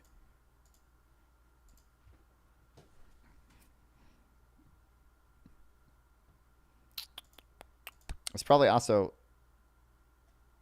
like I mean, it's kind of obvious, but like the trade deficit is not like the same debt that just kind of keeps growing over time, right? Like it's just confidence in best system debate me. Didn't we have that debate before? And you hadn't even read Marx and you barely speak English.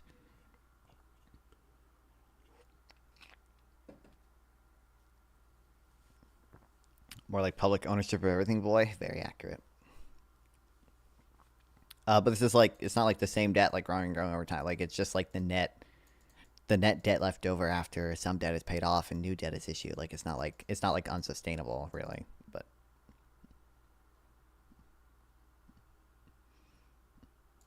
no, we didn't. Okay. Final question here is whether importing stuff. I'm reading today, but importing stuff from other countries causes America to make less stuff. Maybe if you buy some tomatoes with credit card, I mean, you grow a few tomatoes in your garden as a result. And then it comes time to pay that back the credit card debt. You might have forgotten how to grow tomatoes. That's basically what deindustrialization is. Obviously, there are some cases where trade deficit does cause deindustrialization. For example, the case of South Korea in the 1980s and 1990s, we saw trade deficits helped industrialize the country and ramp up manufacturing. Something similar probably happened to the U.S. in the 1990s. But okay, we're not talking about those historical cases, right? We're talking about the trade deficits the U.S. has run in the last 25 years, mostly with China, but also a bunch of other countries. Those trade deficits were mostly America borrowing to consume, not invest. The question is whether they resulted in America losing manufacturing industries. The answer with regards to China is yes. Arthur et al. 2013 famously found that import competition from China explains 1/4 of the contemporaneous aggregate decline in U.S. manufacturing employment. Bloom et al. 2024 found that Chinese competition caused a big reallocation of manufacturing to service jobs in the West Coast and big cities in the Midwest, and mostly just caused wage declines and job losses. Ace Margalu, I'm curious what.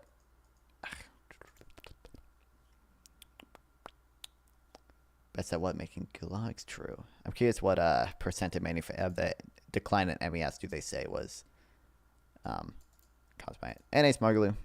I forget how to pronounce his name. 2014, right? In this paper, we explored a connection of the swift rise in import competition from China to sluggish U.S. employment growth. We find that the increase in U.S. imports from China, which accelerated after 2000, was a major force behind recent reductions in U.S. manufacturing employment, and that through input and output linkages and other equilibrium effects, it appears to have significantly suppressed overall U.S. job growth. Our central estimates of net job losses of 2 to 2.4 million stemming from the rise in import competition over the 1999 to 2011 period. Emphasis mine. You can kind of eyeball this, but just by looking at the raw data until 2001, when China joined the WTO and started exporting tons of cheap stuff to America, U.S. manufacturing employment held up pretty well over the years, despite falling as a percentage of total. In the 2000s, the decade of big Chinese import surge just fell off a cliff. You scared, Lib? I'm just not really interested in debating communism right now. I'm good. I'm good, dude. I'm good.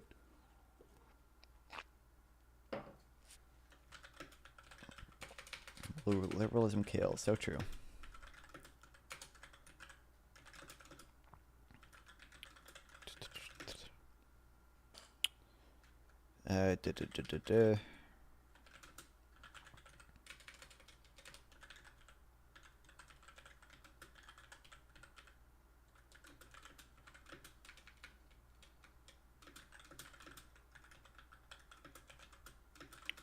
To some extent, yes.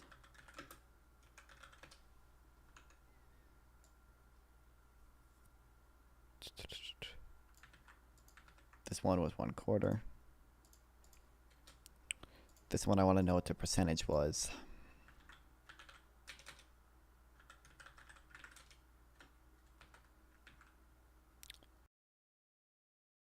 About 40% of manufacturing job loss effect is due to continuing establishments switching to primary activity from manufacturing to trade-related services such as research, management, and wholesale.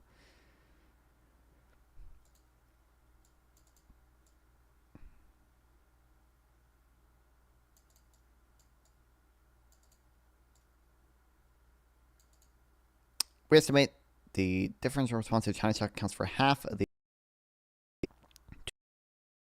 between these regions. Gaps. Curious of the line of manufacturing. 5 helpers.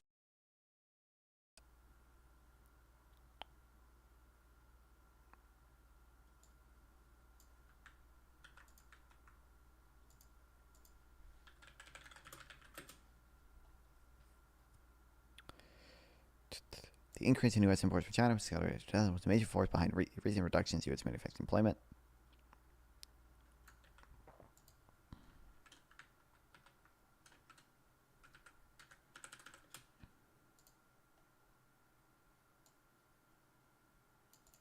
Central estimate of net job loss of 2 to 2.4 million stemming from the rise in import competition from China over that period.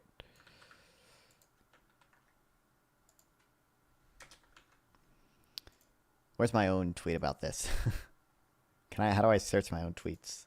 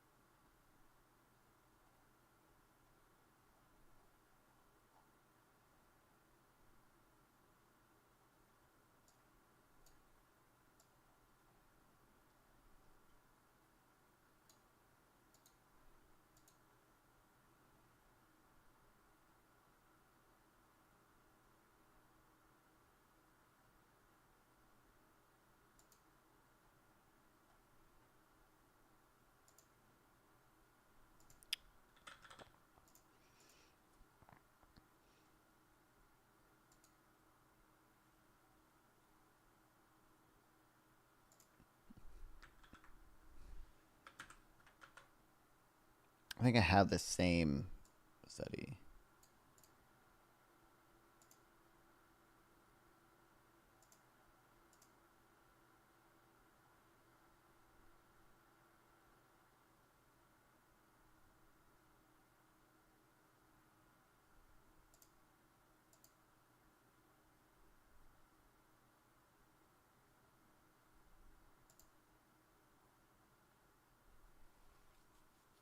But it's 2.4 million would still be the majority lost to productivity changes, even if I accept the. Which, I mean, I have no reason to like write it off completely or anything. The smuggler study.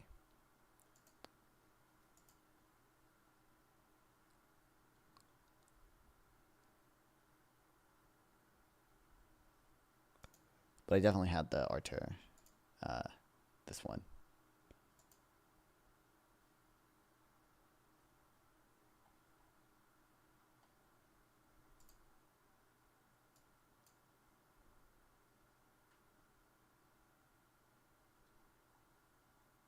I know, this is a different thing.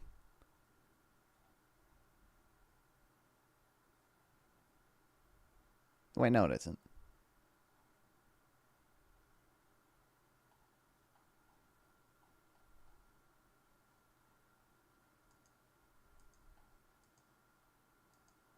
Okay, wait, no, it is, but it isn't. Okay. It is, but it's literally the same 3 authors. But they have different abstracts. It's different.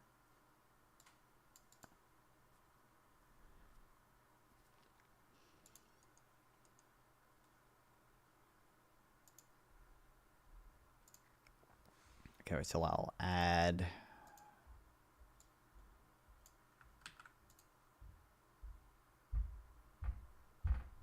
this to this.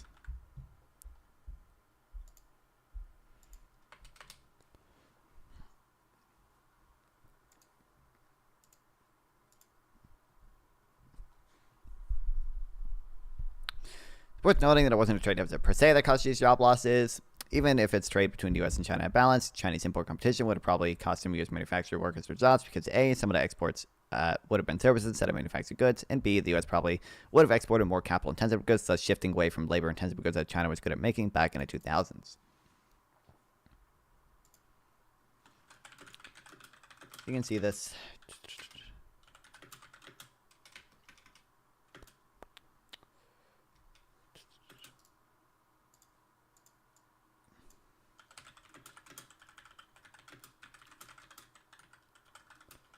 Decline in manufacturing employment.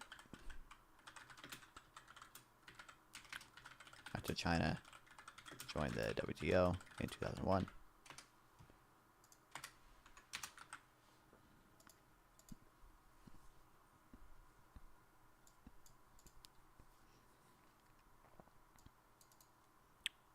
But yes, the U.S. trade deficit to China was huge and caused significant deindustrialization, and the continued U.S. trade deficit to China might be holding back U.S. reindustrialization both through import competition and through China crowding out U.S. companies of export markets.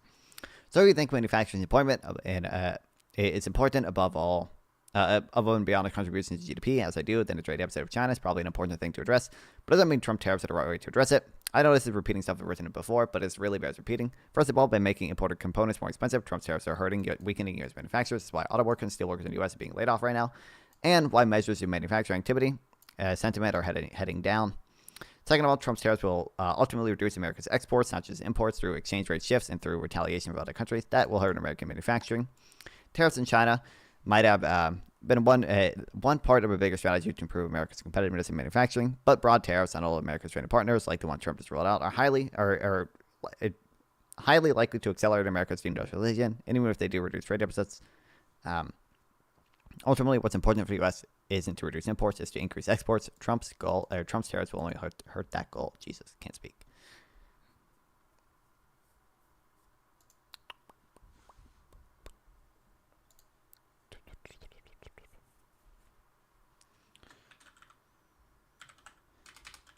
Although, even a trade was balanced with China,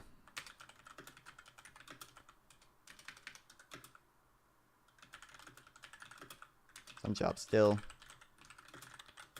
Would have been offshored.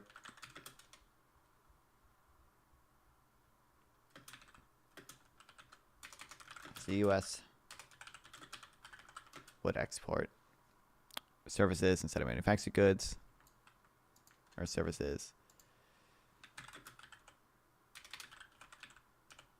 and capital-intensive goods.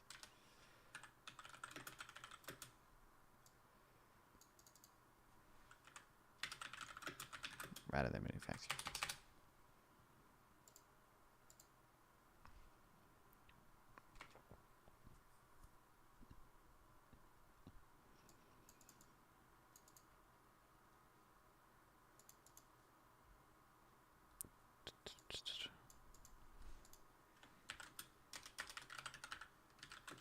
Trump tariffs won't help the problem.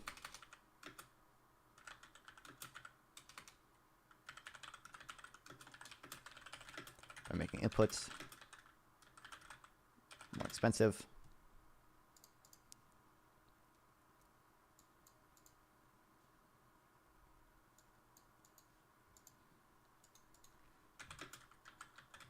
And reducing exports. They will hurt manufacturers. That's why auto workers and steel workers and are being laid off right now, and why major manufacturing and activity and sentiment are all heading down.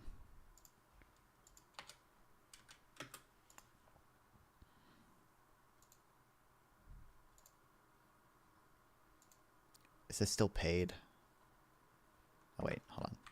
Do I need this? Oh wait, is this what this was? Hold on, let me see if I can get a side hub.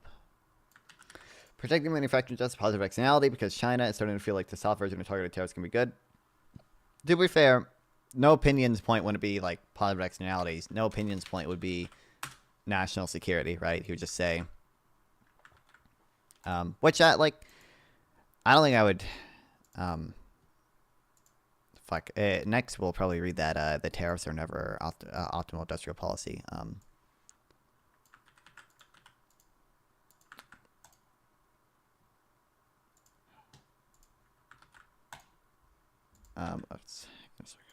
Which, like, I mean, it's fair. Like, that's a fair argument, but like,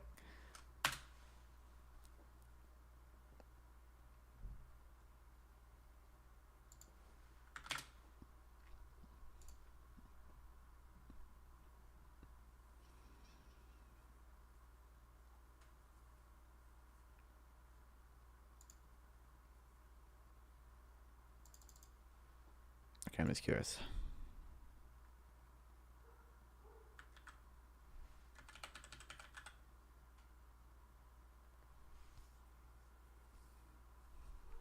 Drop out 3 million jobs, followed by another 2 million jobs. So of those, how many do they say were lost because of trade? That is what I'm curious about. Do they not literally? No, they have to say. Somewhere.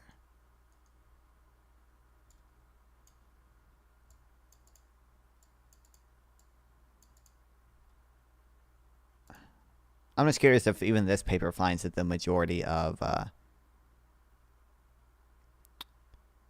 manufacturing, about 2/3 of overall employment comes from net firm death. In contrast, net firm death accounts for only 25% of manufacturing job loss. When in China, shock, the rest is mostly due to firm downsizing and plant switching to manufacturing services for service job creation.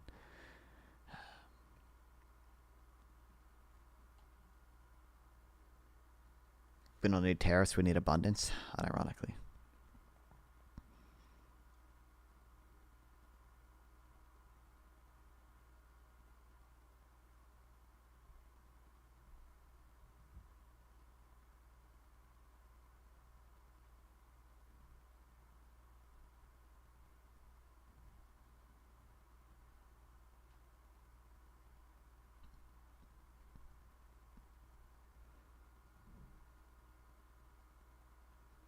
Concurrently, several other studies provide evidence that trade with China, low-wage countries, more generally leads to offshoring, creates service sector jobs.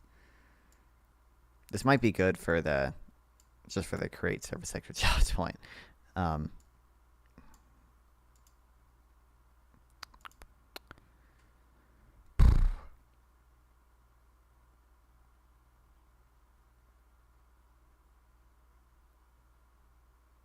Point of question: why are results differ from the people who find that local exposure to Chinese import has exerted a sizable negative impact on manufacturing jobs, but who do not find a positive offsetting service sector jobs, as you describe in the last paper, final contribution.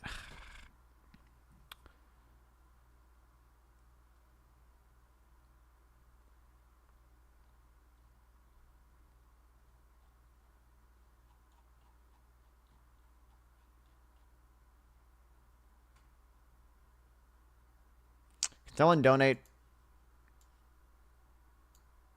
$10 real quick. I need a $10 dono. I can everyone TDS in the chat. I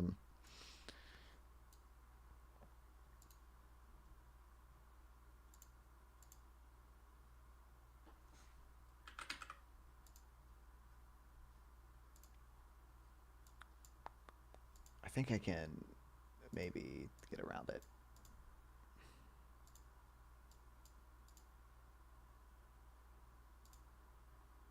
Come on, it's a popular blog post. Come on. I was missing San Francisco prosecutors are too soft on crime. I mean, I don't know a ton about San Francisco, but I don't think that's a wholly unreasonable take. Like, I mean,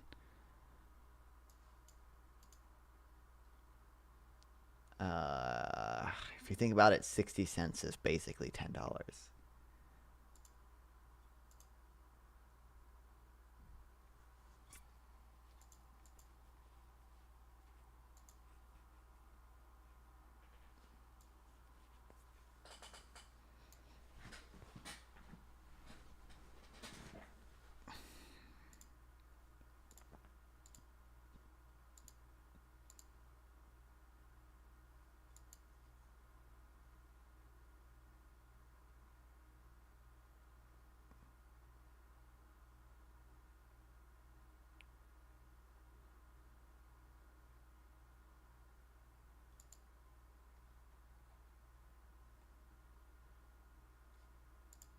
Okay, maybe I'll look into that later.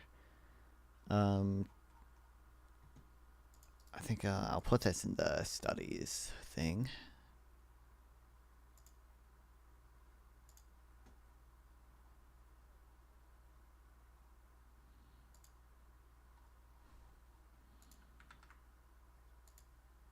And also, what I need is just a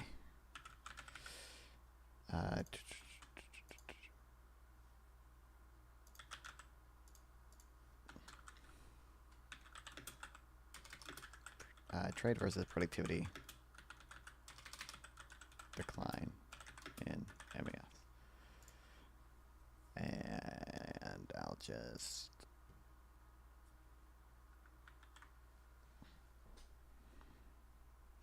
I'm just explaining what Noah means by anarchy in West Coast. I have no idea personally about the extent to which this is true versus right-wing vibes.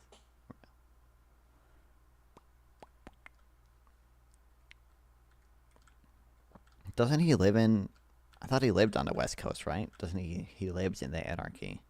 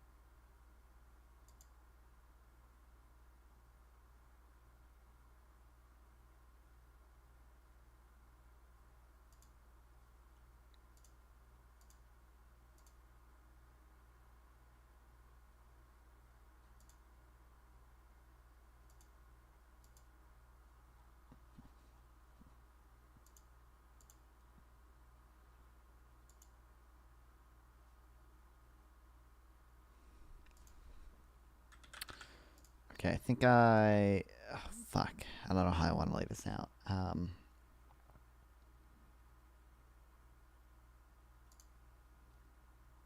Okay, I want a page specifically about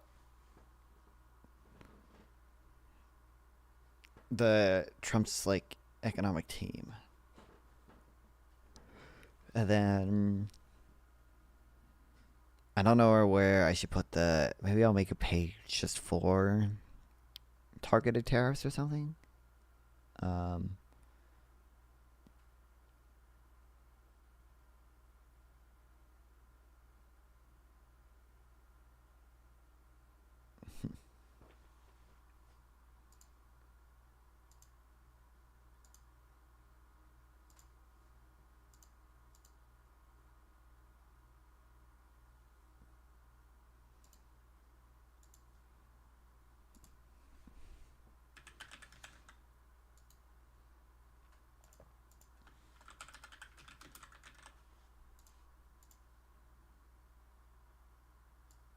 I think I'll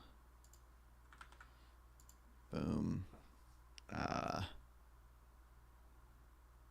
There's another grouping thing on this that I want that I have no clue where it is. I think I already took notes in one.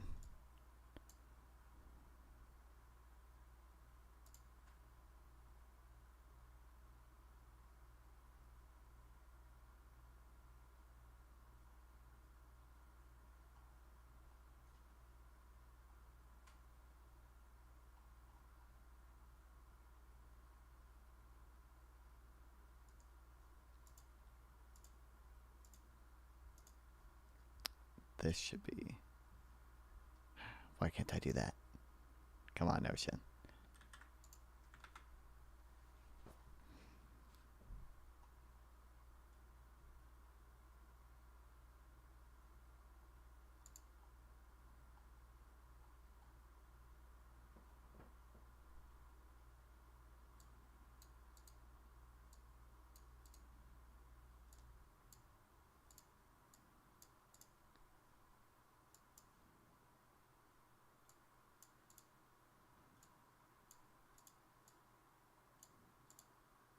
Why is it not letting me grab the blocks?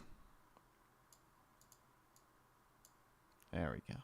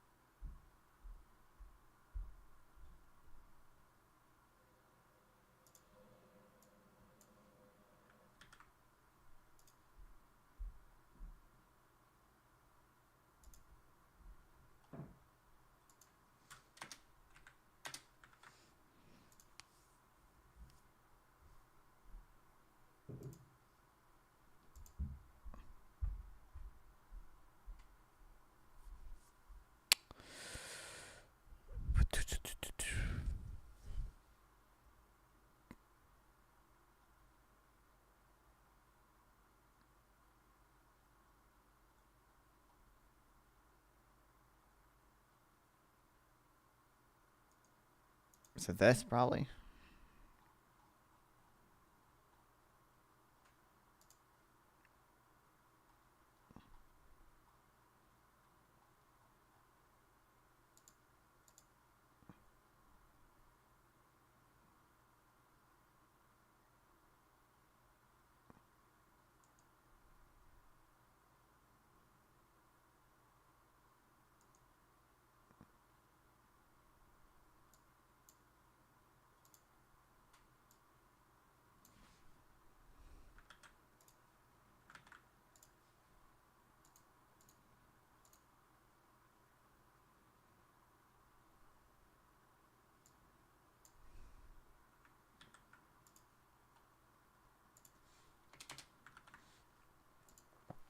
probably want to make specifically a page for trade and wages.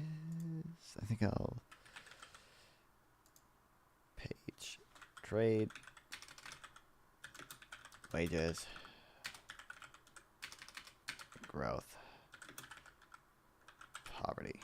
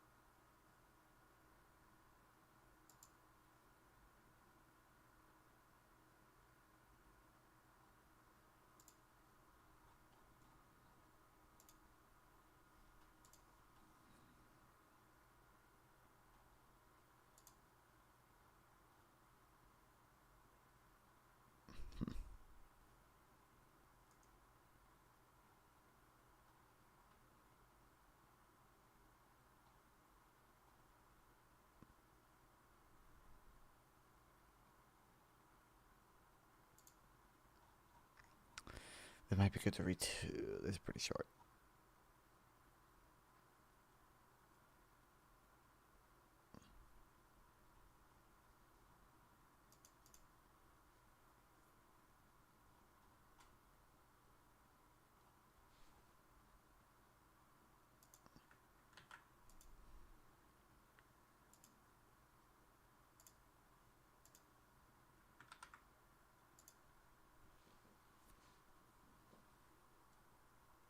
I think this is about, yeah.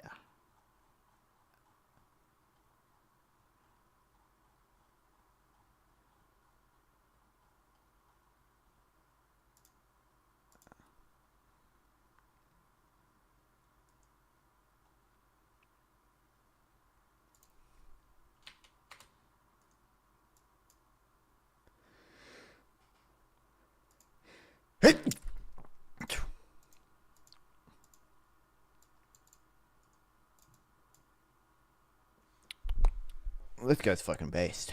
I wonder if I don't think he's written anything other than about tariffs recently.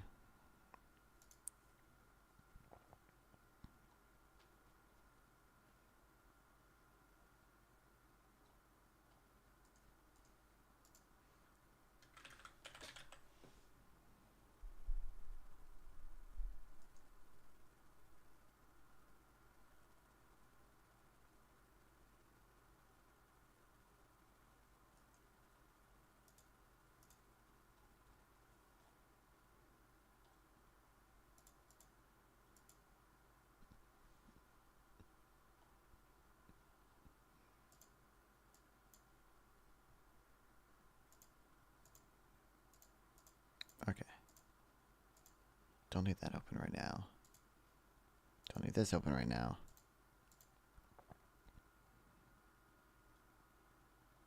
These I might just skim through because they're short, and I just want to be kept up with the econ log stuff.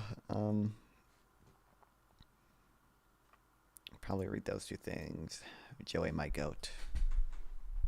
Under reciprocal tariff plan.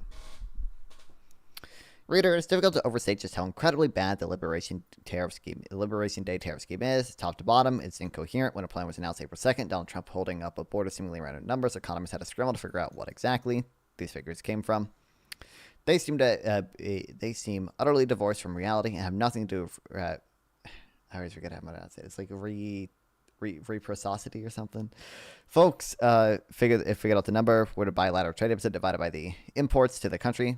This prompted USTR to deny that claim and release their actual calculation. Somehow it was worse than what people thought. You would think that a model on reciprocal tariffs would include tariffs from the other country. Instead, there are well-established methods in U.S. law and economic theory in determining what reciprocal tariffs should be in the face of unfair trading practices. Section 301 of the Trade Act of 1974 lays out various remedies, as does the Reciprocal Tariff Act. Countervailing duties calculations already exist.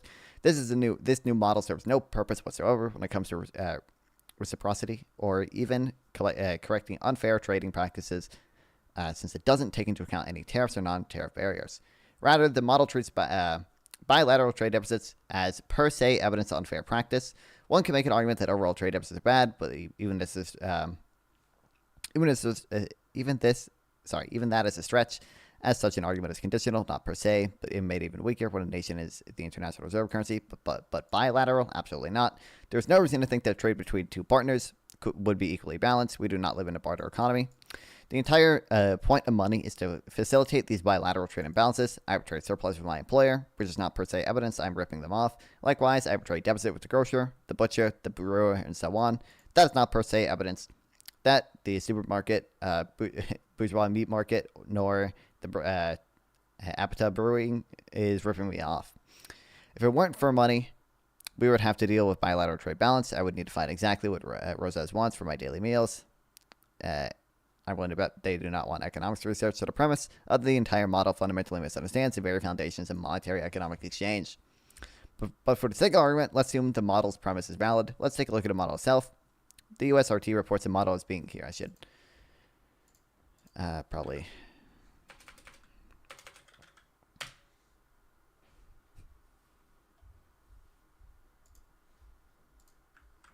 have this in here, as well as I need the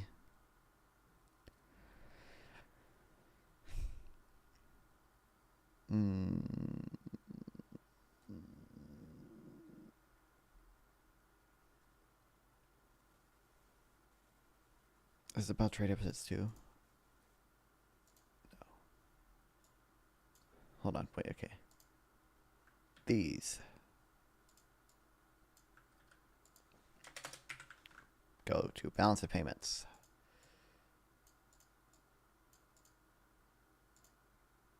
This was the race to the bottom. This go to fairness.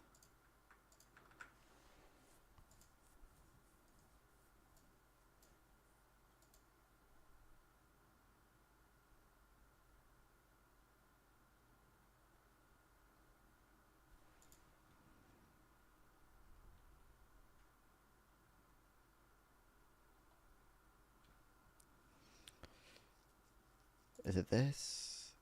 No. Fuck. What was the I thought it was a AEI link or something. This? Yeah.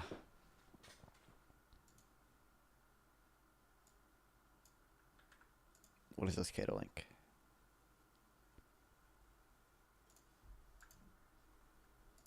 Okay, reciprocal tariffs.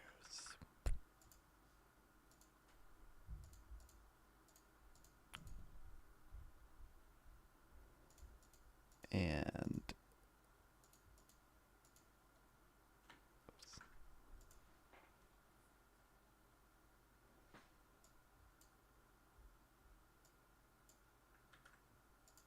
this as well.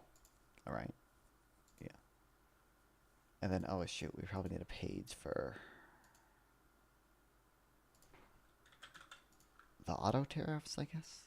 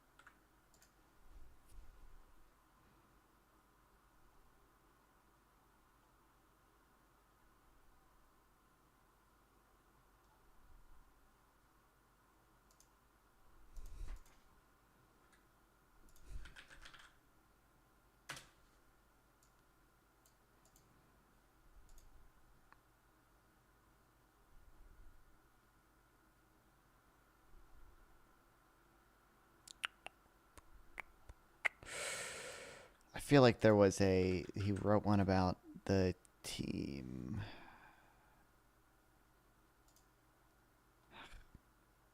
The case for economic elitism. This is based.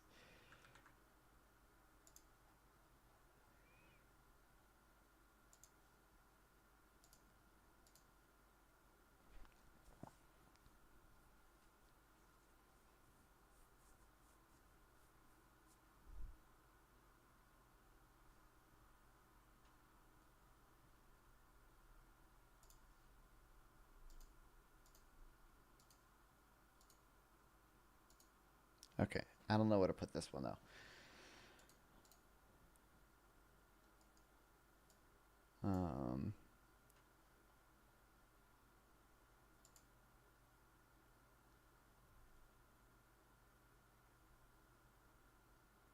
We'll put it in reciprocal tariffs for now. I feel like that makes the most sense.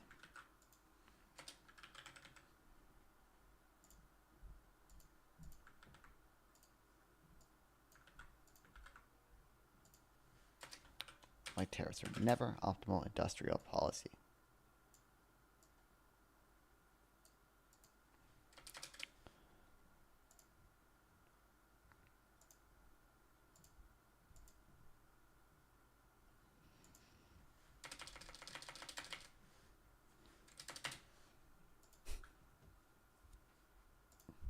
Right, give me a second. Tariffs when the government does stuff and no food. Accurate, based. I'm gonna throw this away.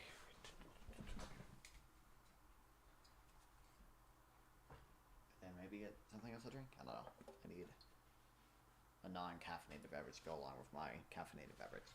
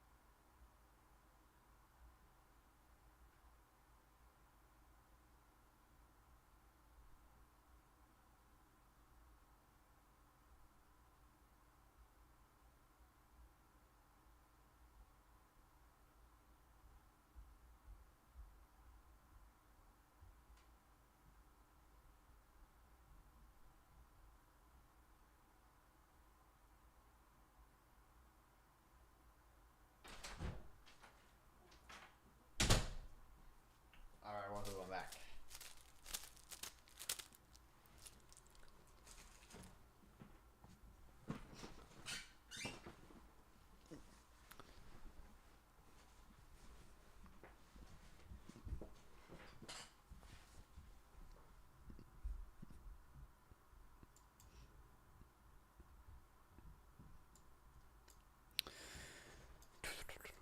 Journey through the developing world, modern trade theory, and historical experience in developed countries. 1. Firm efficiency. Held a message from review. Oh, didn't know Alpha was a Hassan fan. Nobody's better than bombing Muslims in Muslim countries. Truth nuke. Automod didn't like that one. Firms in the developing world, in the developing world, are inefficient. So inefficient, in fact, a bunch of schmucks can waltz in and improve things. In the year 2012, most soccer balls in the world are produced in the city of Sialkot, Pakistan. A group of Ivy League economists notice that they're doing it all wrong. To make a soccer ball, panels cut from artificial leather called Rexine, something like that, are either stitched or stitched together or glued.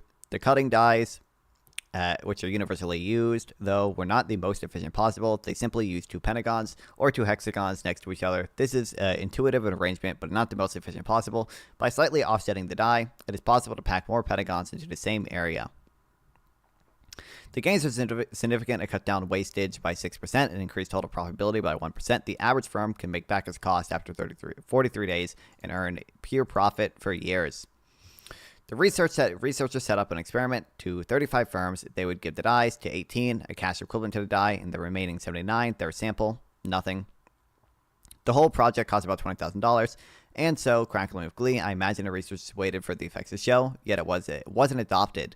The very few firms which did adopt it showed marked gains in productivity, but only 5 of the 35 firms which got the dies for free adopted them consistently.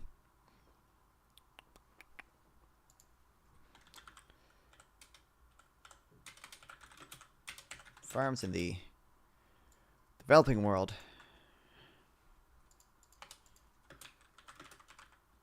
typically inefficient.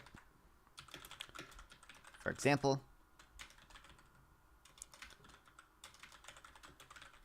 what's up, Guess You 40, this guy? So you're okay with businesses sending out American production of things like pharmaceuticals when Obama was left-wing. I love that talking point. When Obama left-wing Congress was okay with sending the APIs over in 2014. What's the APIs? Applicable program interface? It's definitely not. It's not the computer API. What's the whatever? I mean, one, I just don't think trade is what was the biggest factor in the decline in like manufacturing employment and all that stuff. I think a lot of it is just that we got more productive and therefore like less people is needed to make the same amount of things.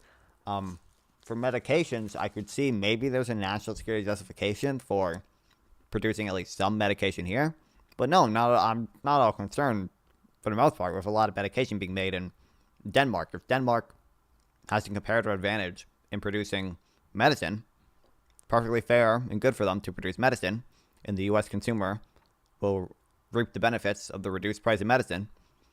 Well, our own domestic resources that would have been producing medicine are now doing more specialized, more productive things that end up increasing everyone's income.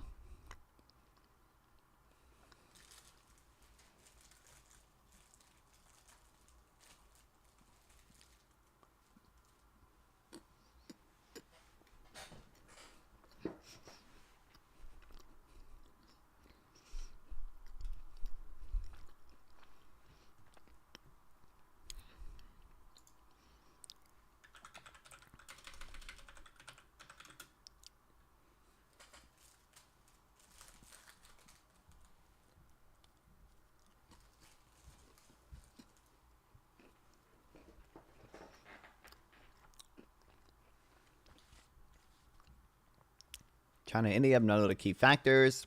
They just had the products and chemicals because it was cheaper to do it.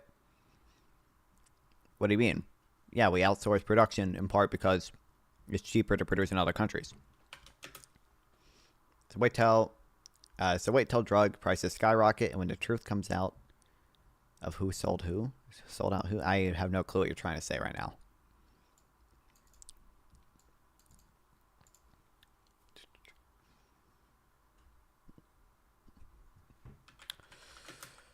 Soccer balls and Pakistan.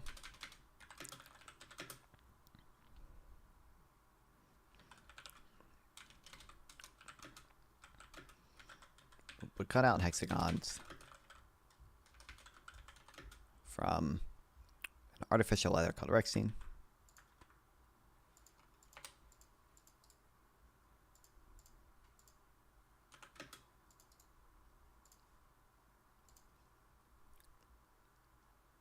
There's no pronunciation. I don't care.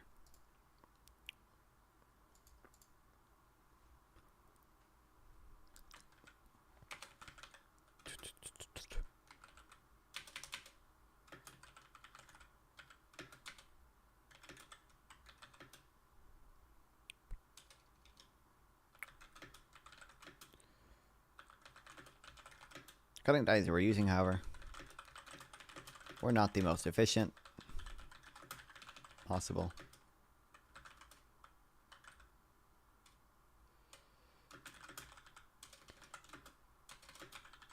And by offsetting the pentagon pattern, it is possible to pack more pentagons in the same area.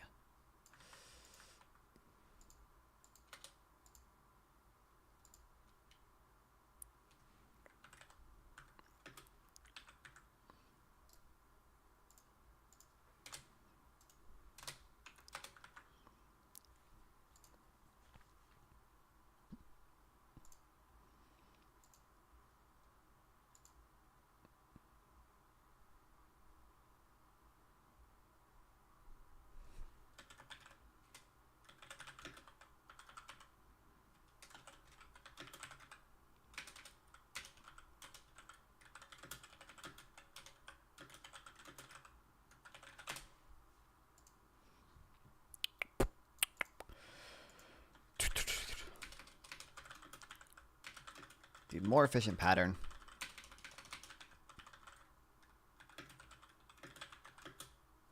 cuts down on wastage by 6% and increase total probability by 1%.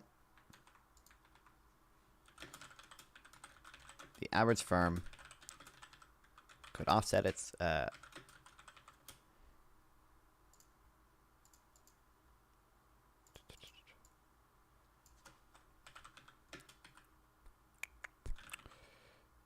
offset its cost after 43 days.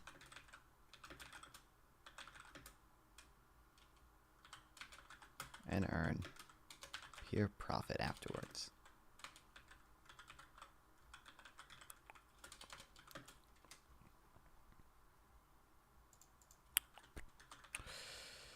Researchers set up an experiment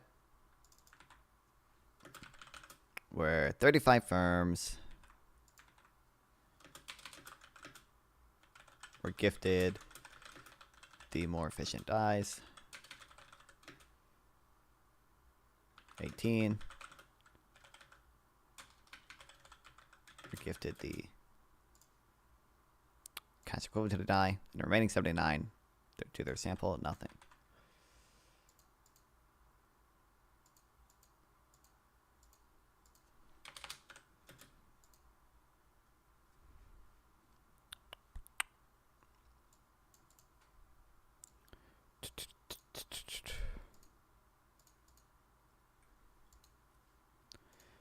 Yeah, there was an adopted. Very few firms which did adopted showed markings of productivity, but only 5 out of 35 firms which got the dies for free adopted them consistently.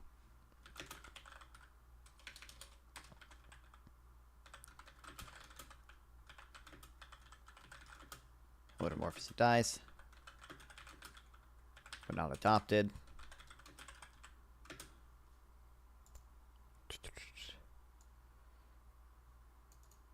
Only 5 out of 35 firms we got the dies for free adopted them consistently.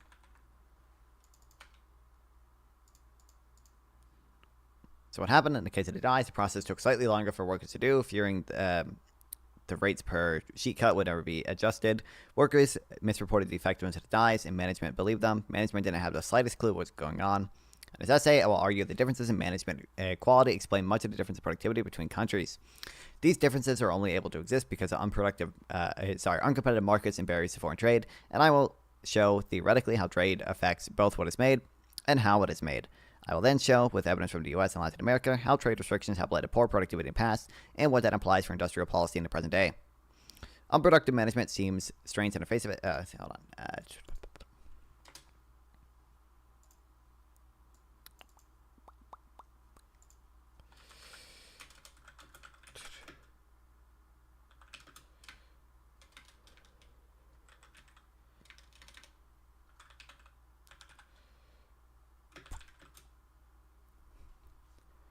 The reason was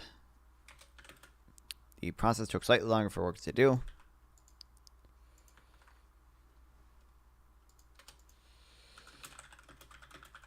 Since the workers feared their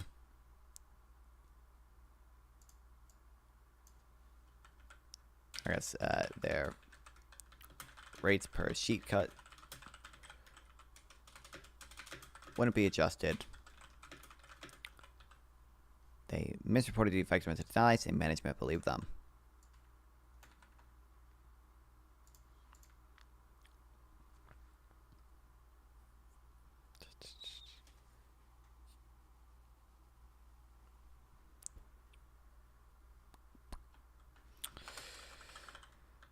Differences and management quality explain much of the difference in productivity between countries.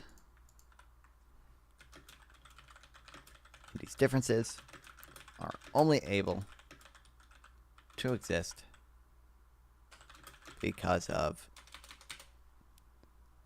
uncompetitive markets and barriers to foreign trade.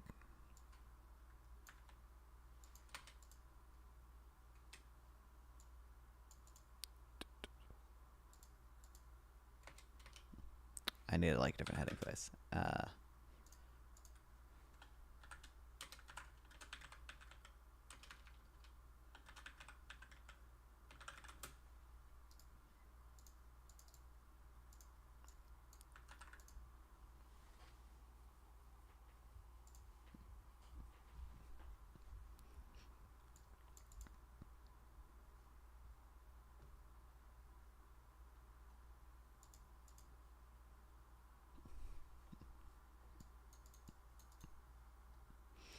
Unproductive management seems strange on the face of it. After all, isn't management something that you can change? This isn't like importing machinery. The information is cheaply available. If there is a large difference in productivity, why aren't the new ways being adopted?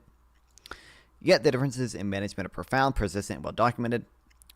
Bloom and Van Reenen, 2007, are the first to systematically measure management practices. They find in their sample of 732 medium-sized manufacturing firms across France, Germany, the UK, and the US that management practices graded with knowledge of revenue strongly predicted profitability. They graded firms out of 5 with a 1 standard deviation increase in management score being correlated with 38% increase in labor productivity. In the later paper, Bloom, Van Reenen, 2010, they identified 10 big conclusions, which are worth listing in full. 1. Better management scores predict better everything. There are no trade-offs. 2. Management practices vary widely, and so productivity between firms vary widely. In particular, in developing countries like Brazil or India, there's a long trail of extremely poorly managed, highly unproductive firms, which account for a considerable portion of the difference in productivity between countries. 3. Different countries and firms have different management styles, and when these firms become multinational, they take their styles with them. 4. Competition improves productivity, both by getting rid of crummy firms and improving everyone. 5. Multinationals are good at business everywhere. 6. Exporting firms of higher productivity than firms which sell only on domestic market. 7. Firms which are run by the eldest son of the founder are run very badly, and differences in I don't know how to pronounce that. Customs explain a substantial fraction of cross-country productivity differences. 8. Government-run firms are terribly run firms. Private equity and publicly traded firms are much better. 9. Companies which have more educated workers have better management scores. 10. Lower labor market regulations are associated with better management practices. These cross-sectional data sets could be plagued by omitted variable bias and reverse causality. Perhaps the definition of good management becomes whatever the profitable firms do, and it is not itself causing productivity. We can test this experimentally. In Bloom, all these people did a randomized control trial on firm management. Some of the hundreds of textile firms around Mumbai, India. They got a random sample of firms between 100 and 1,000 employees with 66 potential firms. 34 accepted the offer, participating in the study, of which half would receive intensive management training and the other half more cursory management training. These firms were not well managed, but typical of Indian manufacturing compared to the U.S. mean of 3.33 out of 5 on the Bloom Van Real management scores and a mean of 2.69 for Indian firms. These had an average score of 2.60. You might wonder, what could a few consultants possibly implement? Consultants. This is not fully grasping how poorly these firms are run. There were no records, there were no inventories, there were no plans or targets or any attempt to sell what they had excess of. Preventative maintenance on machines was not done, and there was no schedule for doing so. The workspace was cluttered, disorganized, and filthy. Garbage was dumped in and out of the factory. The excess yarn was not stored in an organized manner, but it was frequently destroyed while in storage. These plants were on average carrying 4 months of raw materials, inventories with them, all of it unlabeled and piled haphazardly in the back. There was no process for recording when, where, why defects happen, leading to too much of the product having to be thrown out. The photos they include in paper are shocking. It is difficult to believe many people work in such conditions. No, you may not look in my room. When firms had limited management advice, everything improved. Output rose 9.4%. The number of quality defects fell in half. Yarn inventories fell by 20 percentage points, 30 percentage points compared to the control plants. None of this was due to outliers. Most importantly, profits per plant rose by $325,000 per year, and total factor productivity rate increased by 17%. The total cost of implementing better management was only $4,000, even including the cost of hiring consultants to do the training, $251,000 once. The program was wildly profitable. These astonishing productivity gains for anything, much less a training program. And here in America, we think of meetings and training is useless. Useless time sucks. Well, in contrast, with some other results of small business training, the textile firms were far more serious establishments than what other work has studied. These benefits did not last only as long as the study was conducted, and then no further. When they checked back years later in 2017, the firms still differed in management practices and in productivity. In an encouraging sign, the better practices had spread to other plants owned by the same companies, although, alas, not other firms. What's perhaps more astonishing is why firms did not adopt the practices. They thought they didn't need them. Most of the 32 firms which refused to offer to pursue and study did so because they did not believe they needed the assistance, although they may have been committing tax fraud and were naturally suspicious of anything official. When pressed, they would say that they're doing well enough already, and they are doing the same as everyone else anyways. If firm is profitable already, why change anything? For some more uncommon practices like daily factory meetings, standardized operating procedures, or inventory control norms, firms had simply never heard of them.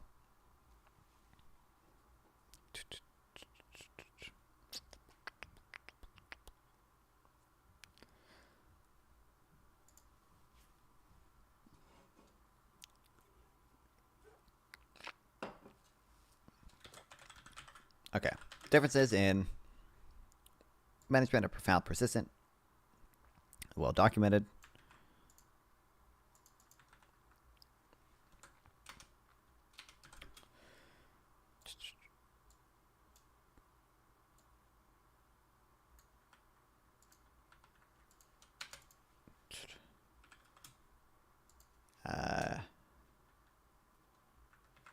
Bloom and Maryland's work has revealed better management leads to higher productivity.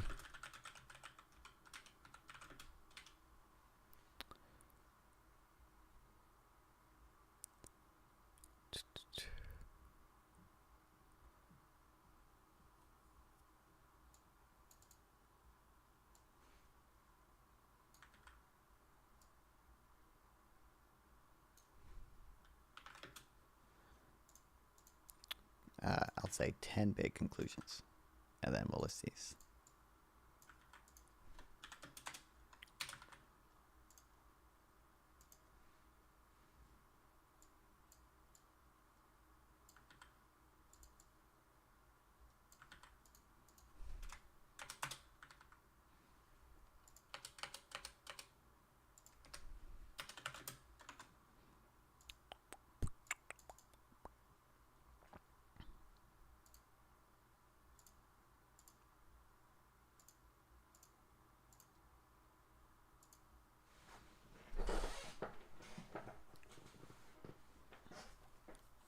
Do I care? Do I even? We already went over the soccer thing. I don't know if I care about. Hold on, we'll see.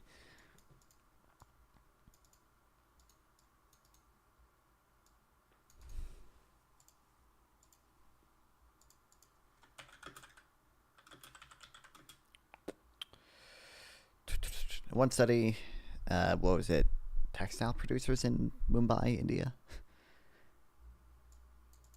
Yeah, textile firms.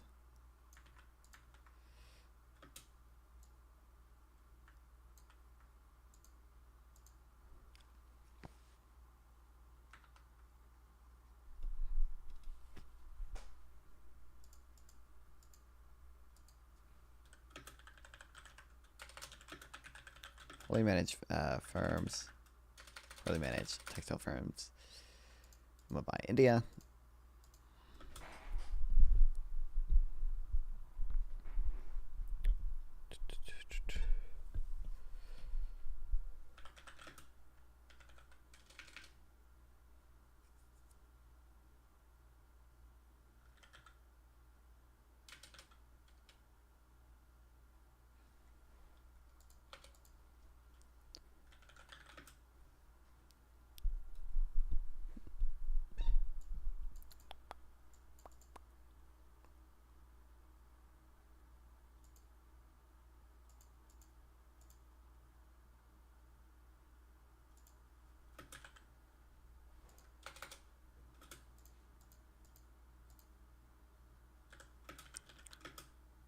Half of the participants, or half of the participating firms were given intensive management training, and the other half more cursory management training.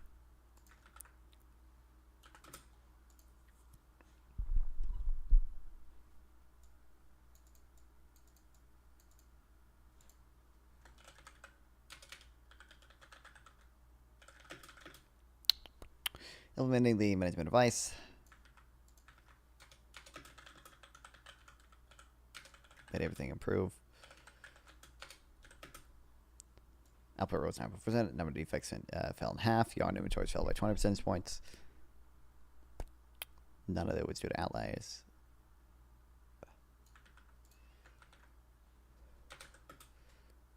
Most importantly, profits rose by $325,000 per plant per year, and total productivity increased by 17%.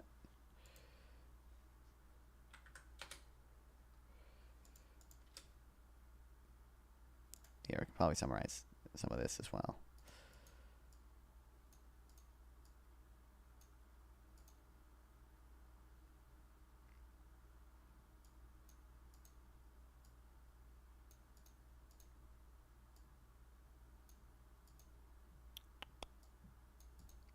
This might be fun.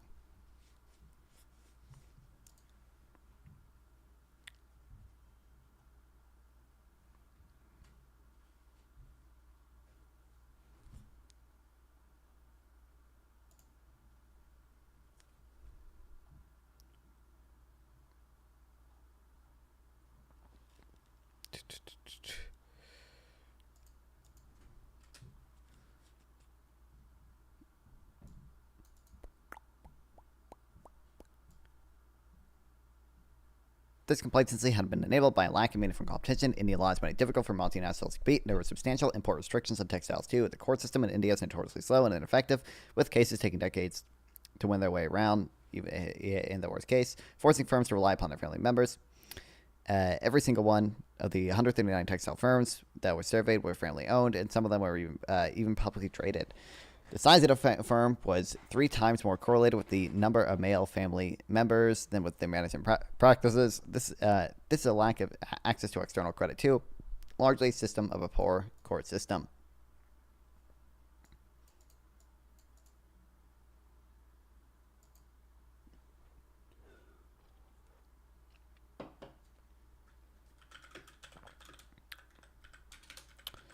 The firms which rejected participation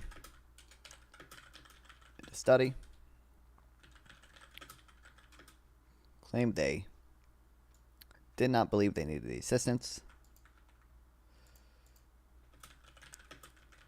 since they were already profitable. This complacency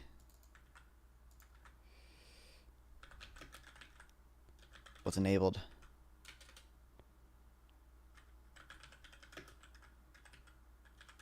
through uncompetitive markets, caused by India's import restrictions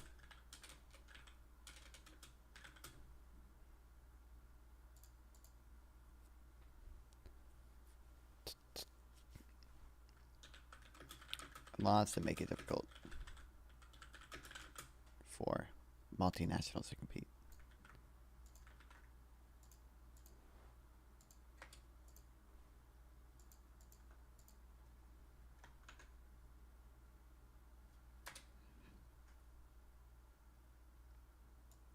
The negative correlation of family ownership of productivity is to some degree the symptom of trustless, law-breaking society. Papers in Italy and Mexico lies at the principal reason for firms to stay small and family-owned is to evade taxes, leaving them unable to grow, to adopt modern information technology. Information is also a non-rivalous good. If someone goes to the trouble of figuring out a new and better practices, the information will doubtless leak to other people. If there is some fixed cost to finding new ideas, then firms will not find the optimal number of new ideas. Bloom at all giving them new ideas, like it or not, is overcoming this public good problem. In short, if firms that were to have better ideas, they would not be able to act upon them. Firms are able to increase to their proper size, and instead, not able to increase their proper size, and instead they slack. They are slack, wasteful, and unproductive. And firms really are able to change course, and change course fast. It faces competition shocks. Smith 2005 looked at iron ore producers in the Great Lakes during the 80s and 90s. Before the construction of St. Lawrence Riverway, there was no cost-effective way to get iron anywhere in the Great Lakes from outside the region. The iron ore producers in Minnesota held an unchecked natural monopoly since the 1880s. With the lack of pressure came rigid work rules. In order to extract as much surplus as they could, unions insisted on hiring workers to do nothing. Brisbane 2011 offers a formal model for why unions might insist on work rules in the context of the automotive industry. If they cannot control the amount that monopoly produces, then increasing wages is increasing the marginal cost of production, which contracts the amount produced. The price moves further up the demand curve, and there is a part of the rent which the union cannot extract. If they require a given number of workers need to be hired before any work at all can be done, though it is the equivalent of levying a lump sum tax. The optimal level of production is left undisturbed, and the union can, in theory, extract the entire surplus and give it to their family members.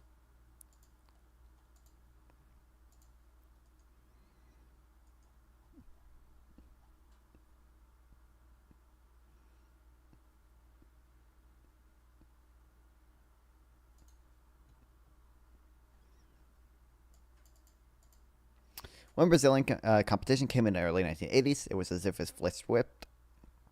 At first, the mines were devastated, with 25% of mines being mothballed. But within the decade, they had almost doubled their productivity per worker and entirely bested the Brazilians. Away went the work rules. Away went the inefficient practices. Labor productivity increased by 60%, and total factory productivity increased by 42%. The mines always had it in them, but without competition, inefficiency prevailed. Dunn, Klemlich, and Schmitz 2010 documents the same story with the cement industry during the mid-1980s. After World War II, total factory productivity stagnated, declining by 10% between the 50s and 80s. When foreign competition came, management could shed the restrictive work rules imposed by the unions. With sufficient creativity, we don't need to use changes in tariffs of foreign competition to measure the effects of trade. A tariff is just one of the many reasons why trade is costly. Within the same country, we can use a sudden reduction in travel costs to estimate the benefits from trade. Hornbeck and Rottenberg 2024 have a new paper, The Effects of Railroad. Okay, hold on.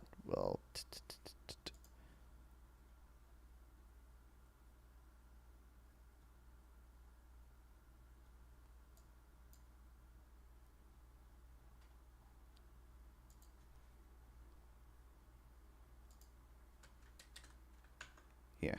Oh,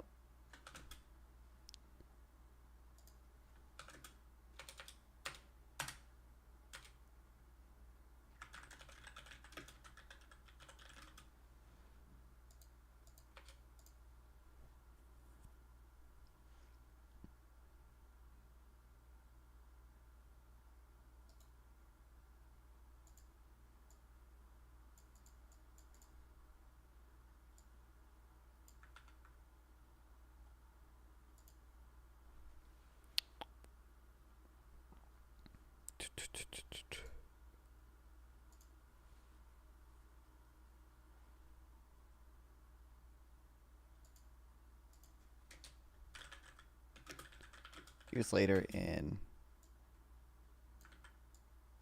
2017, the firm still differed in management practices and productivity.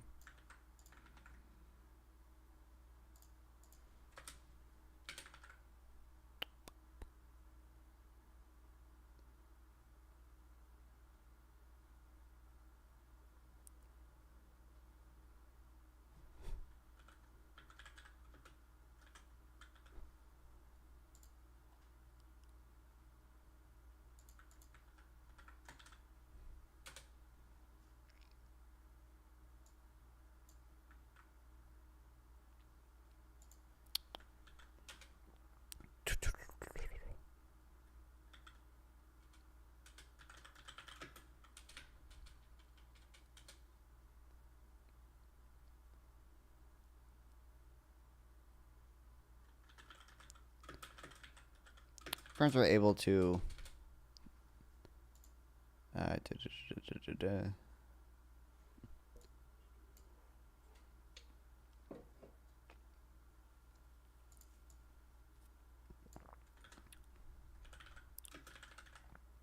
with competition, firms are able to change course and increase productivity quickly.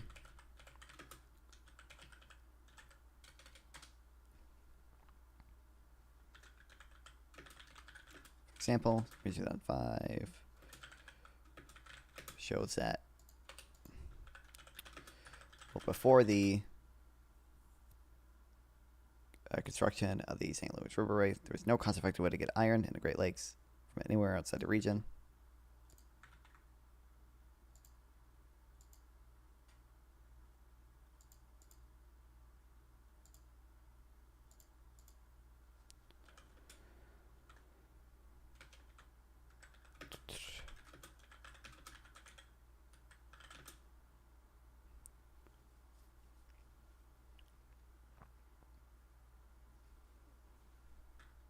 Iron ore producers in Minnesota have an unchecked natural monopoly since 1880.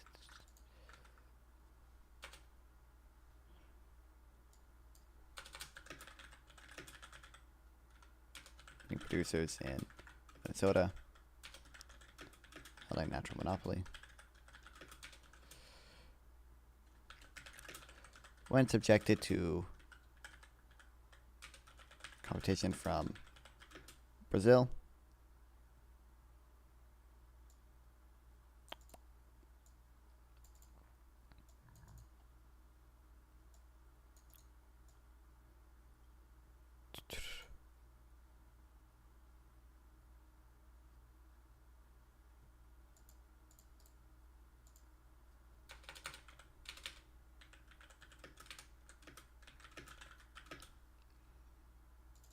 not a month. This means fucking fired, right?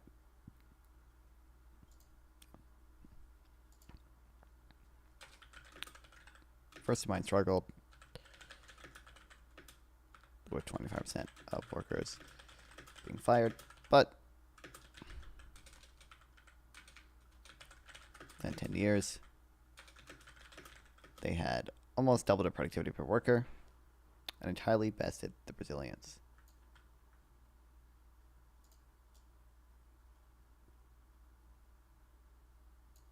Their productivity increased by 60%, total factor productivity increased by 42%.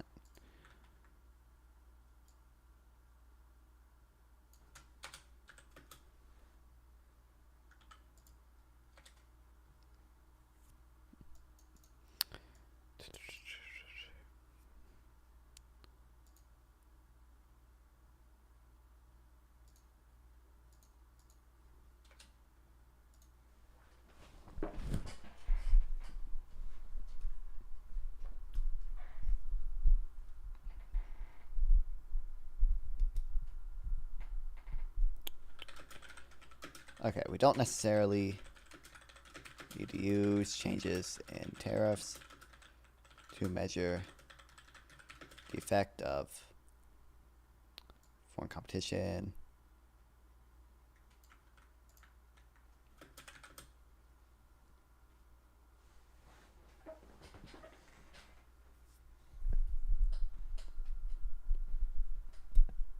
Hard to measure the effects of trade.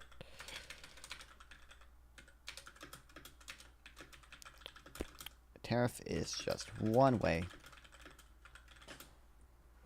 to make trade costly.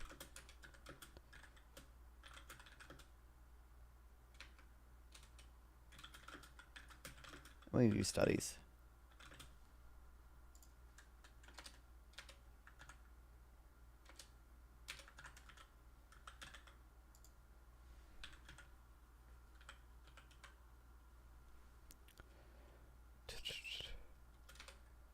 Studies about sudden reductions in travel costs.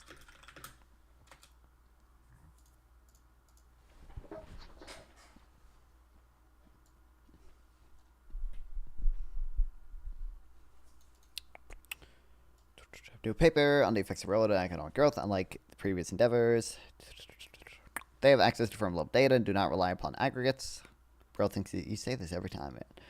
They do not need to assume perfect competition. Allowing for misallocation inputs allows the railroad to lead enormous gains in productivity with one standard deviation, increase in market access, and measure trade costs, leading to a 20% decrease in productivity.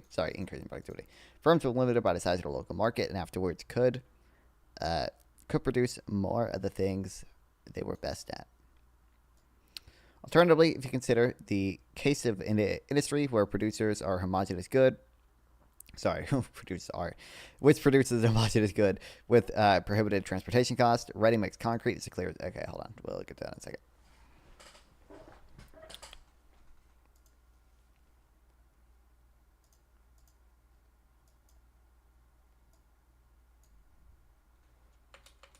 Hold on. Okay, I think we'll have that there, and then we'll have the. Hold on. There's another concrete thing here.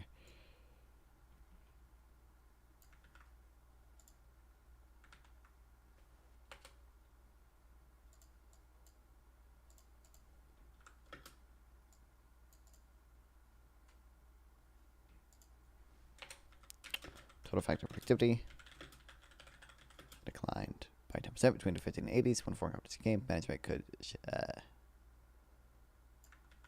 a restrictive programs. Copy and paste some weird neoliberal propaganda into a document and think this will solve the inherent contradictions in capitalism. Yep, that's what I'm doing. Nice one.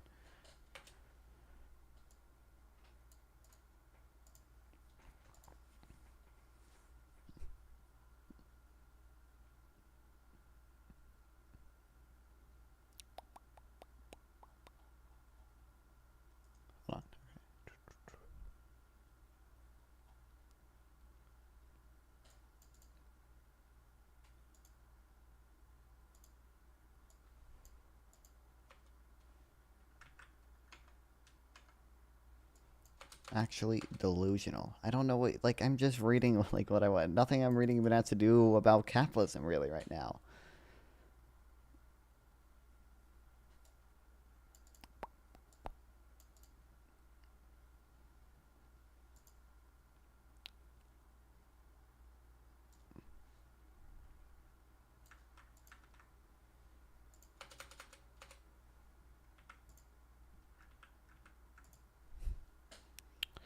Do not need to assume power. Doesn't allow for misallocation. It puts a lot of railroads to lead enormous gains in productivity.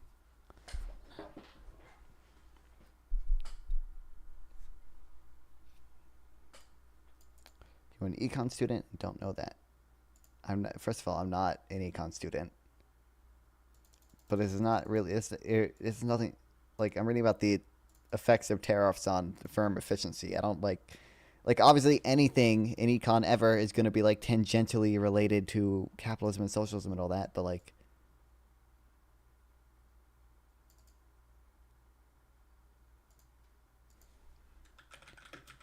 that's how railroads.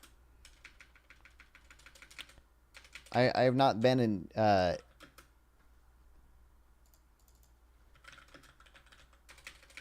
econ student in university ever. I'm a...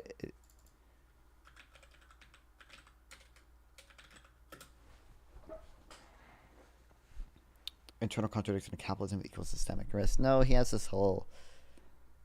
It's Marx that wrote out the fucking contradiction of capitalism, right? I think it's the whole. tendency to rate profits to fall, and blah, blah, blah, blah, blah.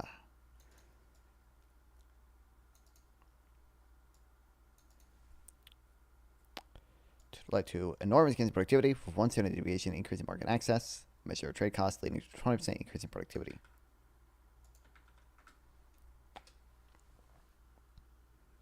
Terminally, you consider case in industries which produce a homogeneous product with prohibitive transportation costs. Ready-mix concrete is the clearest example of this. Concrete, believe it or not, is really heavy. Once the concrete is mixed at a plant and quickly loaded on a truck, it will begin to set inside a truck and must be used quickly. Because concrete cannot be cost-effectively transported far, competition can vary widely in geographic areas.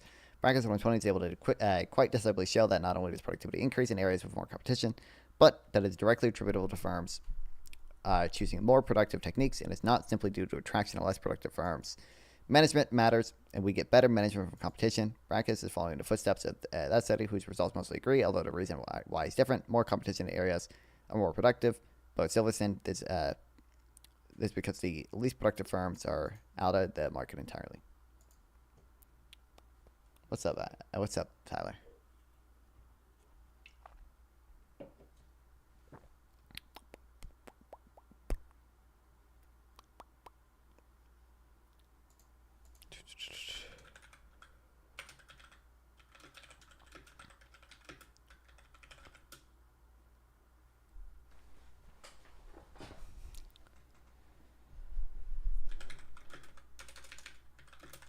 It's mixed. Load into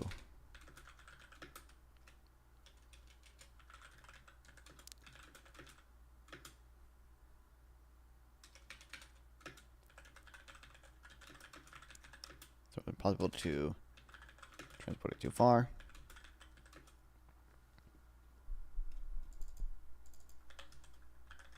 I mean, it doesn't say impossible, it's expensive.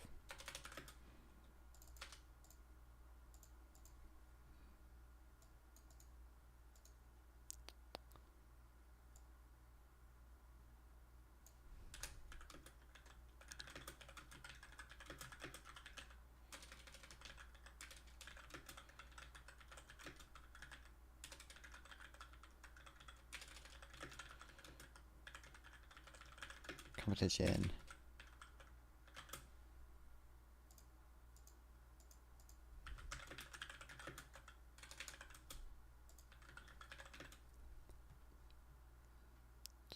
Various across you Vargas. Brackets 2020 is able to quite decisively show. Bacchus. I guess there's no R. I was reading an R. I don't know.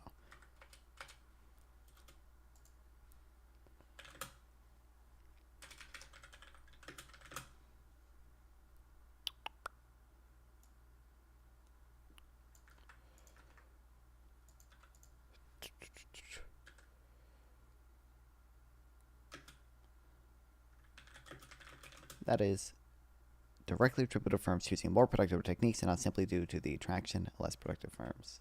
Sorry, the attrition of less productive firms.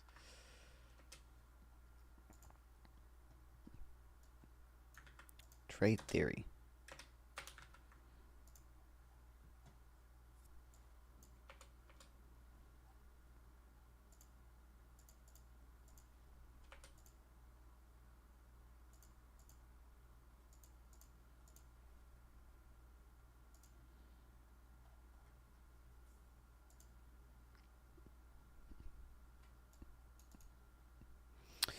We have sound theory that increases in the size of markets should by themselves increase the efficiency of firms. Starting with Krugman's seminal 1979 paper. Jesus fucking Christ, I can't read.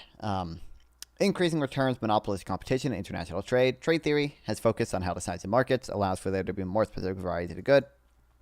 Assume, as with Dixit Stiglitz in 1977, that each firm produces only one good, and that production processes for these goods are characterized by increasing returns. For example, there is a fixed cost of entry and a constant marginal cost. Consumers have a taste for variety and benefit from there being more goods. We impose a zero profit condition, such that firms will enter up until the point that their expected profit is zero. Then, as the size of the market increases, the total number of firms which can exist also increases, and consumer welfare increases. This solves many of the weird inconsistencies with the standard trade model of the time. Prior models like the HOM model, or sorry, I thought it was HOS, but it's just Heckler Oberlin model, were based around the factors of production which a country possessed. All goods can be thought of as being a product of land, labor, capital, and trade. Land, labor, and capital and trade will be determined by the relative abundance of them. No longer must we be confused why both Japan and the U.S. produce automobiles despite having different factor endowments. Honda specializes in producing Hondas. Ford specializes in producing Fords. Both of these have declining marginal cost, and we are richer for exchanging the two if we didn't. Than if we don't. Conventional tariff analysis takes a set of goods to be produced at a given and finds the responsive quantity supplied to the change of price. The ratio to change of price as a percentage called elasticity. The elasticity is the reduction in quantity supplied, and the total loss is the area bounded by the triangle between the demand curve, the quantity supplied, and the marginal cost curve. The elasticity of demand for good is the same as the slope of the demand curve, with the flatter the slope being the more elastic, and the more elastic demand for the good, the greater the deadweight loss from the tariff. This model assumes that there are no fixed costs and no varieties of goods. A better description of the world is that there are many possible goods yet to be invented, with inventors having to expend a fixed cost to invent it and only receiving parts of the gains. Let's assume that each good is used only by a fixed percentage of the population, and that each firm has a monopoly on its invention. As the size of the market increases, the number of possible users increases, and we get closer and closer to socially optimal level of invention. Because firms have to pay fixed costs to enter, the long-run costs of increased trade costs are far larger. In the short run, we can take firm investment as a given and calculate the welfare loss in a conventional manner. Okay, we might have to come back to this later because I don't know how worth the opportunity cost. This might be a little high.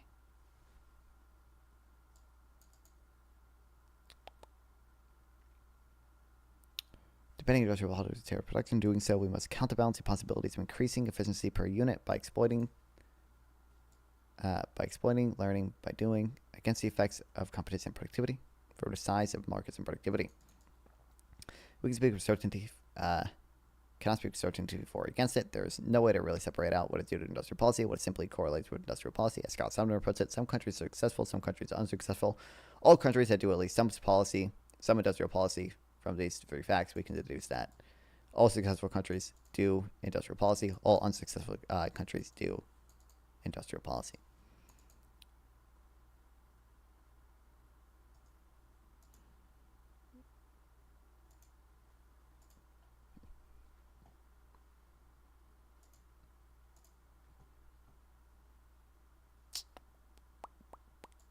This might be good to have too. I think I've read this, but I didn't take notes in it, but I definitely.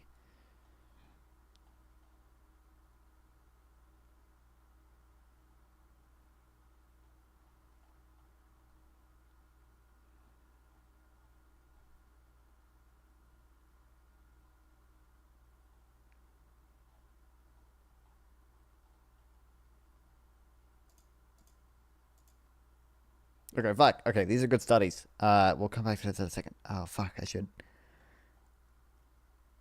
Okay, are there any more? But I need these ones too. But I need to read other stuff too. Ah, there's too much reading, too much knowledge.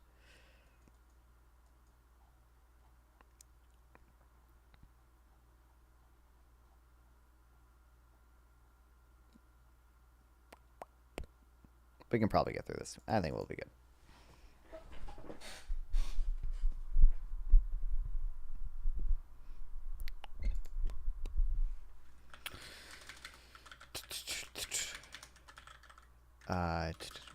I think technically it's called new trade theory, right?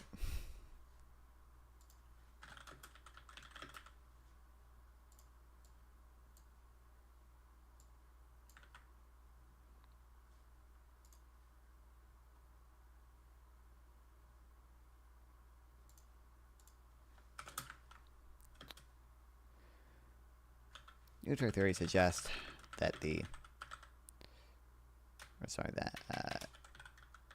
increases in the size of markets should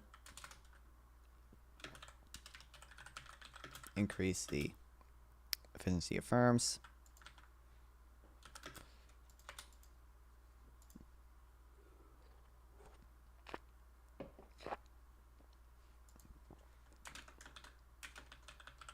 User debate Kyle, communist slash oversee Kyle. I have no clue who this guy is. If you link something, I can check him out.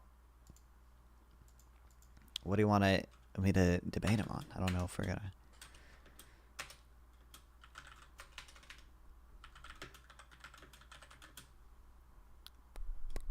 Produces only one good, and the production process for these goods are characterized by increasing returns. Neoliberalism versus communism.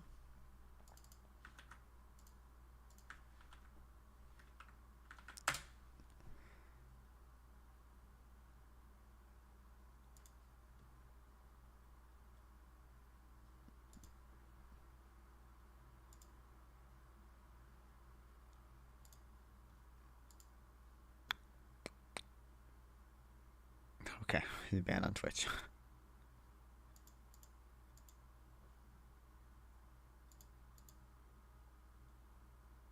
Difference. Aren't you banned from my Discord? Didn't you get banned for? Sorry if I'm mixing my leftists up. Were you the one that got banned for spamming the N-word, or were you the one that got banned for the other shit?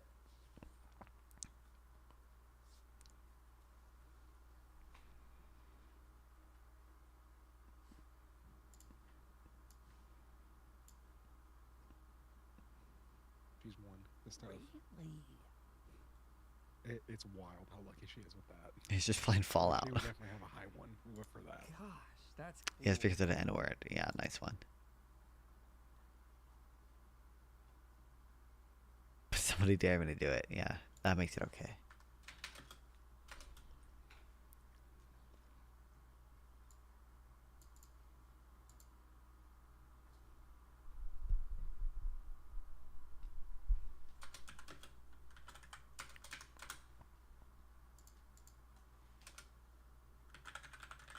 He left this case for spamming the N-word.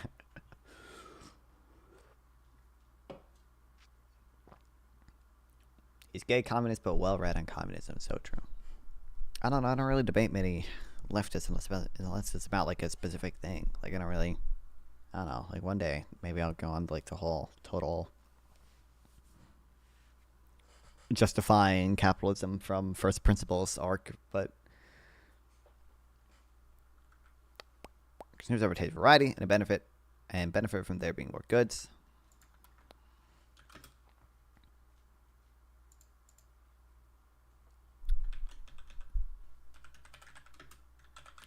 Assuming firms into the market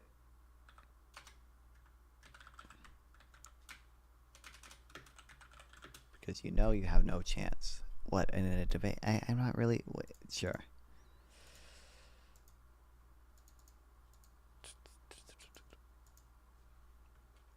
Have a debate about the tendency to red profit fall. You get destroyed when they say Ricardo believed in it. I'm confident I know even Unlearning Economics has that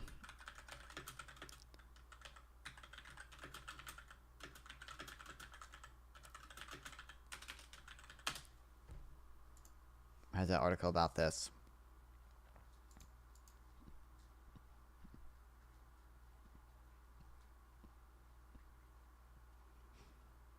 I don't know. I think Sample Text is sleeping, but he'd be better at debating socialists, but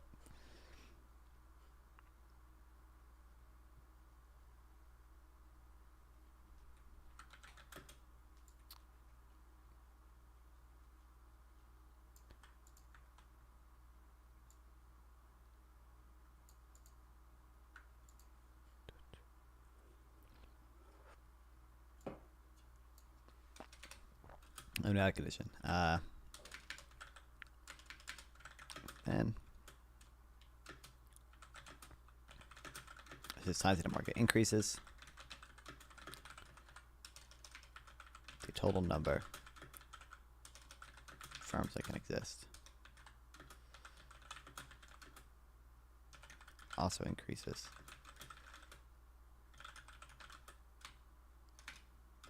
As does consumer welfare.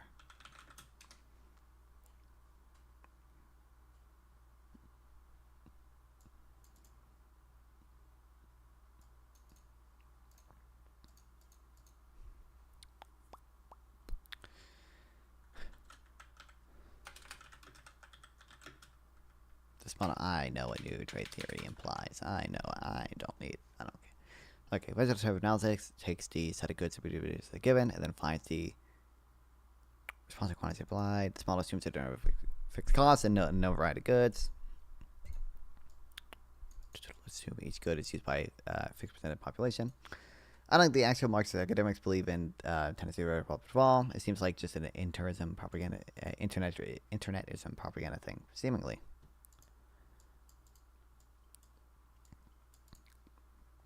Though I feel like I've heard Richard Wolff talk about the tendency to rate of profit to fall.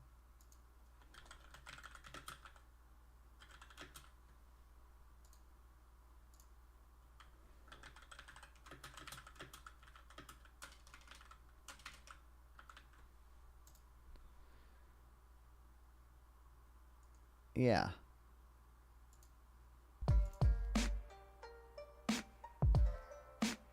You're calling from a 760 area code. Who are you? Reason to doubt that that's the case. So what do? Well, now let's see what they do. One of the things a private enterprise... Anyway, okay. Do we really count Richard Wolff as an academic, though?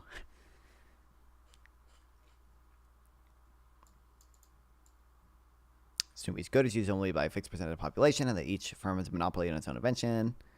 As the size of the market increases, the number of possible users increases, and we get closer to the socially optimal level of invention because firms have to pay a fixed cost to enter the long-run costs of increased trade costs, therefore larger. In the short run, we take firm investment as a given and calculate the welfare loss in a conventional manner. In the long run, firms expect the tariff to be levied, and so they avoid entering to begin with. Paul Romer gave a simple example in his 1993 paper, New Goods, Old Theory, the Welfare Cost of Trade Restrictions, with a simple production function, the constant marginal cost and a finite cost at entry, within it, which is identical for all goods. Efficiency loss varies with the square productivity. A 10% tariff rate, if unanticipated, causes a national income to decline by 1%. If anticipated, a 10% tariff leads to 19.81% decline in national income. This decline is especially insidious because the counterfactual is difficult to observe. We cannot possibly imagine all the good and new inventions, which could have been made but weren't.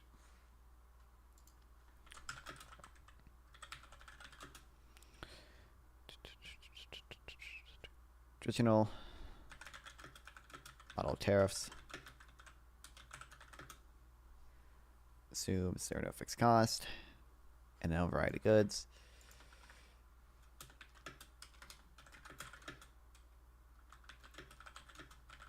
In the real world, there are many. When are you gonna get a girlfriend for stream? You guys need to donate so I can afford to pay one.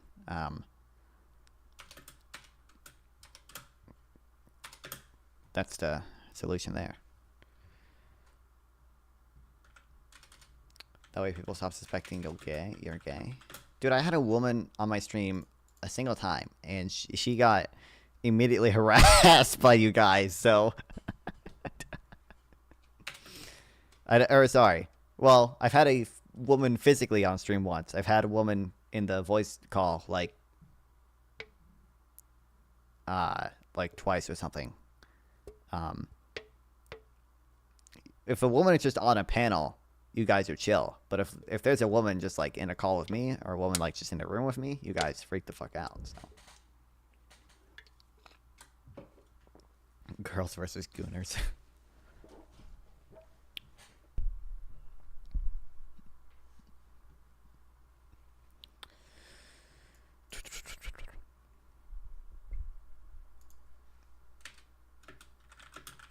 Could be invented.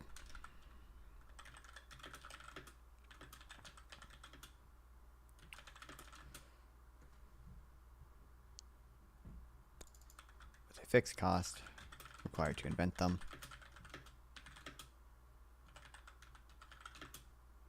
Inventors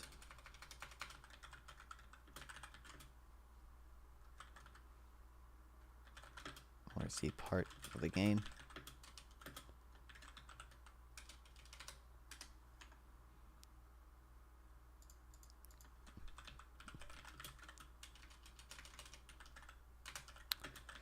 Okay, hold on. Assuming, Each code is used only by a fixed percentage of the population. Do you really think we're going to get this deep on a Wiki panel? No.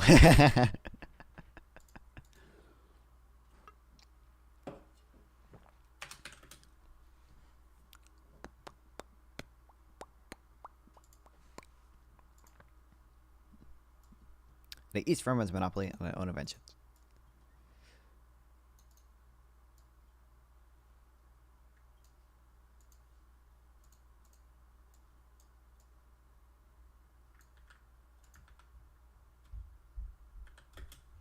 As the size of the market increases, the number of possible users increases, and we get closer and closer to socially optimal level of invention. The number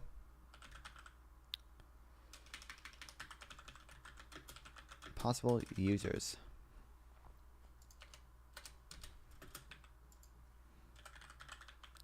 increases with the size of the market. Because firms have to pay fixed cost to enter, the long run cost of increased trade costs will be far higher.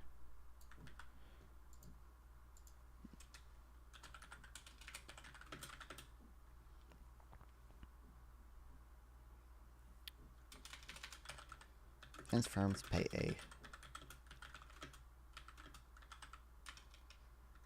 fixed cost to enter. The long run cost of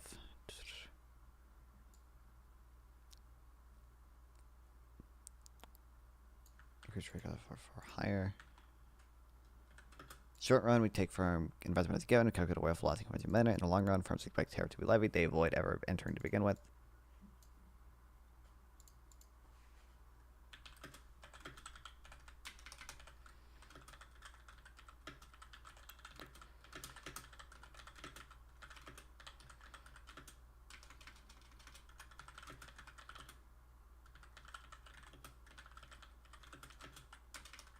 What do you know waiting room for? Are you writing a dissertation over here? Is this for tomorrow? Not really. I mean, I doubt like this specific thing will be relevant, but I mean, I've read other things that might end up being relevant. Oh, if you're just doing research, I wasn't going to talk shit then. But yeah, like, I don't think we're going to be on a WIC panel, man. We're not going this deep into anything. Yeah, like we're gonna get some surface level shit. You know, as soon as someone stops yelling and gets to talking, Wick's like, "All right, time to stir the pot with another question." You wait, bro. You wait, bro. The audience will be cheering when I cite Paul Krugman's 1979 paper about firm efficiency. You should go with the guy that he pretty much plagiarized. Debated right economically. What the fuck was his name? Ricardo something. He was a 1800s economist. I mean, yeah, David Ricardo, yeah. That's it. That's Sunday. I'm pretty high, so I don't remember her name. Yeah, valid. But yeah. That's Paul Krugman's a hack. Paul Krugman's my goat. My goat. I'm a free market dude here, but like I'm gonna be arguing from the left to you guys. Like you're essentially arguing because it's cheaper for me to get free shit. We should send our manufacturing to these countries that are burning coal to power their grid so that they can build it cheaper to send it back here. It's like they're skipping around our climate policy. These companies are getting super fucking rich. 99% of small businesses can't even get into the global market. It's basically filtering money to the top 1% in a way that pushes income inequality. And it's like, but my cell phone's cheaper. Holy based. Real quick, do you know who the Snail G is? The snail guy? I don't know if he's... I don't. Okay. I think he's on my side, but I have no clue. I have no clue what he's actually going to end up arguing, so that might be interesting. I hope he's on my side. The right-wing dude is the one that cut off, what's her dick? An enemy Charlie, who's been very nice to me. What do you mean he cut her off? He was like an asshole to her. He kept yelling over her during the debate and calling her names and shit. And she had been up for 24 hours for a stream. Oh, and she's a really nice girl. Like, she's been cool as fuck. She's had me on her stream multiple times. Really? I saw you on the one debate panel she had. Yeah, that was for like 10 minutes because I got voted out round 2. Wow, destroyed. Yeah. But no, I was just curious as to like what I was watching you for about the last half hour or so playing Final Fantasy. Hell yeah, free views. No, I mean, I don't know. I read a lot of boring stuff on stream. I just focus on reading better sometimes when I am on stream for whatever reason. So. But yeah, no, I was just wondering because like if you're doing debate prep, you're going down. You're not gonna get to 80% of this shit. Wick's not gonna let you. It's too boring. He's trying to keep audiences entertained. They're not gonna. The best you could do is hope for like a freestyle fucking Gibbs panel where we can bring it up, and Gibbs lets us for 10 minutes before he changes the subject. Yeah, I gotta come up with an insult to reply to the trickle down non-fun allegations. I gotta come up with. I have to. Just get your answer ready. Who's your favorite neocon? Is it George Bush? Is it Dick Cheney? Or is it Ronald Reagan? I'm gonna expect an answer out of you guys. I don't like Ronald Reagan because he did tariffs, right? I think Ronald Reagan had I honestly forget exactly what he did, but Reagan had tariffs on like motorcycles or something, and people bring that up, so it can't be him. He did, but generally he was a global. The free trade thing. I went into the history of this in my document. If you want to take a look at it, it started with General Electric in 1975 or so. Prior to that, we had about 25-30% of our labor market of our job market was labor. And then after fucking Nixon started working with China and Reagan started opening up shit like in different companies going over to Asia, we saw that like plummet. And then NAFTA hits and it plummets even harder. And now we're down to 6%, I think, before Trump made a big stink out of it. 2016. Biden got it back up to 10%. Went back. It's sitting at 9 right now. Vote. Yeah, so Biden, picked it up as well.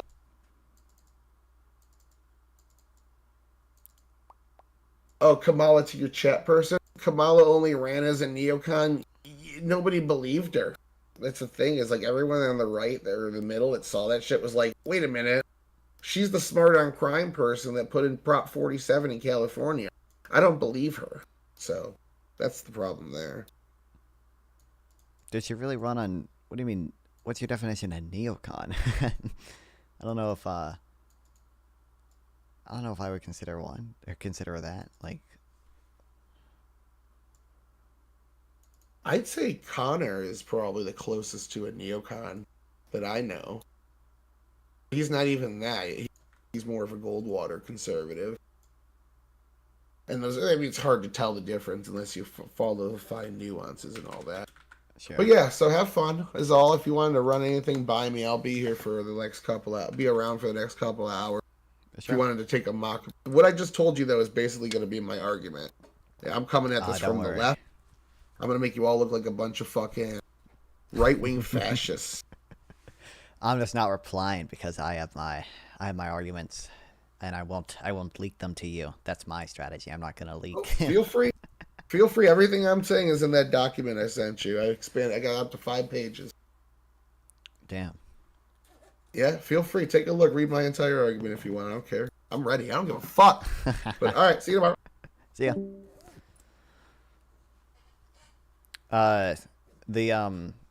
Will you ever debate Econoboy? Econoboy, I've talked to, like, I haven't had like a formal debate against Econoboy. I've been on debate panels with Econoboy on my side because generally me and Econoboy are going to be pretty aligned on most things. But like I've had sort of a few kind of impromptu conversations. Some of them on stream, I think maybe 1 or 2 off stream. We've talked a little bit about inequality. We've talked a little bit about utilitarianism versus like egalitarianism. Talked a little bit about child labor. I think that those have been our kind of disagreements. The really only disagreements I have with him is he is anti-child labor for some reason. Cringe. He is like, I think this is the thing we debated most. He's like a pluralist, so he values both equality and like, utility or whatever. Whereas I am pretty strictly utilitarian, so like I just value utility. it doesn't actually lead to that big of a disagreement because, like, he'll say inequality is bad, and then I'll say, like, well, I don't think inequality is intrinsically bad. But, you know, he'll be like, well, inequality also has all these bad effects. And I'm like, I mostly agree with him. A lot of this inequality also has bad effects. So it's perfectly fine to say under my framework as well, inequality is bad. So not actually lead to that big of a disagreement.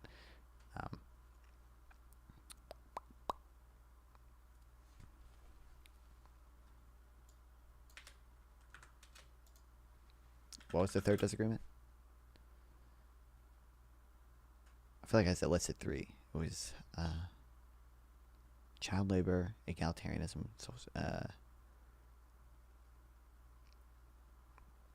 that might be it, actually. I don't know. Oh, veganism, I guess. I guess we kind of had a vegan debate with it. I think I talked to him for like 20 minutes on veganism or something. So.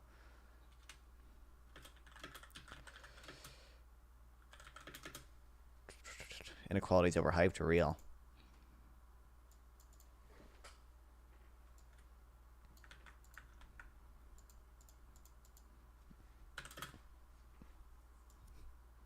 Cost of marginal cost and a finite cost of entry, which is identical for all goods.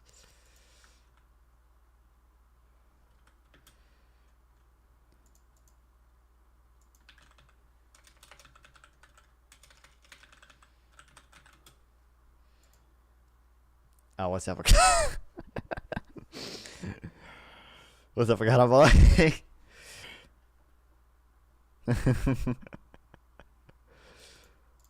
Printing laws varies with the square production. A 10% tariff rate is anticipated will cause a national decline of 1%. If anticipated, tariff leads to a 19.81% decline in national income.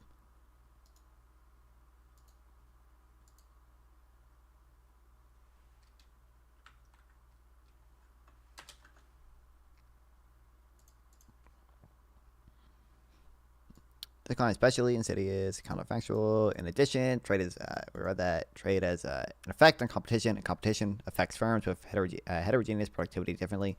Imagine Militz in Ottaviano 2008 that there are 2 firms in a domestic economy, both of which have different marginal cost of production. Firms price at the point at which marginal cost equals marginal revenue, or that is until the point at which the cost 1 unit of cost brings in 1 unit of revenue. Firm 1 faces a lower marginal cost and produces at a higher markup, as illustrated below. The figures are taken from more impossible down thing. Debate of convoy and privatization of the post office. I did that actually a little bit. We talked about it a few days ago, but I don't know. Like, again, I don't have strong positions or anything, but like it just seems like it's just like not. I think there was one article that I never read.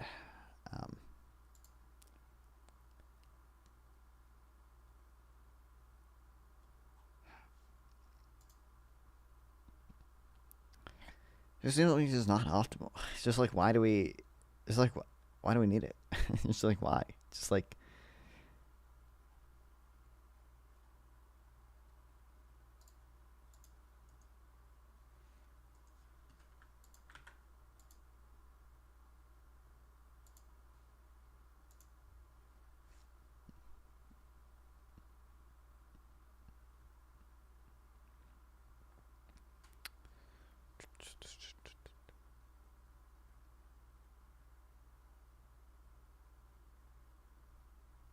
I'll find Ask GPT to summarize that. Summarize what? This or this? Why would I ask ChatGPT to summarize it?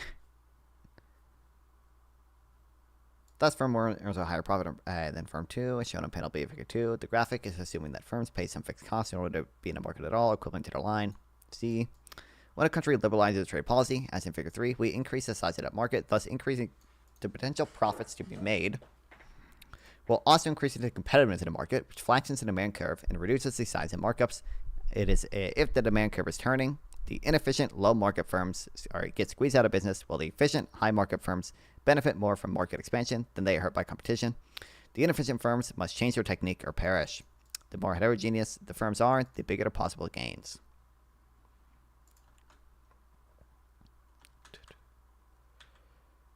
Okay.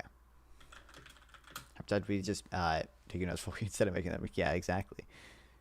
I just have ChatGPT in real time respond to every one of these arguments for me. That's what Pentuple does. Why can't I just copy him? Sometimes ask what is unique area of focus in that paper. I mean, it might be useful for. It might be. It could be useful for some of those things. Oh Jesus! What the fuck? Oh hi. Hi. I did not hear you join. Okay, what's up? What's up? Not much. Hey, guess what? I'm going to Florida in 3 days. What? For Disneyland? No. Oh. Well, listen. Disneyland is in California. Disney World is in Florida. Also, I'm not going to Disney World. I'm going to Jupiter, Florida, which is home of Tiger Woods and Donald Trump Jr. Let's go. Yeah, I'm going to drive by their houses. Why? And I'm going to say hi. Why are you going there? I don't know if they live there right now, but.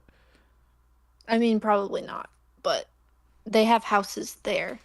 I'm going there for spring break. Oh, I guess it makes sense. Yeah. We have a family friend who lives in their neighborhood, and we stay in that day house. Lame. You jealous? I'm gonna take pictures of all the funny, stupid Republican signs that I see in Florida. There's gonna be a lot of them.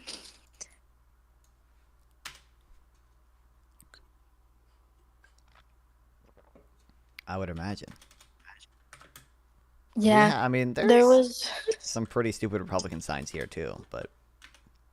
I mean, yeah, but I feel like they're on every corner in Florida. That is true, but. I like you know the billboard that says, "Where are you going, heaven or hell?" And it's like the stupid Yeah. like split screen, and one side is clouds and then the other is fire. Yeah. I love that one. Saw one of those in real life the last time I went to Florida. Dude. Did you call the number on it or whatever? Did you confess your sins? I don't remember if there was a number on it. Let me find the picture I took.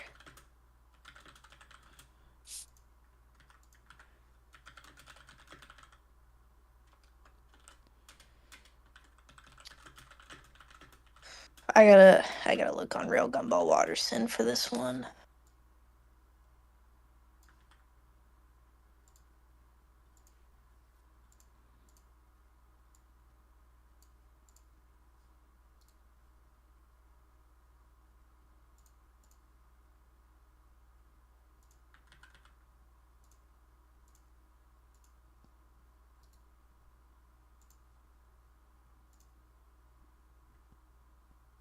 It's the number is 83 for truth.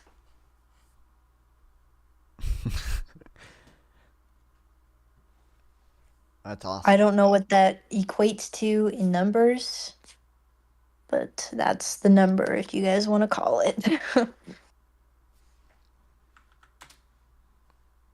I need the stock. It's I need sponsored the by- stock market is faking gay yard sign, dude. Republicans will have that pretty soon. Don't worry. Don't worry. They'll have the short-term loss for long-term gain yard signs, I'm sure.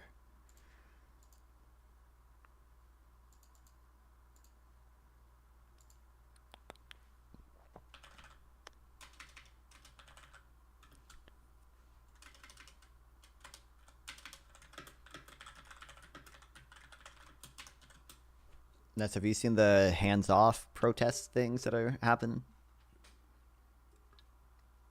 No, what the hell is that? It's just a bunch of people protesting against Trump and Musk with signs saying hands off Canada or hands off federal workers or hands off these nuts. I like that one. Can I we go have to one and not hold seen up that. that? Yeah, that actually sounds awesome.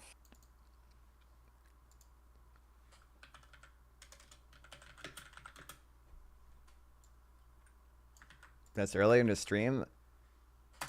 My chat asked me when I would get a girlfriend to be on stream, and I said every time I have a woman on the stream, you guys freak the fuck out. But they haven't freaked the fuck out yet, so I'm proud of them. They've made progress. Yeah, because they think I'm a little boy. That is true, actually. So.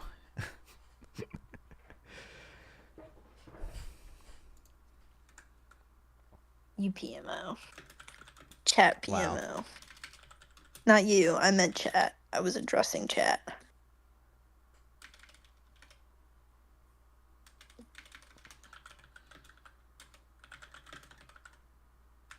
Oh, you saw the Minecraft movie, right? Yeah, it was awesome.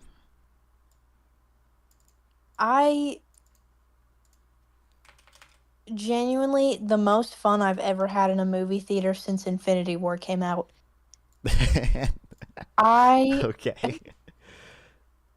You know the scene where, like, Captain America, I don't even remember Infinity War, this was so long ago, but you know the part where, like, Captain America's like, Avengers, assemble, and then everybody from the fucking portal, like, comes out and starts fighting Thanos?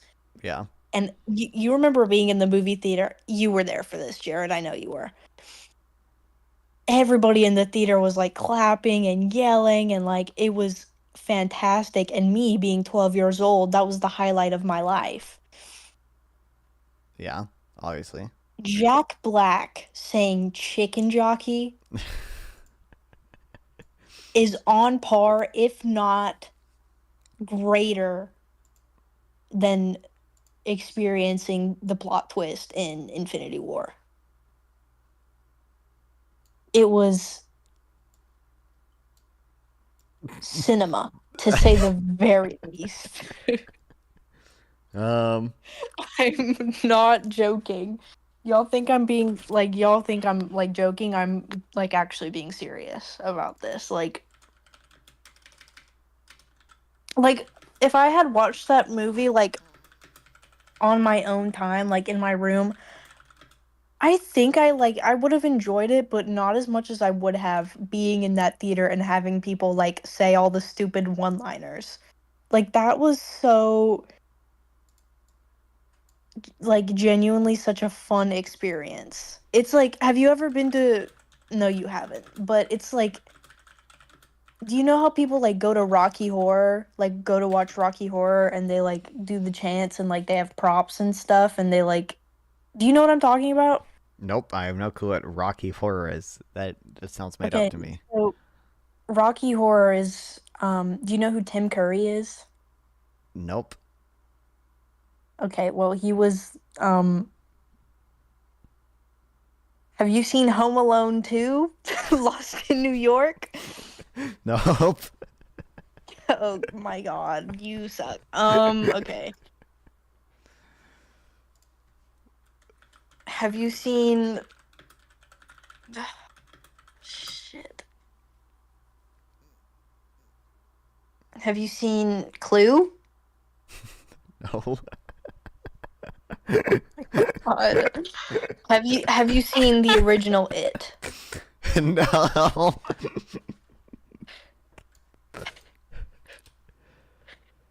I'm gonna go out on a limb here. But have you seen Muppet Treasure Island? No. Have you seen Charlie's Angels? No. I don't even know what that is. Have you seen Scary Movie 2? That's not a real movie. Yes, it is. Have you seen Garfield: A Tale of Two Kitties? Yes. Okay, well, he was the voice of Prince. Who? don't know. I haven't seen this stupid movie. I gave you 10 movies and you've seen the stupid shitty Garfield remake. The Garfield A Tale of Two Kittens is fucking awesome. No, it's not. It's shit. Yeah, huh?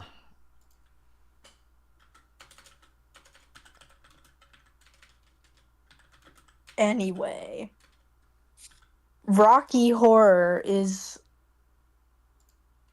it's a movie. And there's like this kind of like wait, I know who Prince is in the Garfield Tale of Two Kittens movie.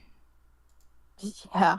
I don't even remember what he sounds like, but I remember who he is. He's kind of like the whole. He was probably British, given that the movie takes place in the United Kingdom. You know, kind of like the whole plot of the movie. It's kind of based around him, but you know. Shut up. Okay. Anyway, Rocky Horror is this movie, and people like when it's showing in the movie theater. When they say certain things in the movie, the audience like does like a chant or like you like they're given like a bag of props, and like when something happens they like squirt water guns or like open a confetti popper or like something like that, and it's very like an engaging experience. I've been to one and it was really fun. That going to Rocky Horror, I would say was probably just as much fun as seeing the Minecraft movie. Except there were no props, unfortunately. But I think that we should start doing that because that was really fun. And it would be even more fun if there were props.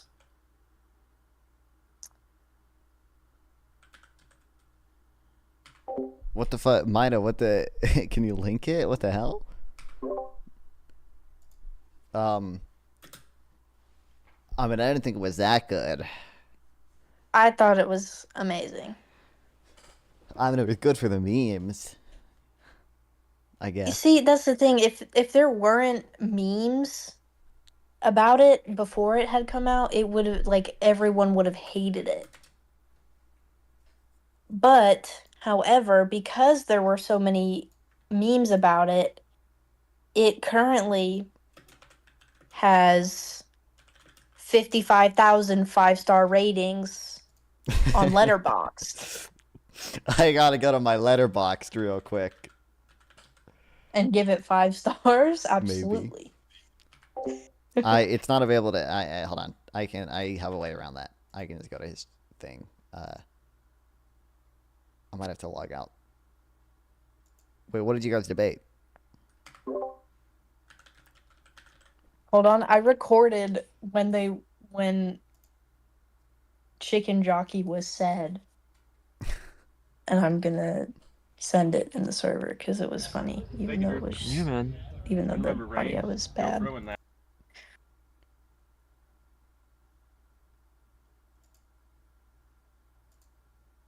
Wait, why did they invite you, Mida, to debate tariffs and not me? Well, I know I didn't invite me because he's scared of me. He's scared. True. I would be scared of you.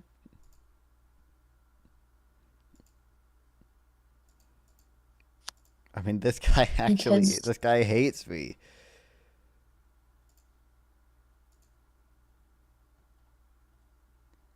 They didn't know me. Assumed I was a dumb leftist. Oh, okay.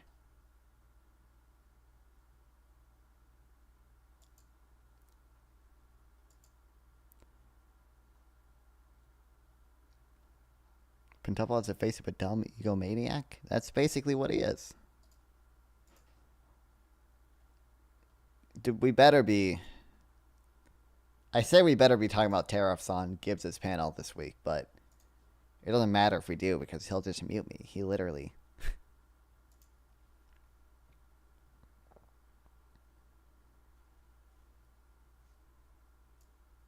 literally is insane. But...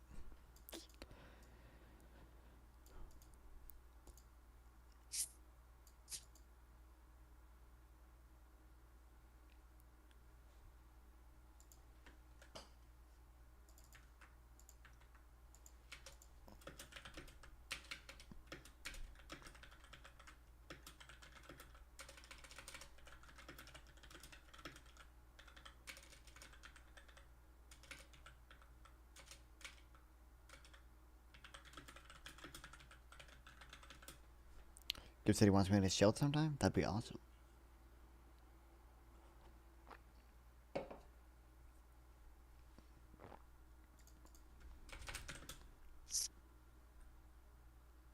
And that's when you're gonna go on Gibbs' show. Tomorrow. Right.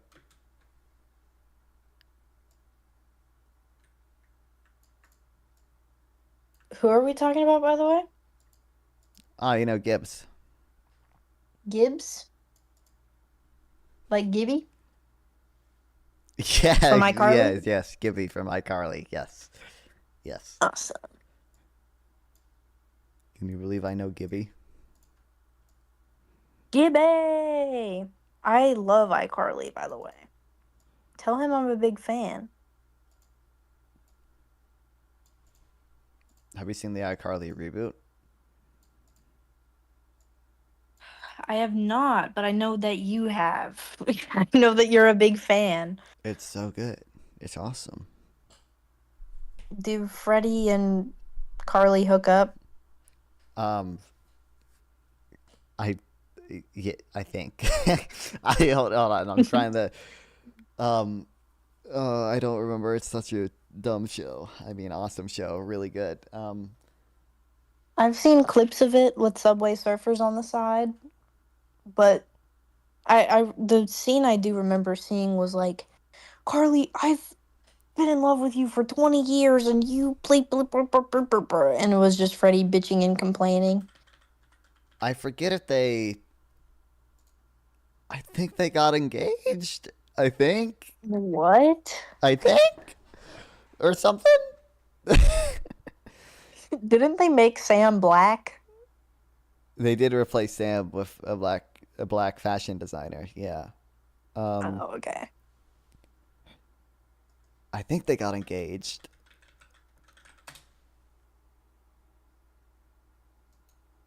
Wow. They definitely were dating. I think they were dating when this show ended. But honestly, I kind of forget because I kind of just turned my brain off. As one does when watching the iCarly reboot. Yeah, I mean, it's not like a bad show, but it's like a turn your brain off, have it in the background. I'm a professional. While you do another shit show. Mm.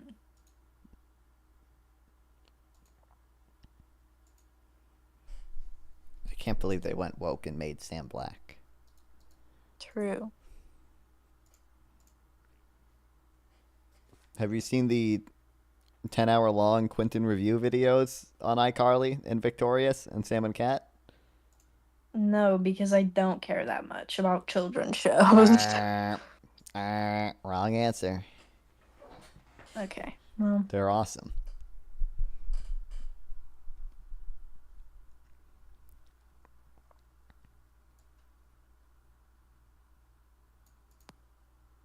Who is Quentin?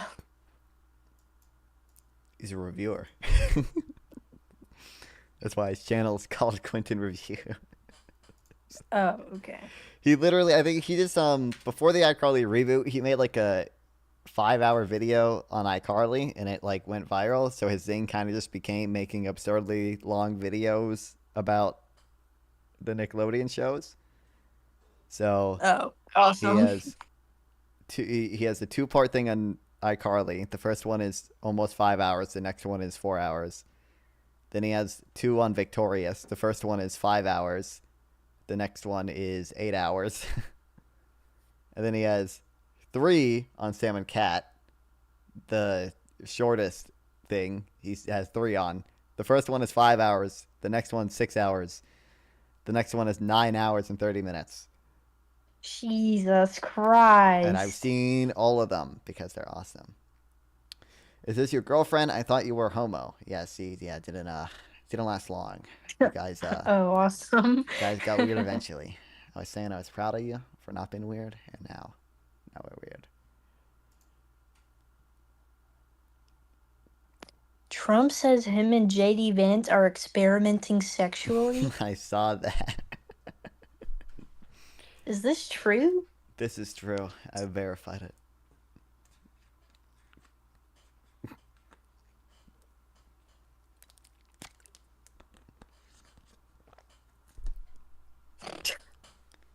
Jared, I sent you something funny. Where? On Instagram? Yes. Is it like... Is it like a reel that I can show a stream? Or is it... Oh. Did the tariffs affect me as well? No, babe, not you. I can't wait to eat that. Aw.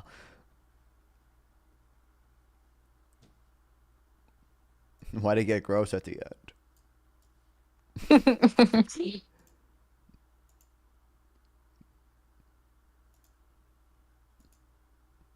We should put a tariff on eating pussy.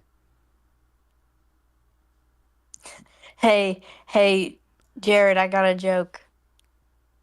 Okay. What's a Democrat's favorite Pokemon? I don't know. The free one at the beginning. True.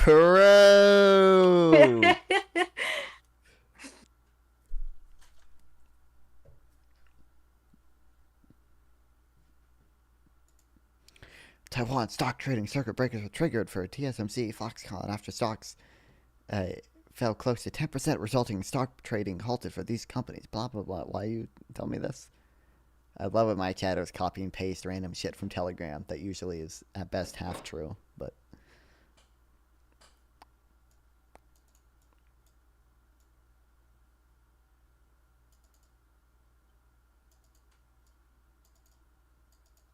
Well, did you just come in here to tell me about the Minecraft movie? Oh no, I just wanted to talk to you. Hey, if Chapel Roan was cool, her name would be Chapel Moan, and she would promote dry humping. True. Well, she probably does the second one anyway, right? But true. I've never heard her talk about dry humping. I mean, she talks about sex a decent amount, right? I guess not. Maybe not specifically. Well, I mean, her songs are about sex, but like I've never seen her get on like a podcast and just talk about sex. That's the standard that we're... Okay.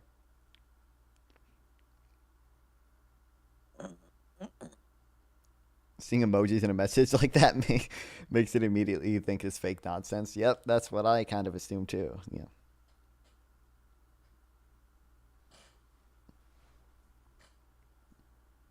More homework, basically. Are you doing homework? No, I'm reading. Actually, not reading. I've been distracted from reading. I should be doing homework. I have to write a DBQ tomorrow. About what? I don't remember the prompt off the top of my head, but it was like, how did the Cold War affect? It was something stupid, like explain the extent to which the Cold War affected international relations. That's probably the exact prompt. And then I don't know if I'll have the DBQ tomorrow, but I know for a fact I have an essay in Miss Walsh's class. Lame. I know. Mr. Denton, I like Mr. Denton because he gives us the prompts to the DBQ before we write them. But Miss Walsh hates us, and we don't get them until 5 minutes before. Was a Talk to a podcast ever about sex?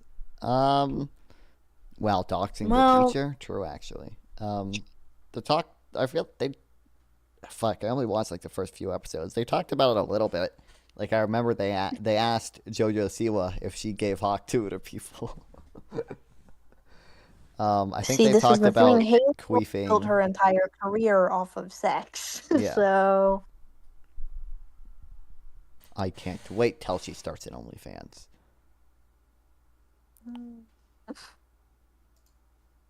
What? I don't know if I'd be a fan of that. Haley Welch OnlyFans? Yeah.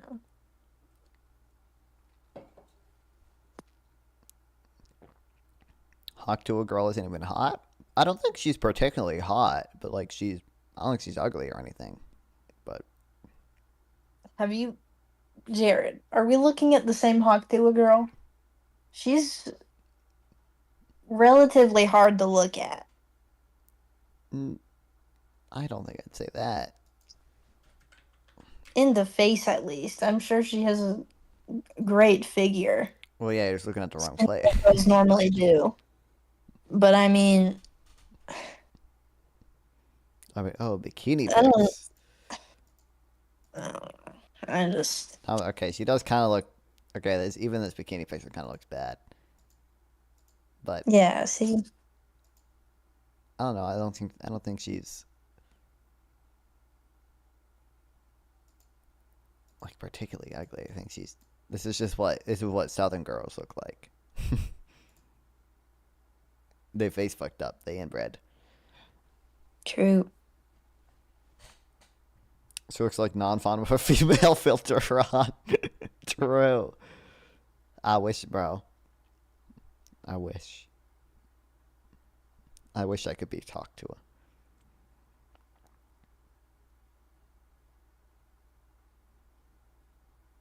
Do you think you should ask Haley Welch to go on Talk to and then talk about tariffs? That's what I was about to say. Do you think they'll invite me on to talk about the political and economic state of the world right now? Kiss my ass, Dave. I don't think anyone wants to. Maybe. Listen, she fell off, so eventually she'll get down at my level. Literally every white girl at university in the American South. Exactly, is what I'm saying.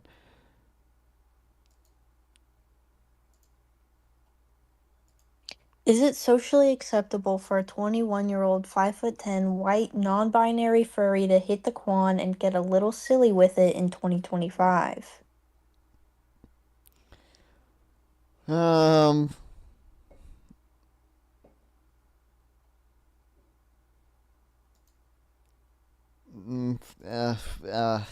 Repeat that? Don't repeat that, actually. I don't want to hear it again. Okay. Fabian can get on Tim Pool. You can get on Hawk Tua. That's true, actually. Dude, when will I get on fucking Tim Pool? Okay? Let me on, Tim. All right? Let me debate. If you need someone to debate the tariff shit, okay? I'm your fucking guy, okay? Bring me and someone, Pentuple will never agree to it. Someone else to debate the tariff shit, okay? Would you kiss Hawk Tua? Her face is kind of her worst part, so I don't know if I would. See, you agree with me. I would. Like it would depend on the context. I would say probably, but like maybe not.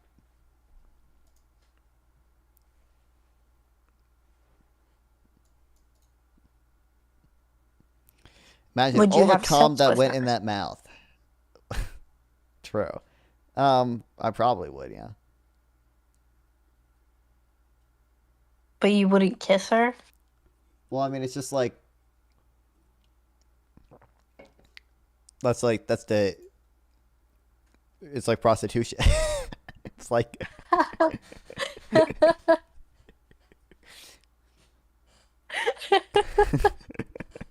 it's like it's more how do I this is rational, okay? Like I'm just saying, okay, you understand, like, you have no emotional connection to prostitutes, and like that's part of the reason they don't let you kiss you. Like, they're just there for you to fucking, they're just there to be a cum dumpster, right? Mm-hmm. Like, that's the, like, in this hypothetical, like, I'm just imagining basically me hiring her as a prostitute, except theoretically it's free. I get where you're coming from, but like, me personally, even if I were to like just hook up with somebody, I don't think I could go the entire time without kissing them. I feel like that's so weird. Entire time takes 3 minutes. I can do it in 30 seconds if you need me to. Depending on, although she is really good at Hawk Tua, so maybe probably not even 3 minutes, right? So.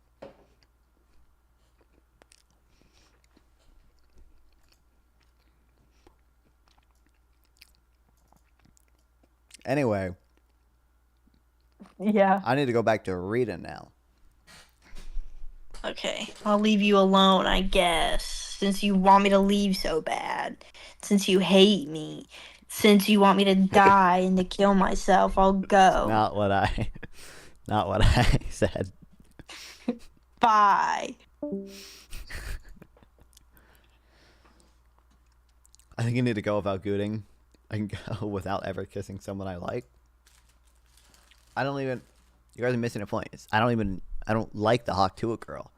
She is just an object to me. And back in this day, we had this thing called feminist.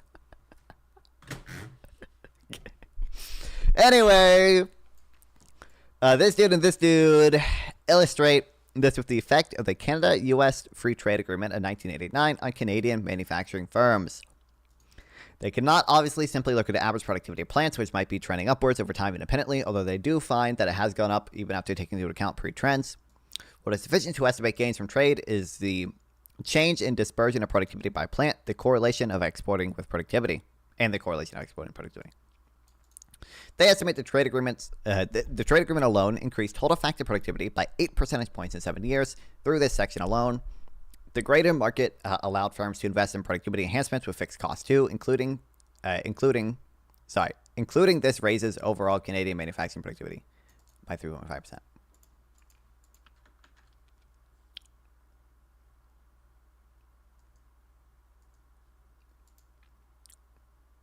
Okay, this link isn't dead.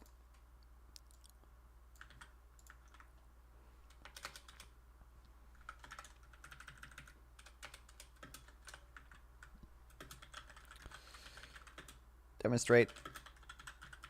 She's an object of desire. Exactly.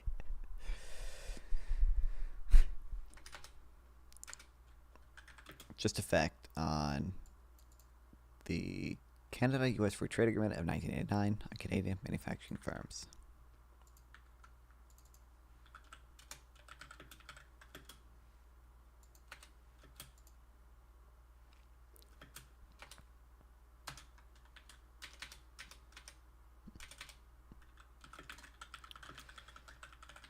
After adjusting for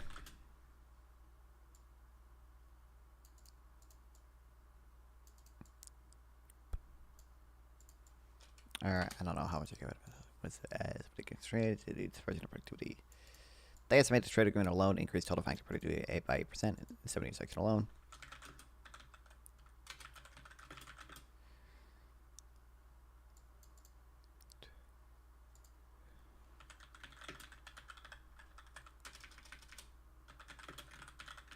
Increased total factor productivity by 8%.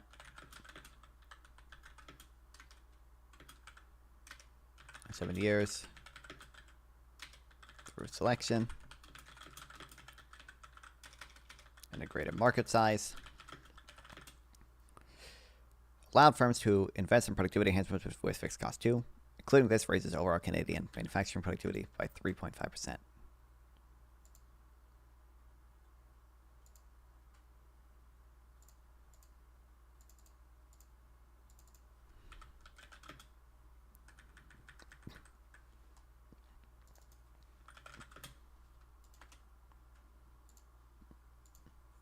A really cool historical example of why heterogeneity is important was Belgium during the Second Industrial Revolution. I draw from Humber, that guy. Belgium was a substantial exporter, the fifth largest in Europe by 1900. The trade was largely between industries. The textile manufacturer might ship his wares to England and Egypt alike. As trade costs fell, gains from trade occurred primarily in the most heterogeneous industries like tramways and streetcars. The number of goods exported greatly increased. Things like textiles, which use homogeneous production techniques, did not see much of a gain. They already had their technological maximum for the time. Thus, trade liberalization will have an outsized impact on the further optimal firms are, which means the developing world will especially benefit from free trade. Ooh, that's a good point.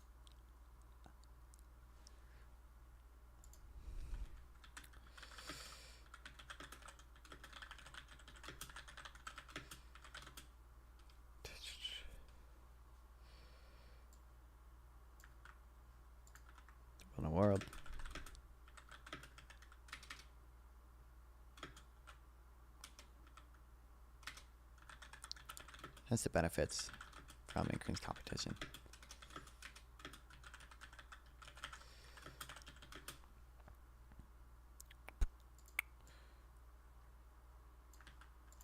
Will have an outside impact the further from optimal firms are. In summary, there are 3 non-exclusive channels through which trade promotes productivity.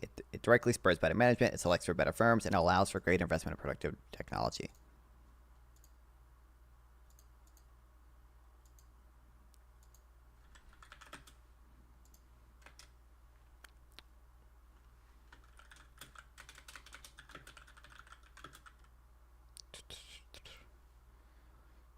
Trade promotes productivity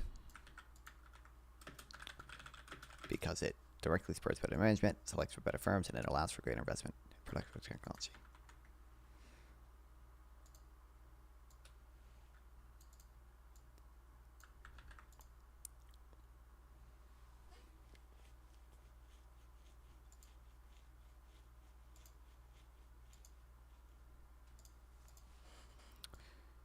Wither industrial policy.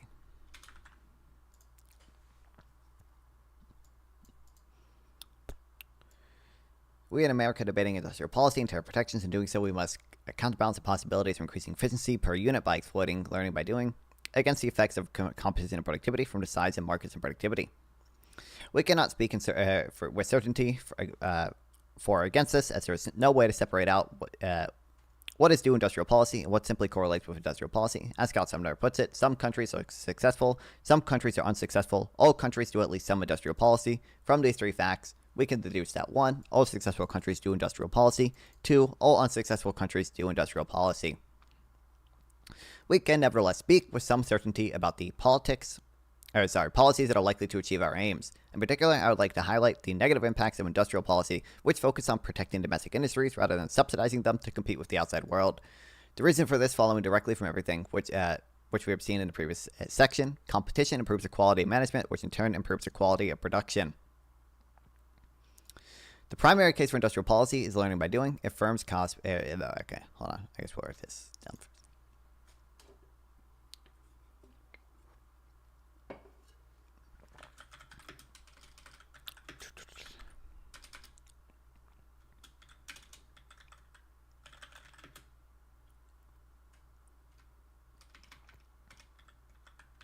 When debating industrial policy, we must counterbalance the possibilities of increasing efficiency per unit by exploiting learning by doing against the effects of of competition and productivity.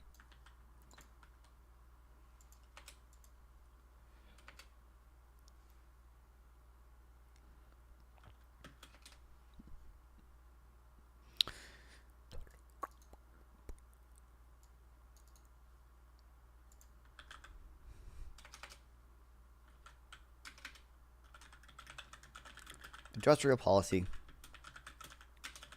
that is focused on protecting domestic industries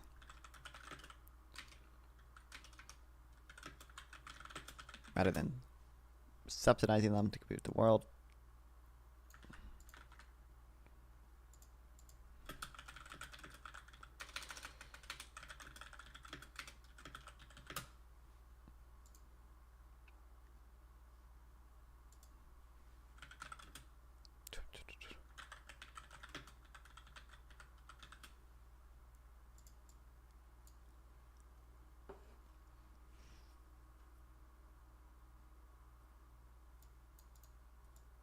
The difference of quality manufacturing.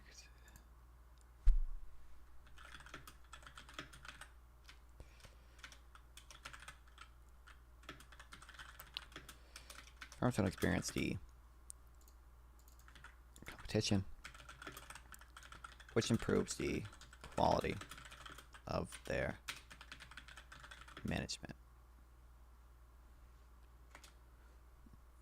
The primary case for industrial policy is learning by doing. If firms' cost per unit falls, per unit produced, then the optimal arrangement is to have all units produced by one firm, or if we grant that there are domestic spillovers by firms within one country. This argument is not necessarily a call for development within a country, specifically Das Beguta and Spigot Stiglitz are extremely explicit that if learning curves are better in foreign countries than ours, a Pareto improvement to actively subsidize imports.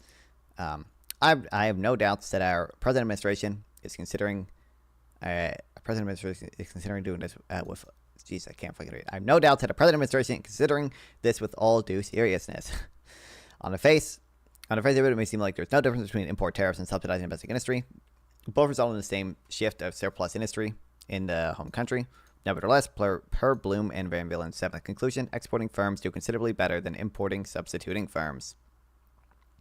Not having to face competition from the outside world encourages complacency and slackness.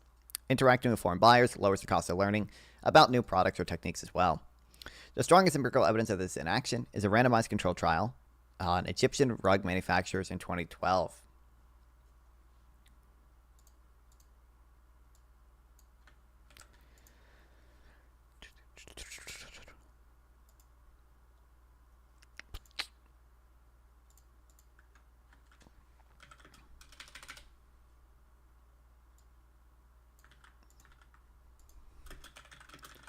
Finds empirical evidence for this with Egyptian rug manufacturers in 2012.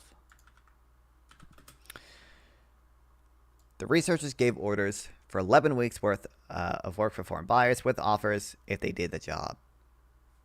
Trump fans, aka rug pull and joy, is true. They were able to document the profits, quality, and productivity of exporting firms and found all of them rose when they tested firms by asking for standardized order, both from treated and controlled firms, which would be sold to domestic buy. The firms had to access outside markets. The firms which had access to outside markets produced a better rug than those that did not. The best explanation was that authors have for this is that the intermediaries who placed the order were spreading information about how to make rugs better, and the orders were giving firms as an incentive to actually put it into practice. The historical experience in the United States bears out that tariffs are not responsible for developing substantial. We'll say that in a second.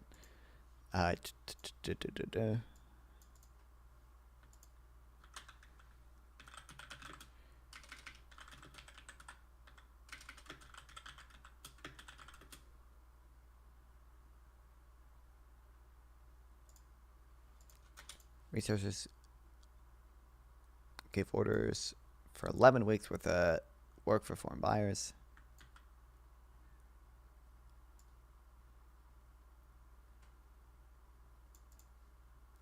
Hold on, wait, if I understand it correctly.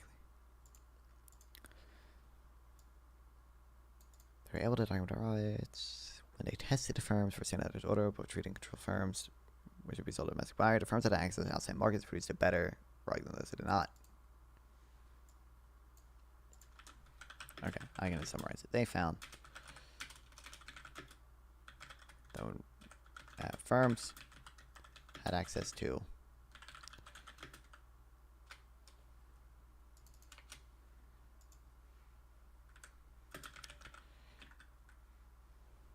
outside markets, produced better rugs than those who did not.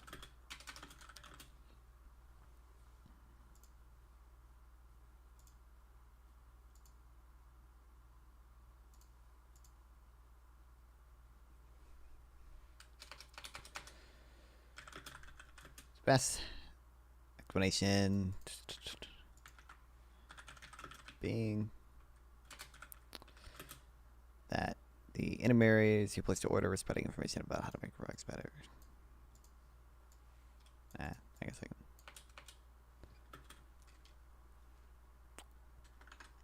Historical evidence for the United States bears out that tariffs were not responsible for doubling sustainable industries, and that any industrial policy will need to focus on encouraging exports in the U.S. The presence of tariffs and economic growth was simply a coincidence. In the first place, tariffs were largely placed haphazardly, with an eye for revenue rather than any coherent attempt for industrial policy. During the youth of America, tariff was simply the only tax it could hope to enforce. The tariff abominations, which sparked the nullification crisis of 1832, was essentially an accident the Southerners adopted to kill the bill by inserting unbearable provisions, in particular steep tariff on raw wool, which northern industries needed. It is a little surprised that modern empirical work on the effect of tariffs found they were not responsible for America's growth. Historical evidence from the U.S.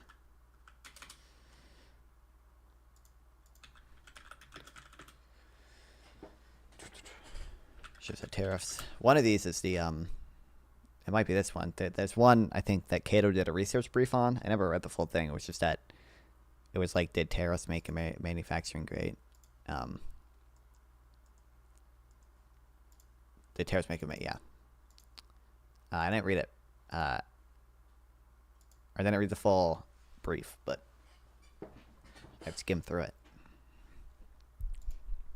it. Being what I skimmed through a summarized version of something. Let's go. Peak knowledge unlocked. Did not build substantial industry.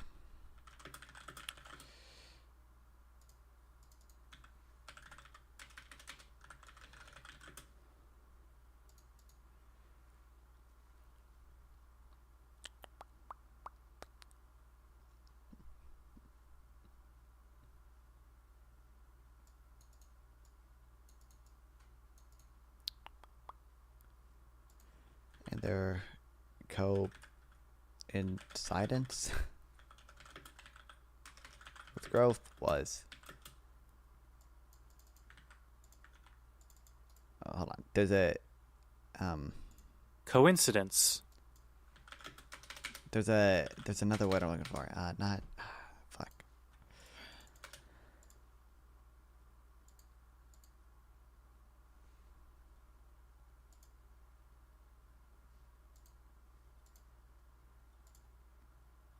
Hold on. Oh, correspondence in nature of time.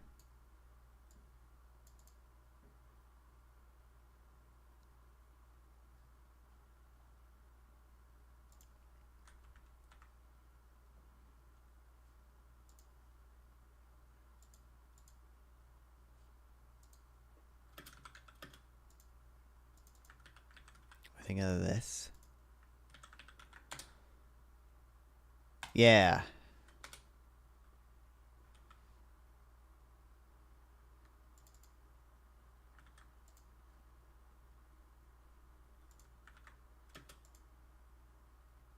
Their coincident with growth was a coincidence. Should it be coincidence?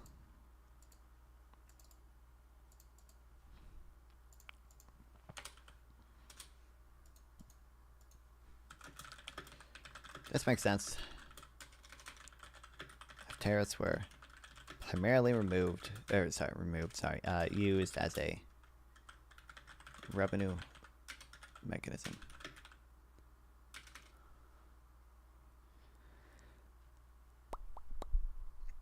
Irwin 2000 notes that if tariffs,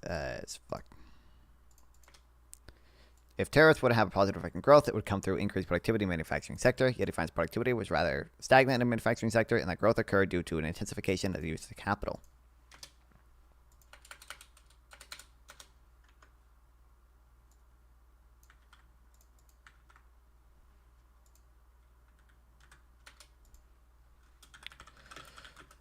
What's that? If tariffs would have a positive effect on growth, it would have to come through increased productivity in the manufacturing sector. However,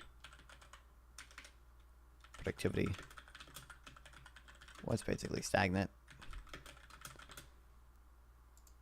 Manufacturing sector. And growth instead came from an intensification of the use of capital.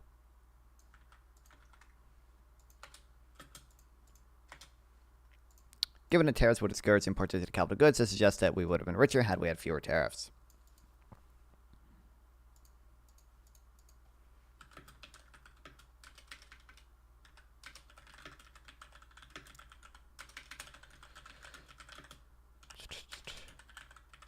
Importation of capital goods. We likely would have been richer with fewer tariffs. Kleinen, that guy, 2024. Give me a second.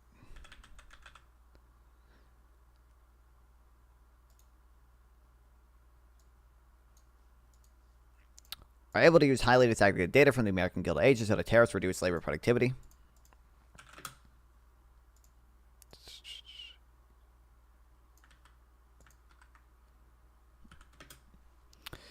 Recalling the that model of trade from earlier, we would expect a contraction of the size of the market to reduce the average size of firms and reduce average productivity. Is exactly what we find.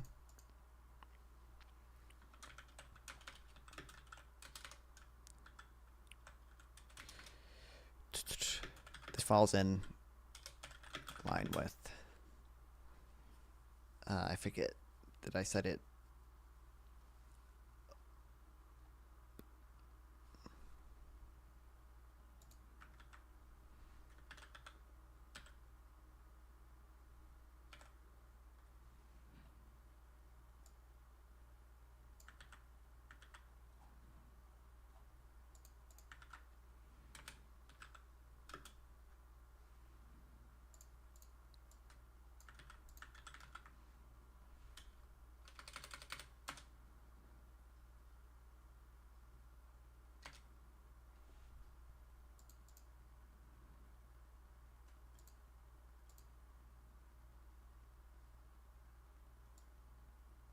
Oh, that's the one with the broken link. That's why.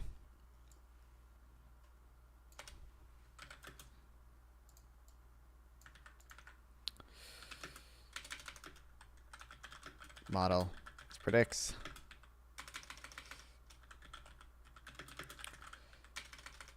contraction, the size of the market will reduce the average size of firms.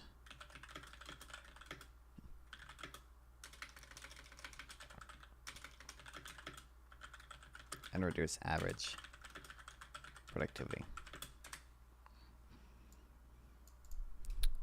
Lastly, you in 2020 was unable to find evidence for learning by doing.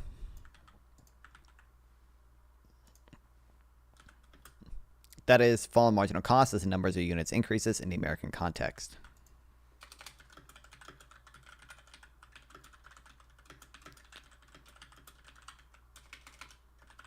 Fall in marginal cost. The number of units produced increased.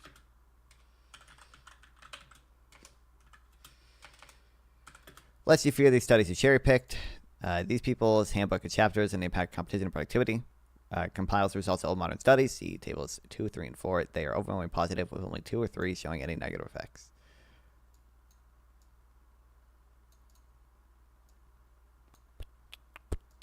In more modern times, our tariffs have had bad effects on our own economy. The recent Trump tariffs were passed fully on to consumer prices and reduced total national income by $1.4 billion per month. These people, the number of varieties available also dropped, and since the tariffs weren't anticipated, the longer run effects should be worse. In fact, even the possibility of tariffs being levied depresses industry. I'm familiar with this one.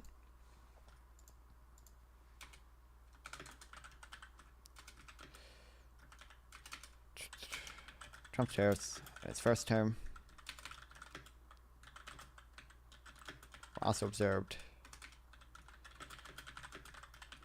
to have negative effects.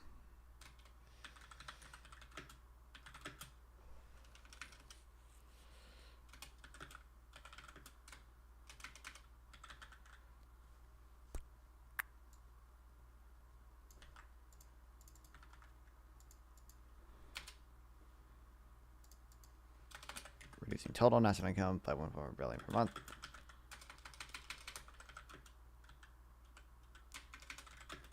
With the cost of tariffs fully passed through.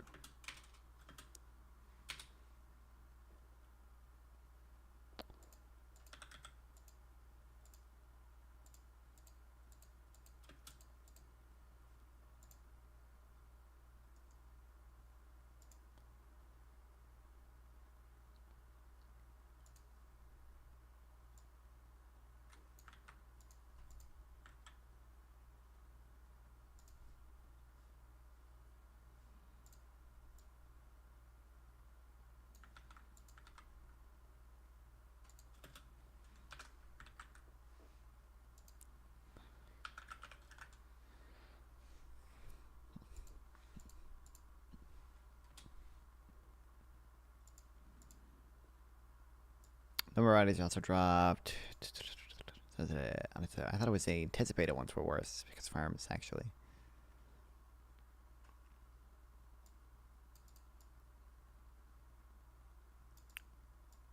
Oh, 10% tariff rate anticipated because of the national income decline by 1% if... No, that makes sense. Anticipated.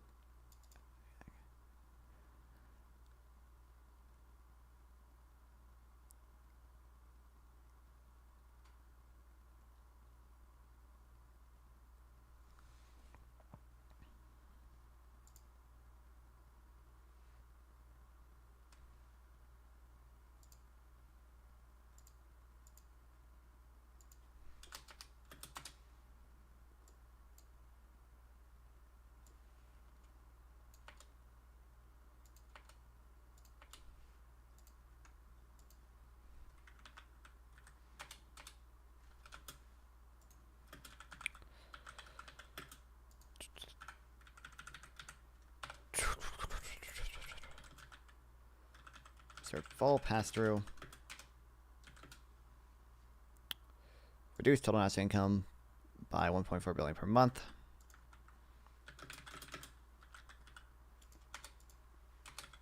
Reduction. Variety. And the number of varieties.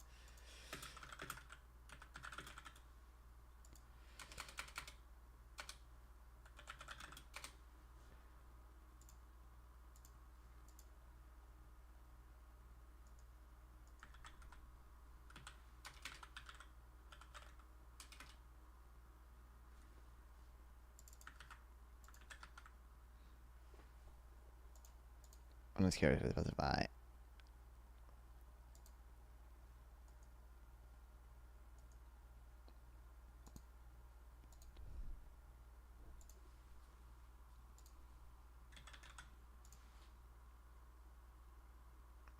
I might already have this one, but I don't think I do.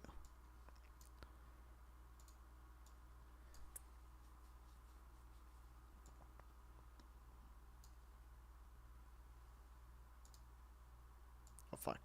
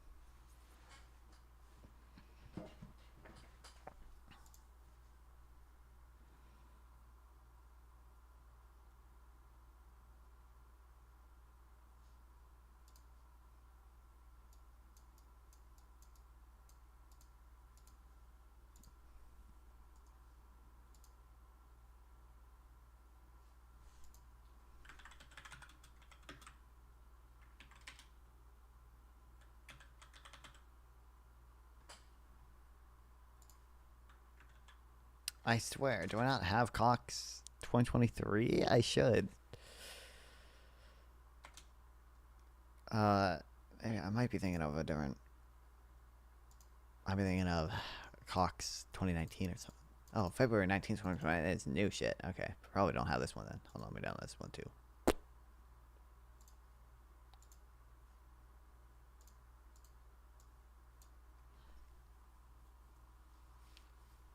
Oh, wait, shit. Also, these should be in trade studies.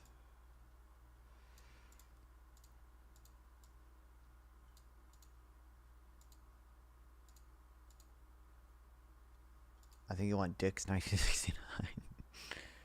Is that a real? That probably is a real one, right? Why can't I drag this?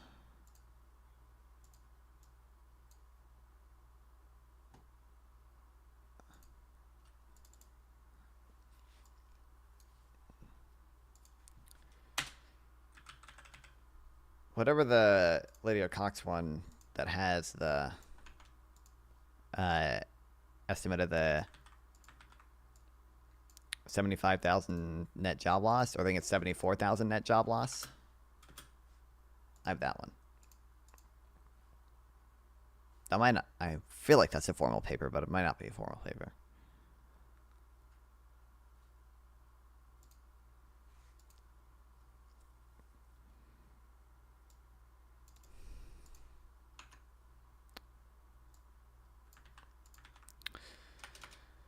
Looks at downstream industries downstream effects of tariffs to protect the steel industry during the early George W. Bush administration. Since steel is an immediate good of production of other things, the number of jobs in downstream industries vastly outnumbered the jobs in steel by a factor of 80 to 1. The imposition of tariffs led to an immediate decline in the downturn in exports. These losses were persistent 8 years later. Exports were still down 4%. In other words, between $10 and $50 billion less, with concentrated losses in sectors which heavily use steel. The affected industries have 168,000 fewer jobs than expected. The persistence of the loss can be explained only by a fear that tariffs might be reimposed again in the future. Firms are risk adverse and will be hurt more by a loss at the sunk cost. Loss of a sunk cost, and they benefit, magnifying the impact. Countries would do well to go bind their hands, so that they may never even be tempted to tariff for good or ill. Focuses on the downstream effects of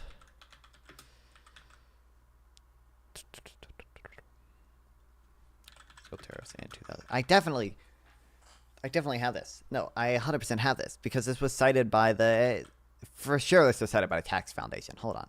Maybe, did I just not copy it or something? Hold on. I have this.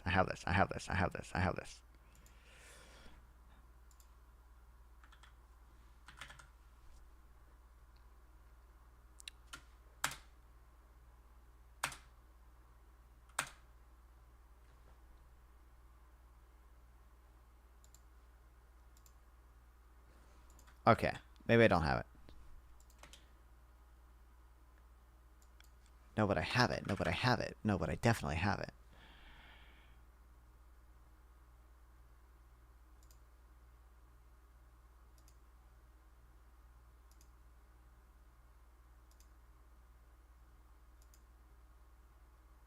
Okay, well, I have a study that is very similar, which I will also find and add to my thing. After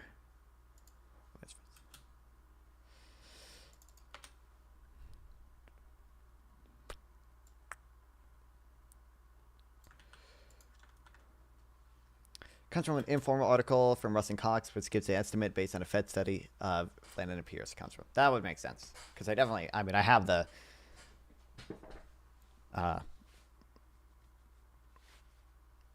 disentangling the effects of the 2018 or 2019 steel tariffs, which is by the Pierce and the other dude. Yeah.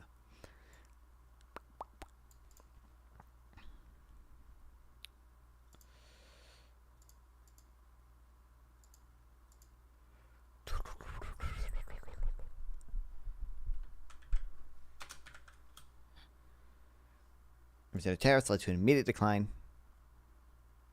I'm assuming he meant it's just an immediate decline in exports.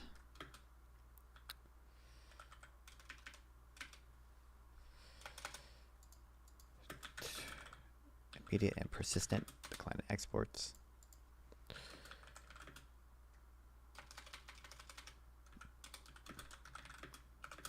Even 8 years later, exports were still down 4%.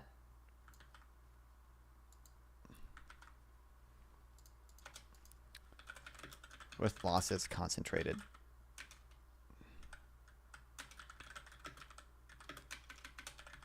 in steel intensive industries.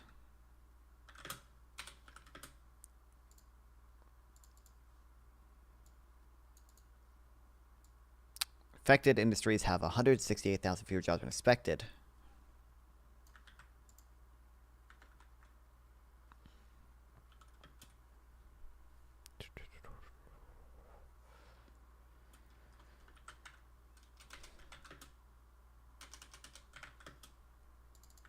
Persistent loss is best explained by firms' fear that tariffs might be reimposed in the future.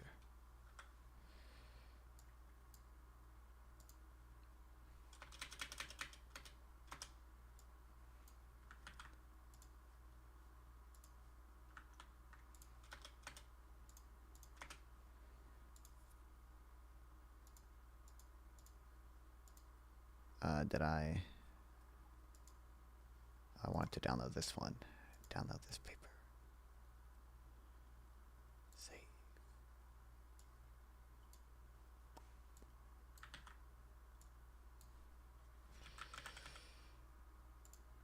Toggle heading to why stop putting shit in there.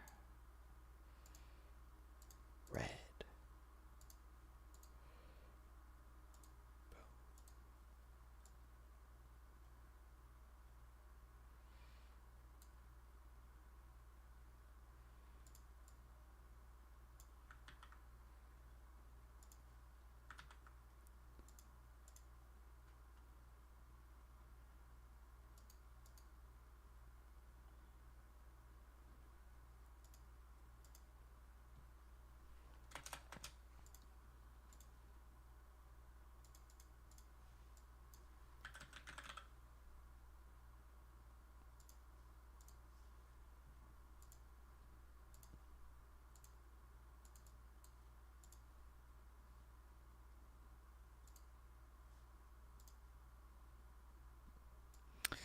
The persistence of loss can be explained only by a fear that tariffs might be reimposing in the future, the risk adverse, blah, blah, blah, with that. Latin America has also suffered from lack of competition. Clemens and Williams in 2002 show that real tariffs were higher than Europe's or anyone else's before World War II.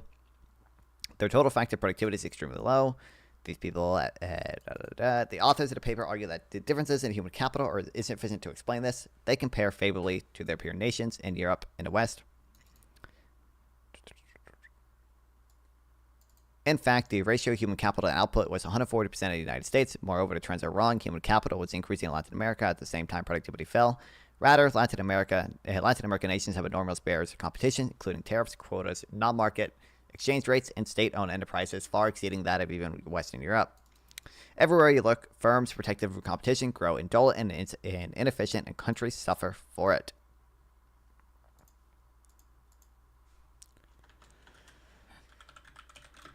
Countries in Latin America also showcase the negative effects from a lack of competition caused by tariffs. These people show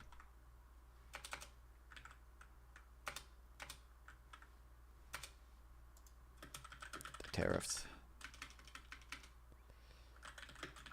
Real tariffs.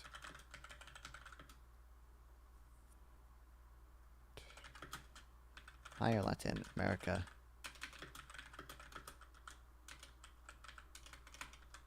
Than in Europe.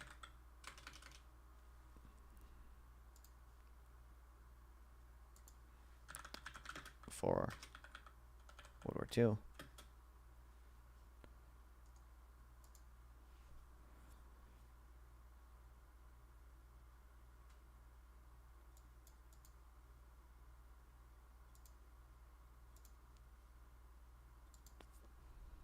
World War III. The total factor productivity is extremely low. Authors of the paper argue that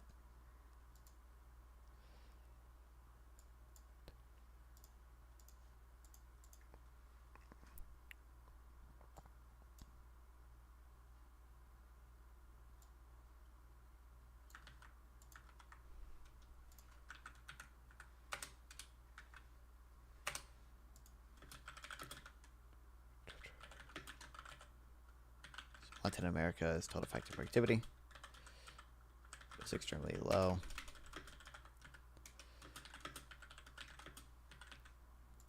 Differences in human capital are insufficient to explain it.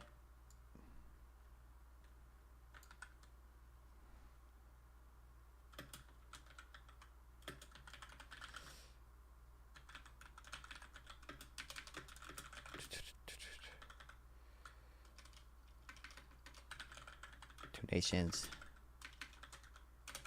in Europe and the West.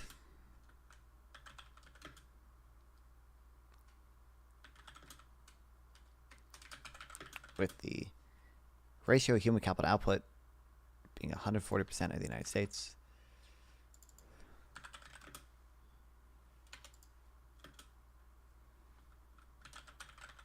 Furthermore, human capital was increasing in Latin America at the same time productivity fell. The issue was that Latin American nations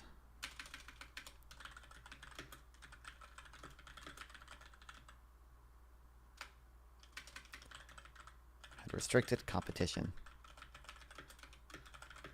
with tariffs, quotas, non-market exchange rates, and state-owned enterprises.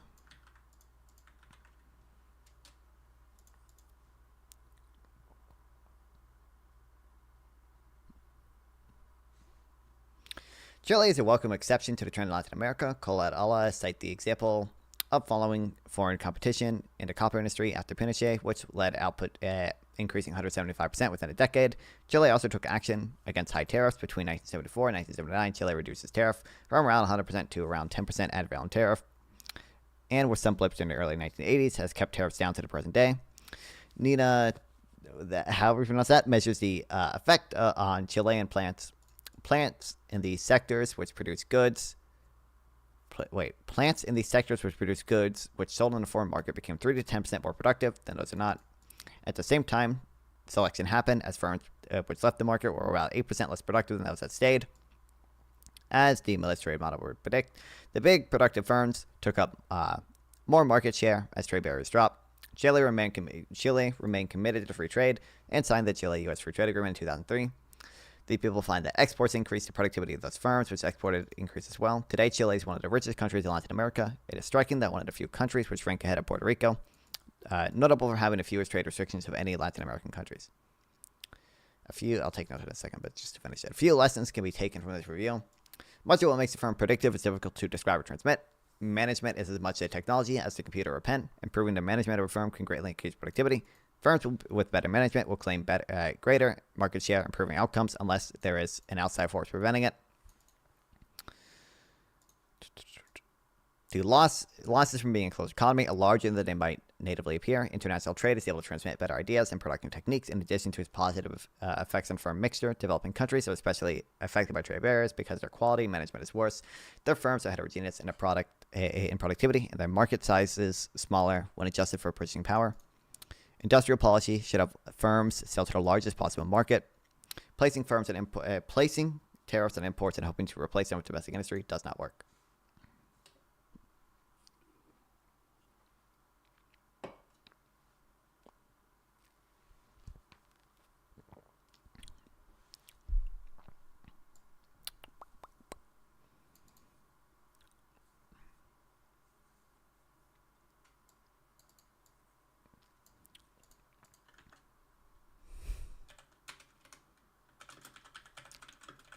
Optimal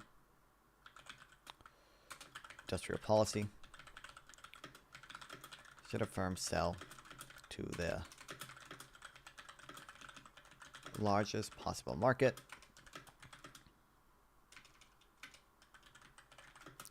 Placing tariffs on imports, hoping to replace them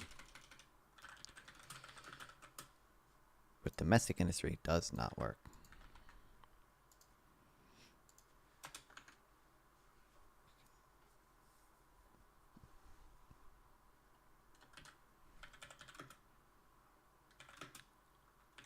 Chile, an exception to the trend in Latin America. It showcases the benefits of allowing foreign competition.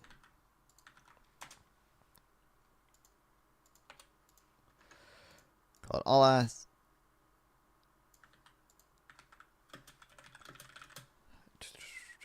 Find that they cite. Is this the same thing?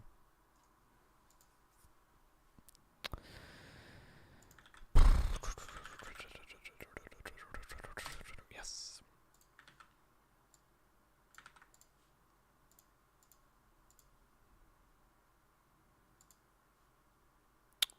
export companies in the copper industry.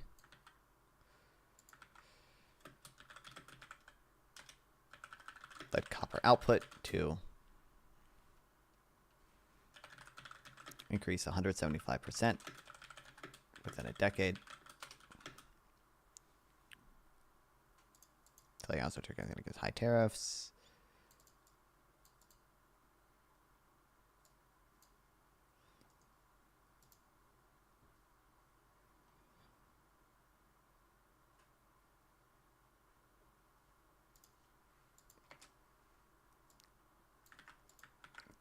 The study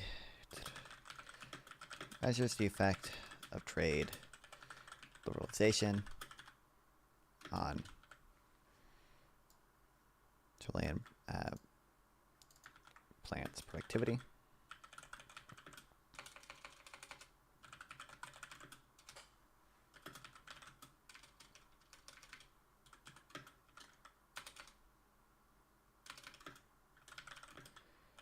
They find the plants, the sectors which produce goods sold in a foreign market became 3 to 10% more productive than those that did not.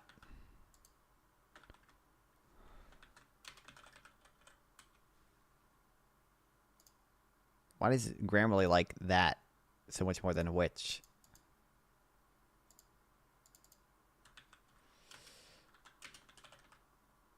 Simultaneously.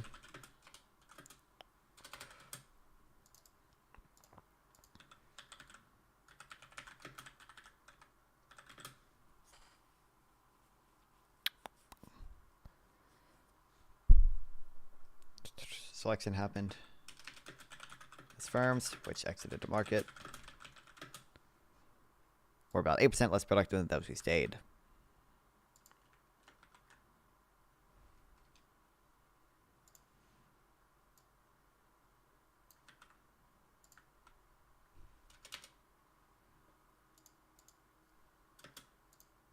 It's about the Chile Free Trade Agreement.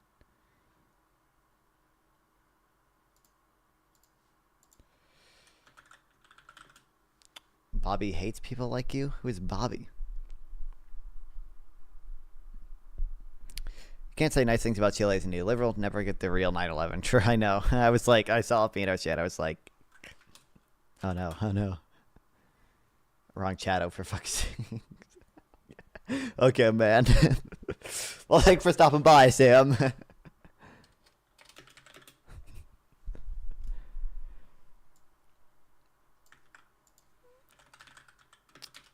Impact of the U.S.-Chile Free Trade Agreement signed in 2003.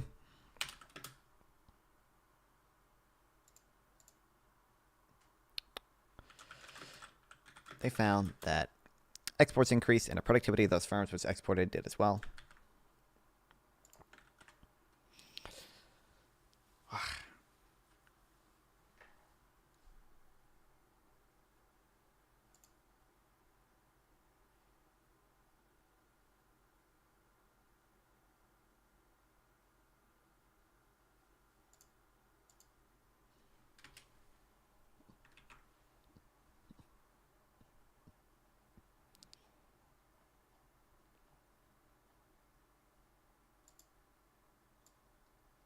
Killer, killer, killer.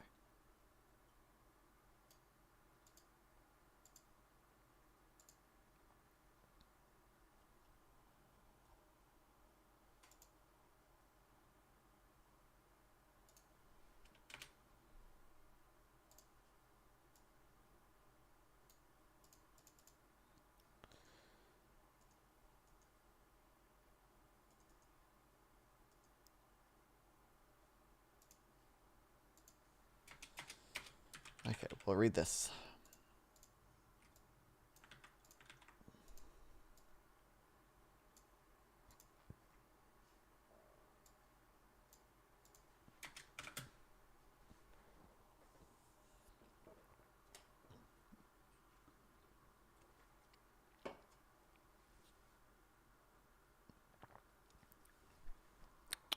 President Trump's tariff formula makes no economic sense. It's also based on an error. President Trump on Wednesday announced tariffs on practically every foreign country, some non-countries ranging from 10% minimum all the way up to 50%. The economic fallout has been dramatic, with the stock market losing 9% of its value based on S&P 500 index at the time of writing, and forecasted probabilities of recession rising. President Trump described the tariffs as reciprocal, equal to half the rate of tariffs and non-trade tariff trade barriers imposed by other countries. However, they nothing of the sort. The tariff the United States is placing on other countries is equal to the trade deficit divided by imports from a given country divided by 2, or 10%, whichever rate is higher. So, given the United States has no trade deficit or trade surplus with a country, they still receive a minimum tariff of 10%.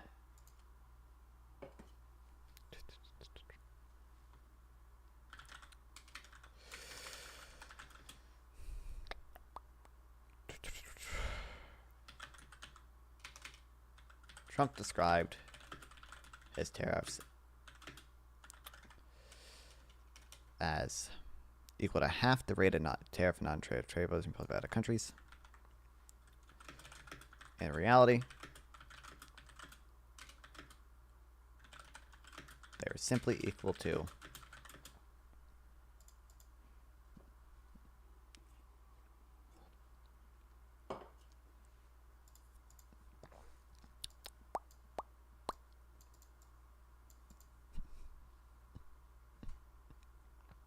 the U.S. trade deficit divided by U.S. Imports from a given country divided by 2, or 10%, whichever rate is higher.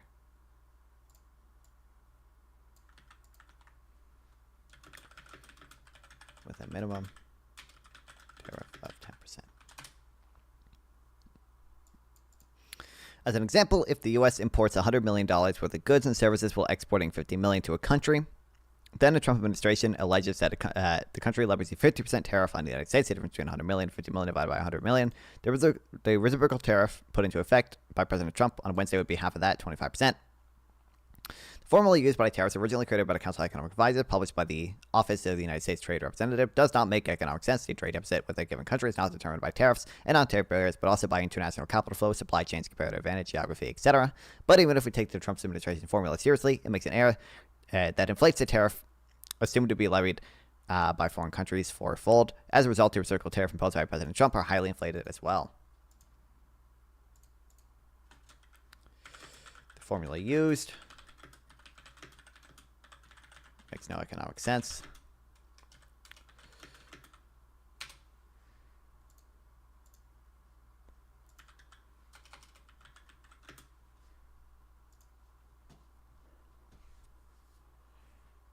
Wait, what was that? If you make a product in America, you don't actually have to pay the... Fuck. Did I click the wrong... Am I a fucking robot? Wait, what was that? If you make a product in America, you don't actually have to pay the tariff. So true, Charlie. That was a big so lie. true. He knows it's a big lie, and I can prove it using an easy example, this 100% American-made Florida tangerine right here. See, Charlie is counting on you not thinking about the fact that, yeah, if something's 100% made in America, that exact item won't get a tariff on it, but the entire supply chain and how it's made and all the materials and all of the other parts... You're tariffing every fucking input. Not only does the product have to be made in America, the fucking factory that it's made in has to be made from all American parts, like, because otherwise that's just going to be tariffed, and that very well could be passed on to you. But also, tariffs incentivize domestic producers to raise prices. That's kind of the whole fucking point. But parts of it are going to go up in price, right? Let's take a look at this Florida tangerine, right? It grows on a tree. You pick it off. Why would there be a tax on that? Why would there be a tariff on that? Well, what about the hoses for the irrigation to bring water to this tangerine? What about the tractor that's used as these are put into the back of a tractor and then driven off to the supply area so they can be packaged? What about the bags, the netting that these are put in, right? Is the netting made in America? You know, when you buy tangerines at the grocery store and they have that little plastic netting around it, 10%. It went up at least 10%, the price. But also, Charlie, like, I find it... I don't know about Charlie Kirk specifically. No, yes, I do. Charlie Kirk does not believe the words coming out of his mouth. Charlie Kirk is ad hoc justifying whatever Trump's policy is. Charlie Kirk does not. I don't know if he actually has a fully formed opinion on tariffs. He might just not care, and he might just ad hoc justify what Trump does without actually putting any thought into whether it's actually good, or he might think it's actually bad and still just like ad hoc justifies it. But Charlie Kirk does not believe. There's no way. There's no way he actually believes the shit that's coming out of his mouth when he says shit like that. Like, there's no way. There's no way.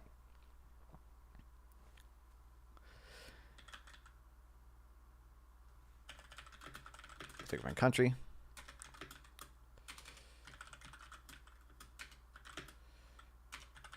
Not determined only by tariffs and non-trade barriers.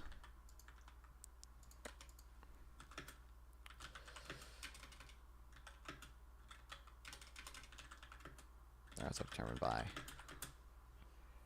international capital flow, supply chains, comparative advantage, geography, etc.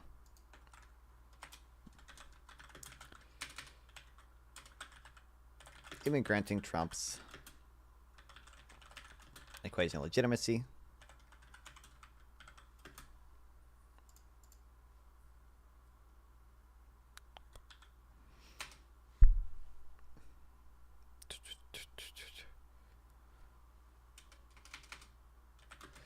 It makes an error.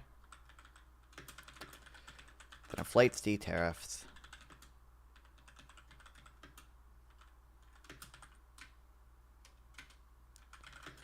Other countries supposedly charge us.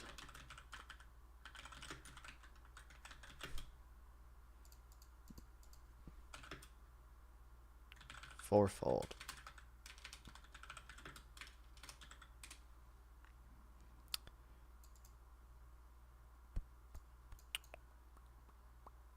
As a result, the reciprocal tariffs imposed by Trump are highly inflated as well. Though an effective formula for tariffs placed on the United States by another country is equal to the trade represented by imports, a formula published by the U.S. Office of Trade Representatives has two additional terms in a denominator that happen to cancel out. One, the elasticity import demand with respect to tariff import prices, and two, the elasticity import prices with respect to tariffs.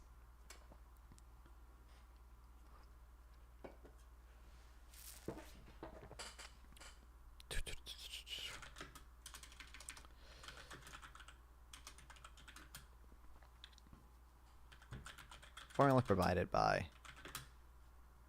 the Office of U.S. Trade Representatives.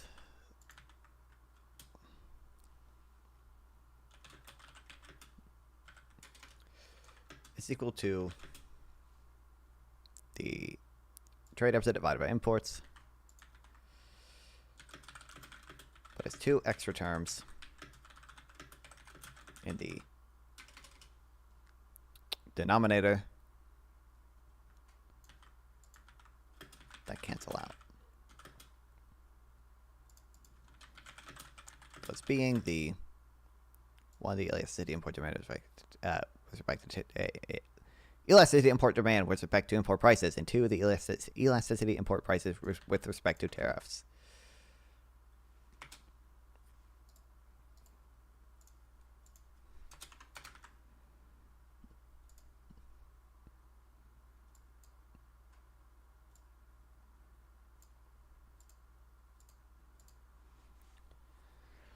The idea is that as tariffs rise, the change in the trade deficit will depend on the responsiveness of import demand for tariffs, which depends on how import demand responds to import prices and how import prices respond to tariffs.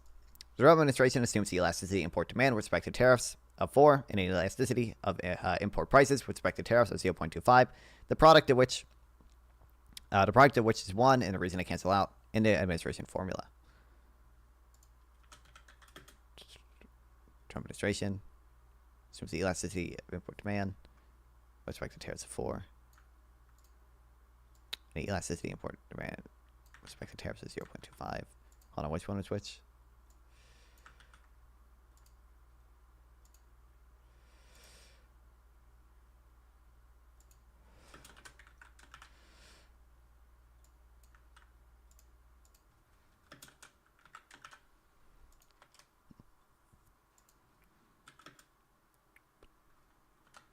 Let's add 4 times 0.5 is equal to 1. That doesn't look good. I don't know. I'll keep it like this. However, the elasticity import prices with respect to tariffs should actually be about 1. 0.945, not 0.25. Its term of administration states their mistake is state-based elasticity of response at retail prices to tariffs as opposed to import prices, as they should have done. The article they cite by Alberto Cavero and his co-authors makes the distinction clear. The authors state that tariffs pass through almost fully to U.S. import prices, while finding more mixed evidence regarding retail price increases. It is inconsistent to multiply the elasticity import demand with respect to import prices by the elasticity of retail prices with respect to tariffs.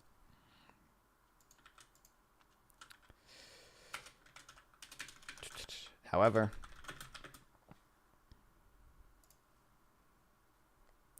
the elasticity import prices should actually be about 1.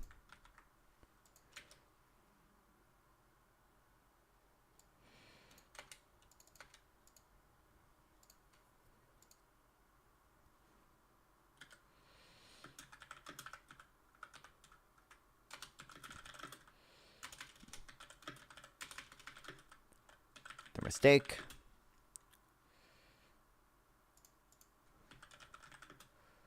was citing the response to retail prices to tariffs as opposed to the response to import prices, as they should have done.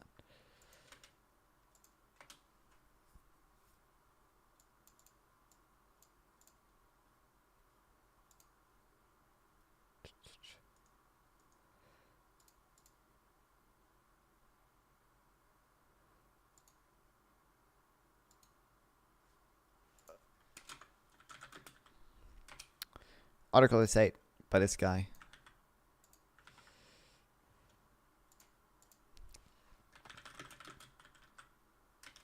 Makes it clear they find tariffs that pass through almost fully to its import prices. We'll find more mixed evidence regarding retail price increases.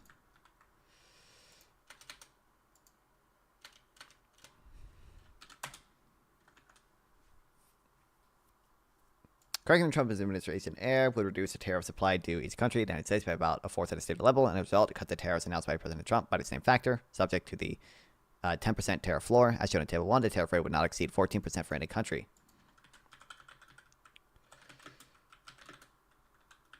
Correcting the equation. Retarded tariff because Trump admin can't do math. Dude, the funny thing is, I don't know if they made an error. I think they might have very well used this equation with the right number and said, Trump's going to want the tariffs to be higher, and then just used the 0.25. or always just wanted to use the equation, the trade deficit divided by imports. And we're just like, that's really stupid to do. Maybe we'll just add 2 other variables and we'll just make them cancel out. What's the point of multiplying 0.25 by 4? Well, I just told you my two theories there. My 2 theories are, well, there's 3 theories. 1, they are incompetent and retarded. There's a good chance it's just that. 2, they initially ran the equation the correct way with the correct elasticity, but then kind of said, if the maximum rate is going to be 14%, I think Trump might want it to be higher. And therefore, we're just going to take another number for the elasticity to make it 1. And then 2, third, my third theory is the last one I just said, where they're like, we want these things to cancel out. We just want it, we want our equation to look complicated to people who don't understand it. So we're just going to add 2 bullshit variables that cancel each other out.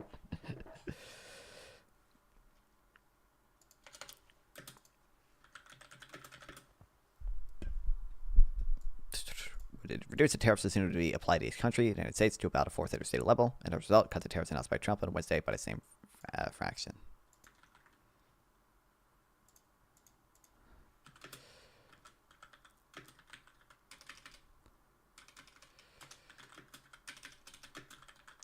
As shown, the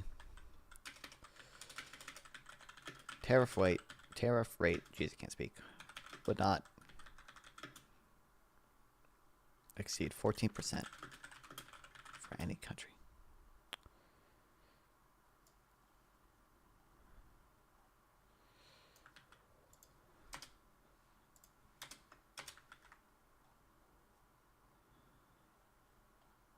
That's kind of long. I don't know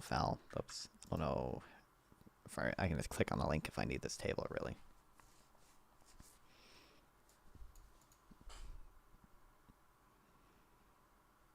Can't wait for the starving time. Can't wait. Franklin Trump administration's air would reduce. All our farmers are gonna be fucked, right? From the retaliatory tariffs again, even though the retaliatory tariffs are probably gonna be harsher this time. So, Jesus, we're. I mean, I'm sure we'll bail them out. Which, by the way, hey, guess what? By the way, guys, if you fucking bail out the farmers because of the retaliatory tariffs placed on them, you ain't exactly raising much revenue from tariffs now, are you? Like, all your revenue has to go to bailing these farmers out. And during Trump's first term, 92% of the revenue raised had to go to bailing out farmers. But it wasn't literally, to be clear, it wasn't like literally the revenue raised from the tariffs went to the farmers. It was the tariffs raised like $30 billion, and like separately, Trump raided $30 billion from the CCC fund. I forget what it stands for, but it's something to do with farmers. But you get the point. You get the point. The net effect is the same regardless, but you get the point. Now, our view is that the formula administration has no foundation in economics, theory, or trade law. But if we're going to pretend that it's a sound basis for U.S. trade policy, we should at least be allowed to expect the relevant White House officials to do their calculations carefully. Hopefully, they will correct their mistakes soon. The resulting trade liberalization would provide a much-needed boost to the U.S. economy and might help stave off a recession.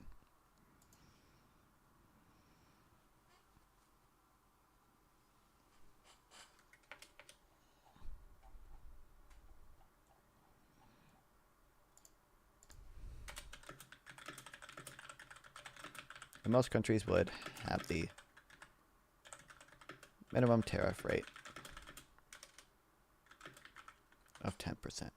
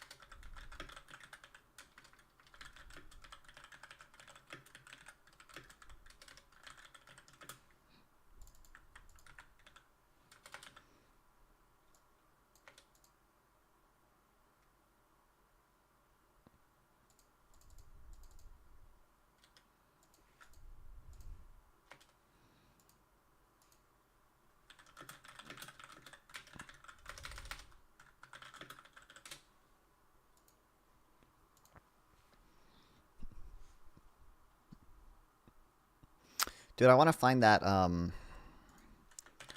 IMF paper, economist can't predict recession.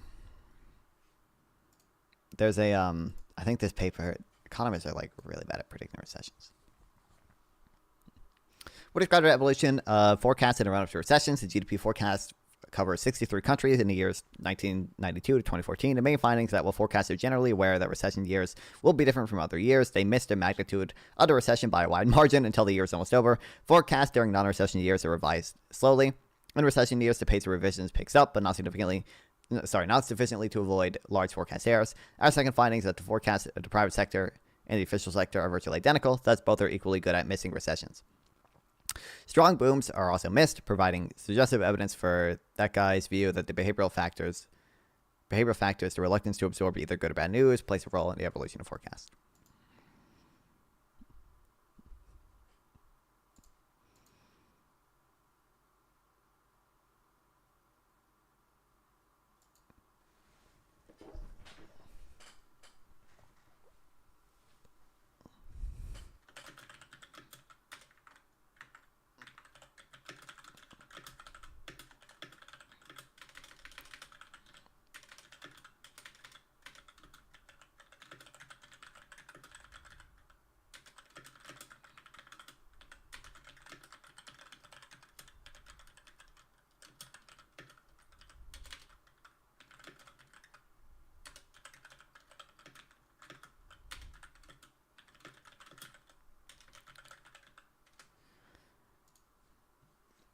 What do you mean you can't find it? Just click download PDF button. I can't find what? Did I say I couldn't?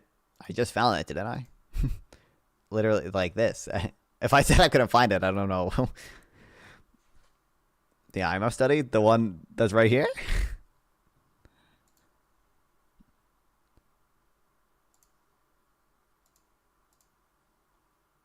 Did I say couldn't find? I might have. Maybe I said I'm tired, but I thought you meant I couldn't find the full thing. Oh no.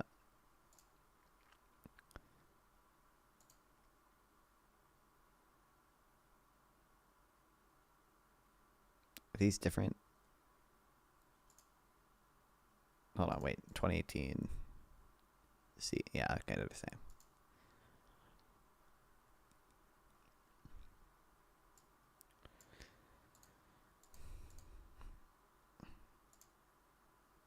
Okay.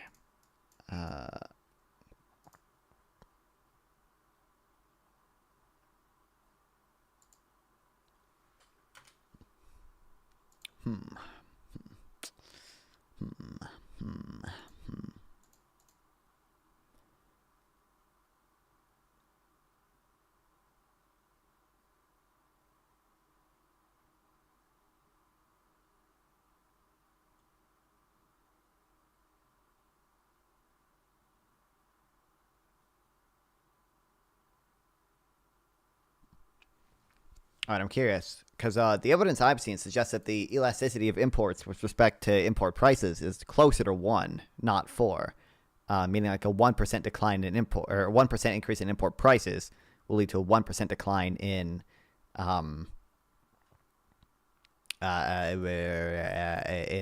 imports, right? Not that what is it? I'm bad. I'm tired. I can't do math. It would be a 1% increase in import prices would lead to what, a 4% decrease in? Am I doing that right? Or would it be hold on. I gotta do math in my head. Wait, 4 would imply that they're bringing manufacturing back this time for sure, guys. This time for sure. Sorry, Brittany. Hold on, I might have to ask ChatGPT.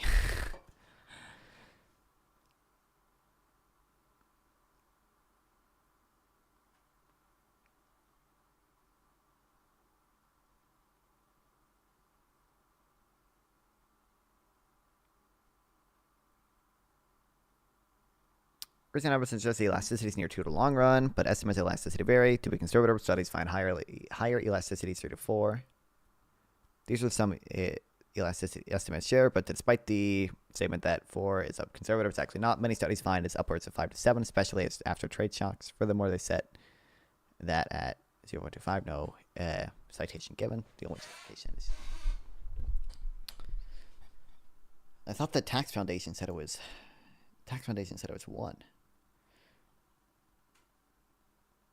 Long run trade elasticity is about 7.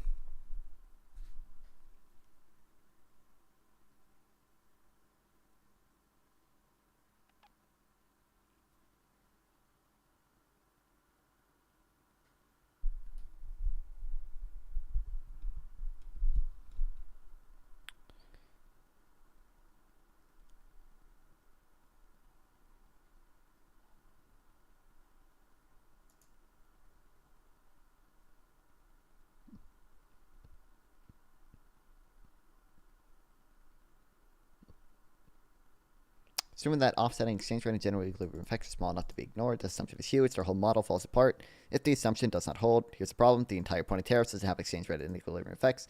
They stated so many multiple times in their report, and the Trump administration economic advisor said so as well. The core necessary assumption of the model never held, meaning the whole thing is bunk. Abinito? What is this? Bunk from the beginning. Fuck.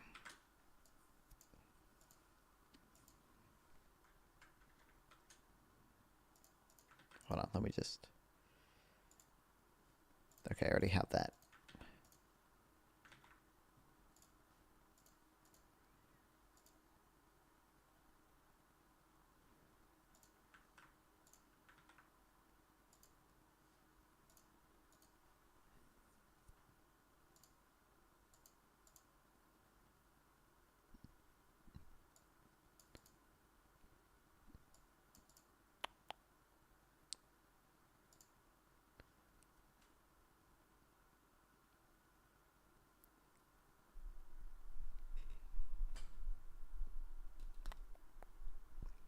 not 24 hours after tariffs came released. Stock market had its worst day on record and dollar depreciated. I don't think I've seen a model get proven wrong so fast. 24 hours has been some kind of record. Even in COVID lockdown models, as bad as they were, took a few months to blow up.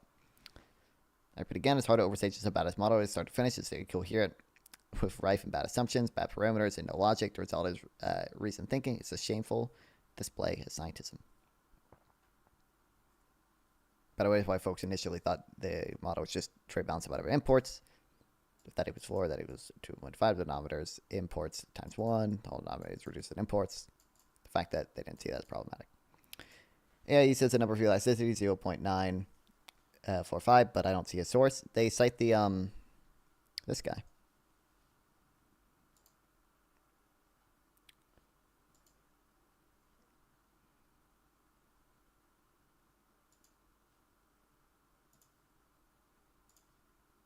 I think this is the same thing. Yeah.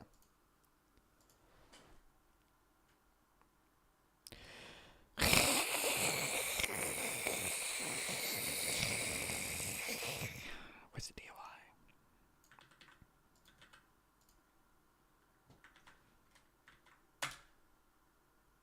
Am I just use? I swear. Why does Sci-Hub not have shit? The Sci-Hub for sure. There's no way Sci-Hub doesn't have this. Am I copying the?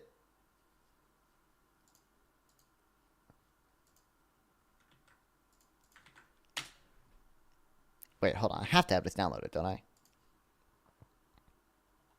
Fuck it, it's on NBR.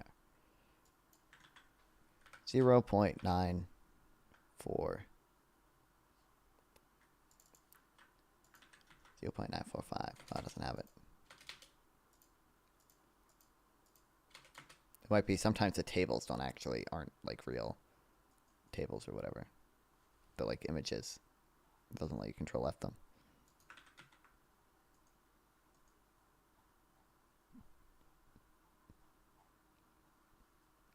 Oh, what's this tweet say?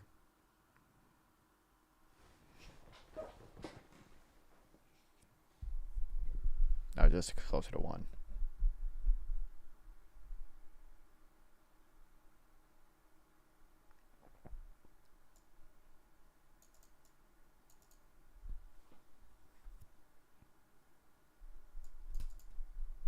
Oh, it's probably...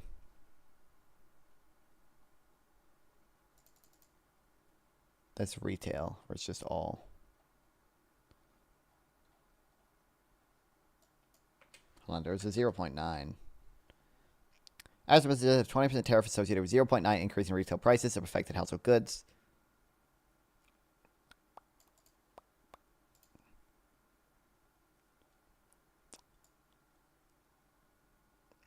.9.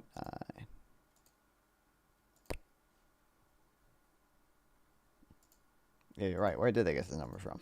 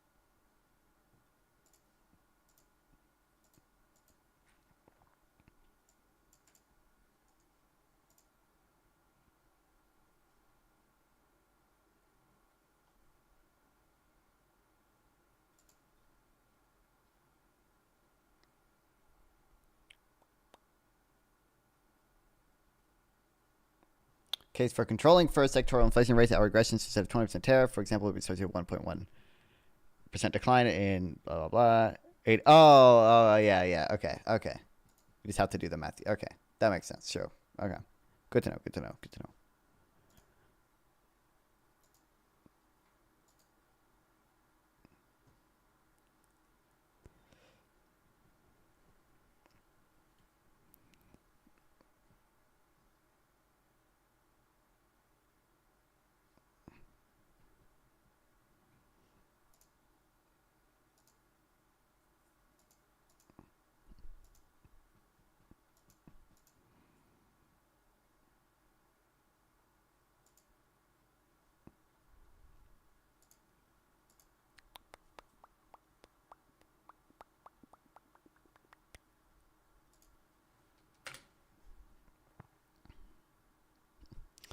I want just a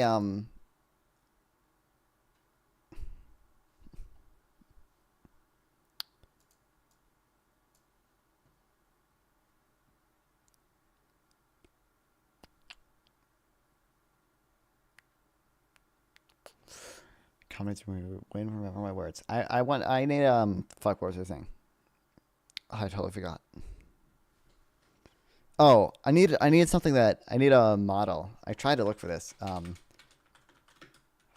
VAT revenue estimate US. I think 5% broad base. Maybe there's this.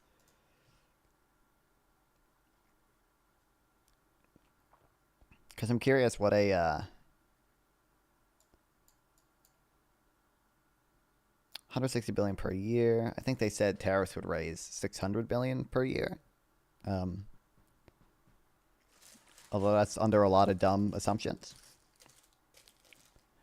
But like a 10% VAT would probably raise more than these tariffs would.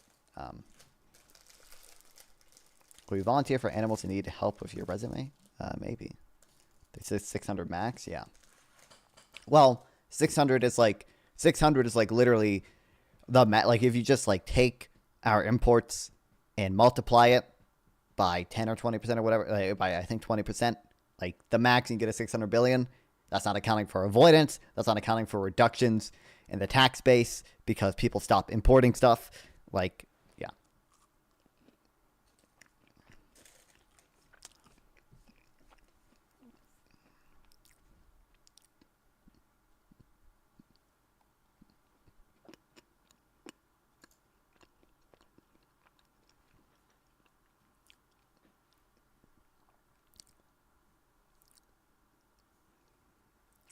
$230, $350.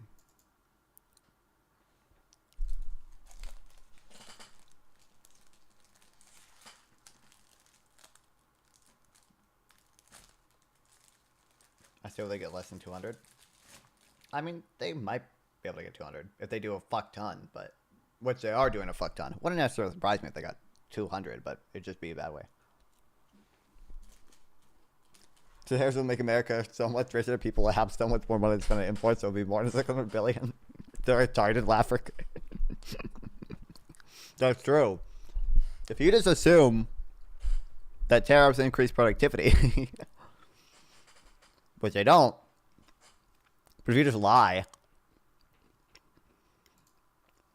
then you're right.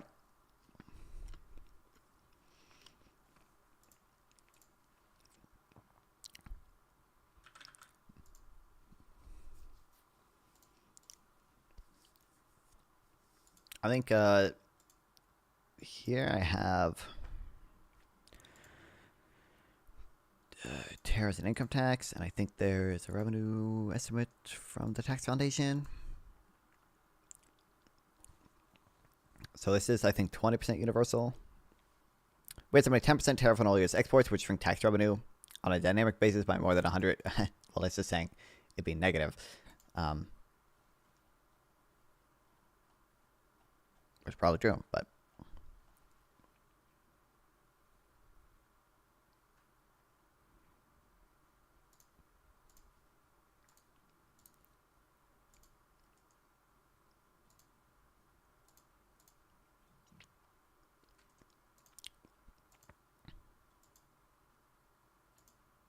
there's this one from Erica York.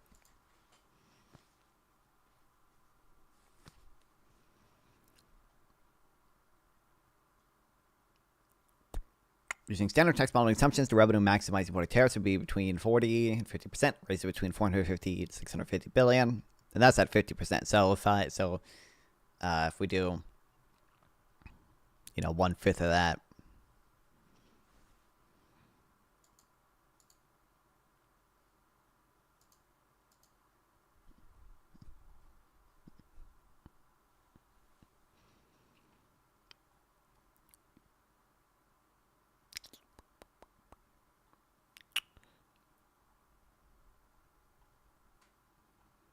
Laffer curve.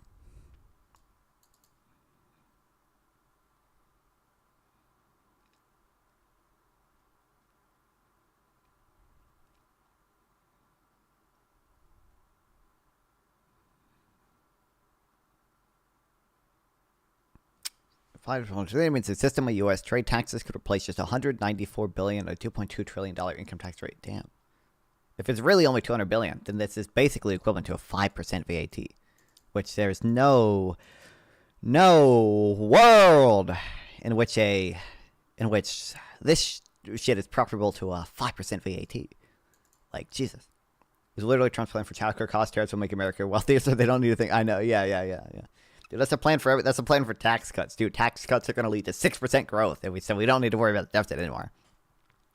How come you no interest in justice system deliberately failing and creating more crime, but care about due process? I mean, I wouldn't. So one, I don't like the U.S. justice system. To be clear, I really don't like our prison system. All right, I wish we had something more like a lot of the Scandinavian countries. I'm not a big punishment guy. I don't really. Well, I kind of can't be because I literally don't really believe in free will. You can go watch. I think I have one or two debate. I think I have one debate about it actually, just one about free will on my channel. So I don't really like that we're punishing people. I don't know if I would say it is deliberately failing and creating more crime. I think we just kind of have false assumptions about punishment and stuff like that. But I would say I care about that. Like, to the extent I think it's happening, I do care about that. I can care about due process and the criminal justice system. I think it's ridiculous to criticize me for not claiming about that, but all right. Because obviously, if I thought it was happening, I would care about it. And to an extent, I probably do think it's happening. Like,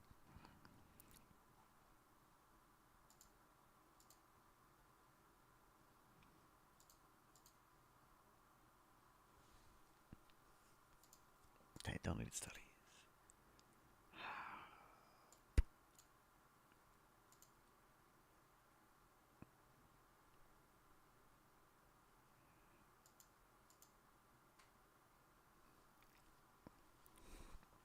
Okay, I need to read probably this. But if you only specifically subscribe to conspiratorial view at a profit motive in private prisons, then that is fascism. This is true, actually. I'm a fascist. I want more private prisons, actually.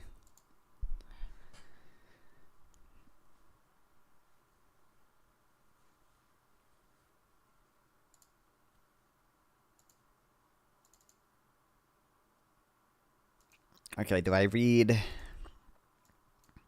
the scanned-in version of pop internationalism? Or do I read the version of pop internationalism with horrible formatting where half the page is empty? Decisions.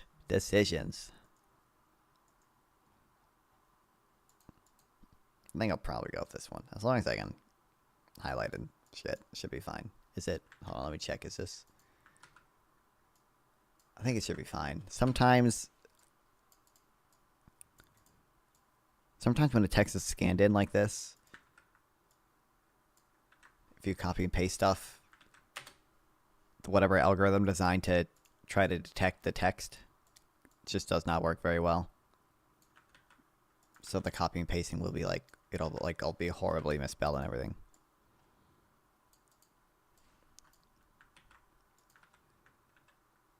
Which you can see, like, there's extra spaces here and stuff, which is annoying, but...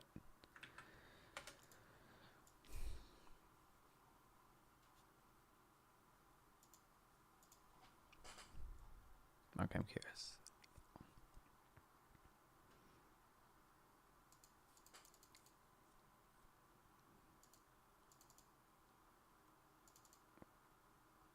$35 to like $49.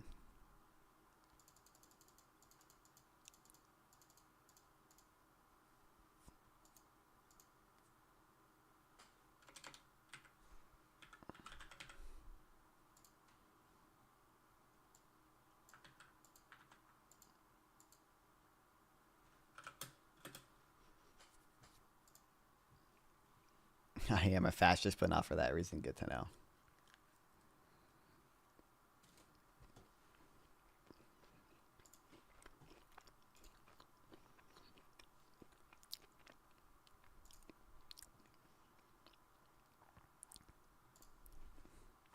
Let me eat my Pop-Tart real quick.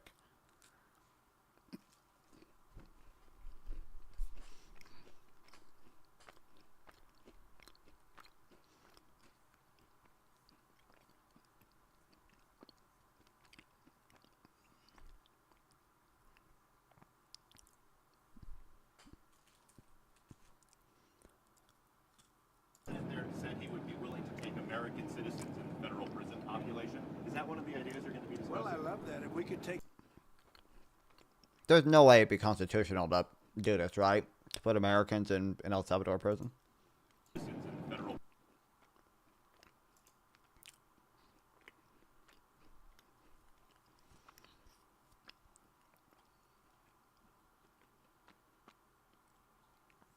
There's no way, right?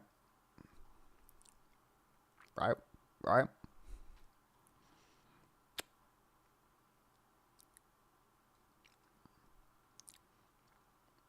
Oh, Jesus. Oh, no. But I believe in fair trade, not unfettered free trade. I do not believe that we should be shutting down factories in America and having corporations run to desperate countries where people are paid $1 or $2 an hour. I don't believe in that. The function of trade is not just to make large corporations wealthier. Tariffs, when tariffs are necessary, absolutely. We'll use all the tools that we have. I believe in trade. I'm going to shoot myself.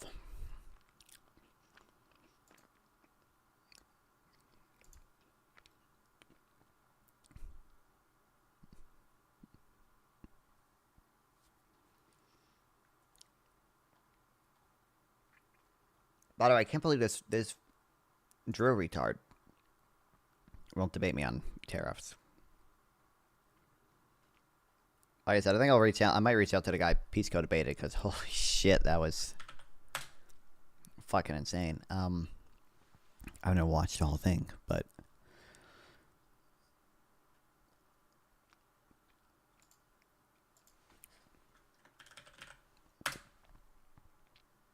same with the High Indian, if you guys know him.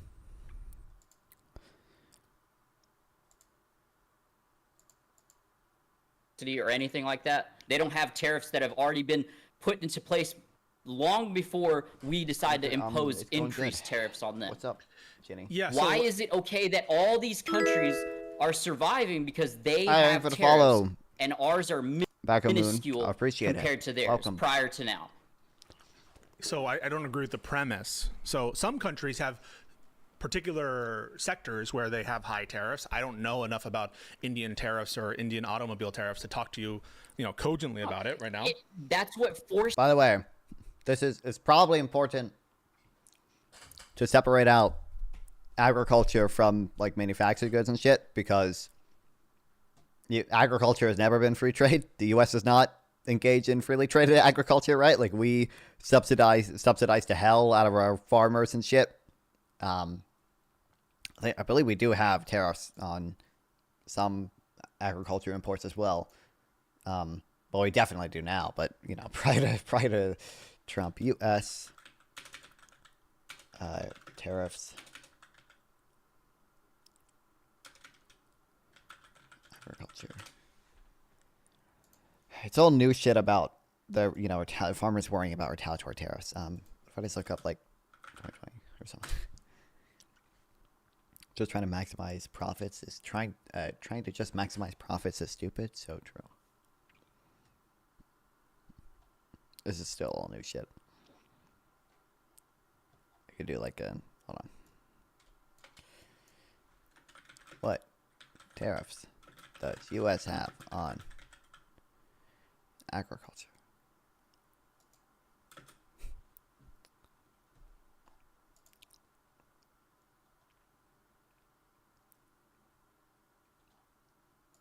Okay, whatever. Forces everything to be made in India. No, there are other reasons that things are made in India. It's not just trade policy. There's a principle called the majority of the reason is because they can't get imports like that, not without paying a hefty cheaper fee. in India. Labor is cheaper in India. America's a more advanced economy. There are more lucrative things that we can send our citizens to do. That's why I disagree with your notion that we ought to be building everything that we want to build in America. There are some things that we absolutely should build in America. Not everything, but some things should some be. Things we should build under there. the sun that we buy should not be, made in another country.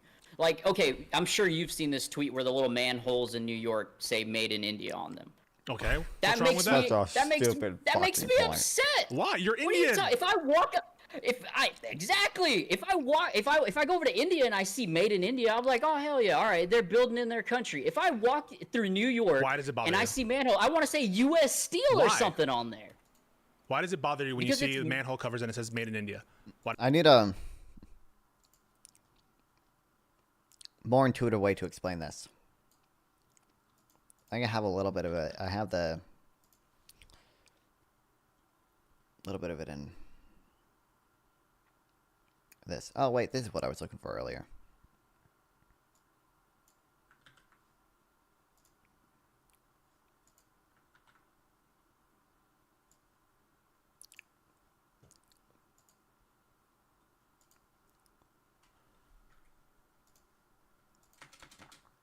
I don't know how to put this, but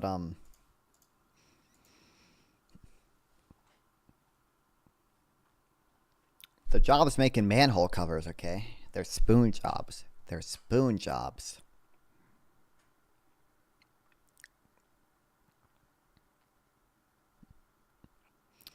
Milton recalled traveling to an Asian country in the 1960s and visiting a work site where a new canal was being built. He was shocked to see that instead of modern tractors and earth movers, the workers had shovels. He asked why there were so few machines. The government bureaucrat explained, "You don't understand. This is a job program." To which Milton responded, "Oh, I thought you were trying to build a canal. If it's jobs you want, then you should give these workers spoons, not shovels." A little digging reveals that essentially the same story is told by other famous people. Blah blah blah blah blah blah blah blah blah blah blah blah blah blah. The example is amusing in the fact that unemployed laborers came around to see the force. The remark is a tidy closing the circle, but don't they have a point? And isn't it especially forceful when it comes to competing with other countries, which are, after all, using cheap labor and not steam shovels to take our jobs? That's certainly the argument made by many policymakers to justify tariffs, quotas, and other kinds of trade barriers we have to protect American jobs. Stop shipping jobs overseas. To see why the logic is no better than give them spoons, one has to consider the nature of international trade and manufactured goods. The only way to gain jobs is to lose jobs. A good agile approach to the problem of losing jobs is to ask a simple question. What country in the world lost the most manufacturing jobs between 1990 and 2010? The answer, and it's not close, is China. In 1990, Chinese manufacturing, in many cases, consisted of large shed filled with tables tables containing hundreds and maybe thousands of men or women working with needles and thread, looms, or a hammer, or some piece of leather, or a small hand-operated metal press and boxes of parts. Non-fun, your thesis that Americans can have better jobs, more value-added jobs than ones taken by other countries where industry is allocating, because you have unemployment and no job seeking due to hopeless job market conditions for many. Okay, what? I genuinely don't know what you're trying to say. Are you saying that because I don't have a job, that somehow invalidates my position that it's beneficial for America to engage in trade, even if some jobs are lost?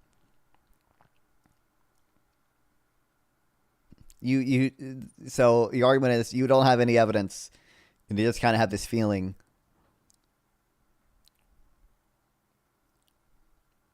That's a good argument, bro.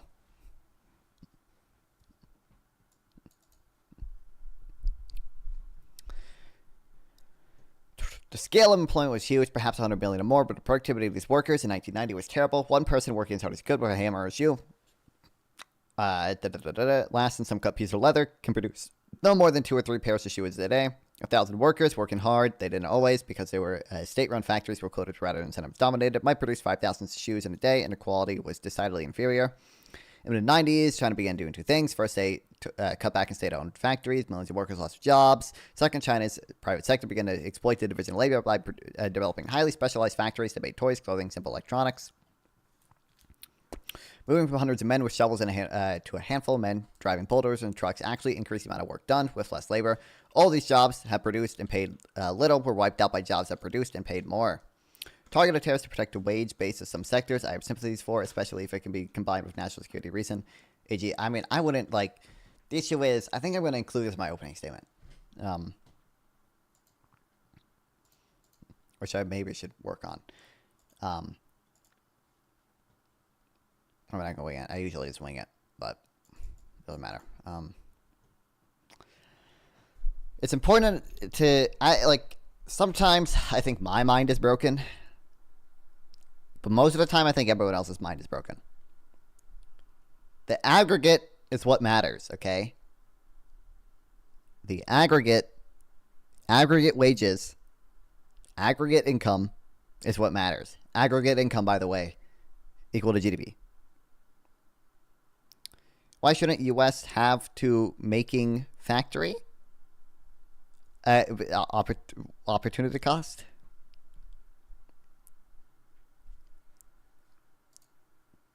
Toy making factory. Yeah, opportunity cost. There's just no. Why would the U.S., which has a super advanced service sector and super strong capital markets, waste its time producing labor-intensive toys that are, way cheaper, way less value added than the stuff that we currently do? Every American working in that toy factory is an American that could have been a hedge fund manager, is an American that could have been a NASA engineer. People in China don't really have people in China are starting to get that opportunity because they're developing. People in Cambodia don't have the opportunity to do shit the U.S. does because they don't have strong capital markets. They don't have as strong a service sector. They don't have as strong as an education system as we do. You realize many toxic toys came in West due to Chinese toys. True. Targeted tariffs bad. They shield domestic manufacturers and competition to subsidize strategic industries instead. True. Subsidies are almost always more efficient. Yeah. I mean, we just read that thing that tariffs are never optimal industrial policy. Which reminds me, I had the Brian guy has an article, subsidize the worker, not the job. This might be good as well.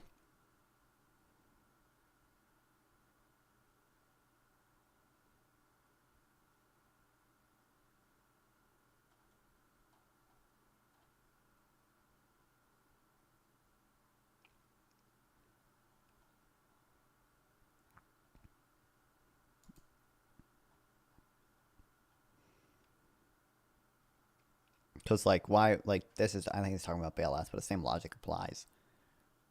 Why are we bailing out GM and Chrysler when we probably could have just bailed out the workers?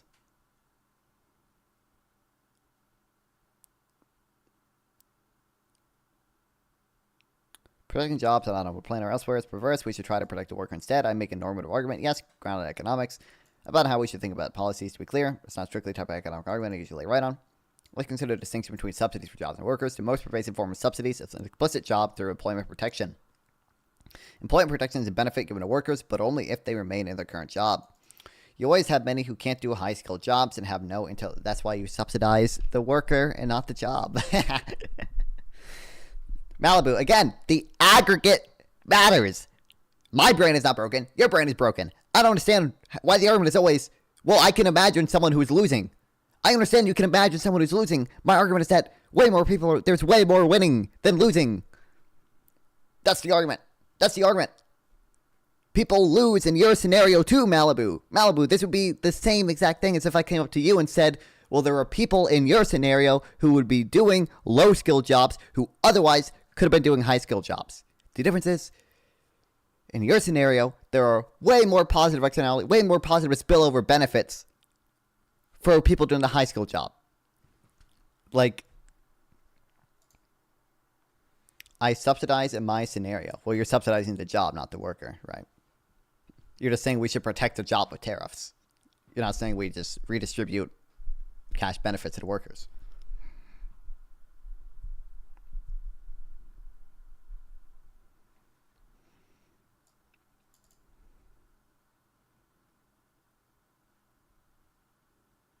No, the salary? Well, Okay, specify what do you mean? Do you mean you're going to protect their job so they keep getting the salary, or do you just mean you're going to pay them the salary? Because what I said was give them direct cash benefits, which is just, that's what a salary is, motherfucker. Like, you give cash benefits and also build. Okay, true. I guess opportunity cost doesn't exist, and if we can just do that, is true. Does it make you need real men doing real jobs because it's good for the soul? True.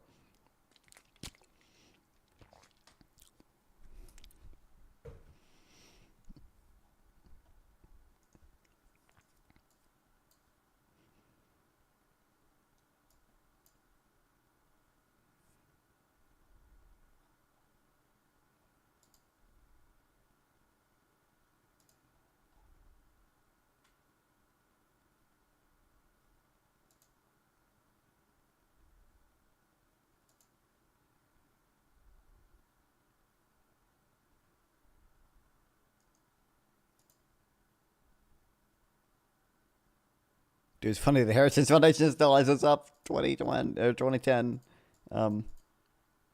Technology explains drop in manufacturing.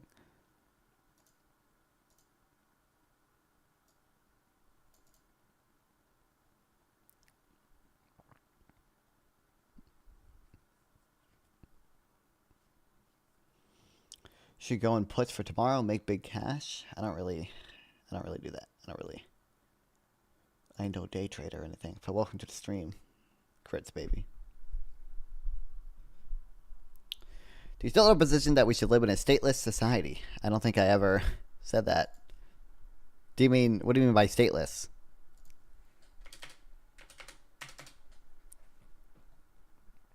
Do you mean like no U.S. states?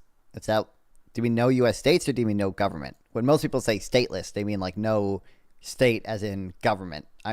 Are you just referring to?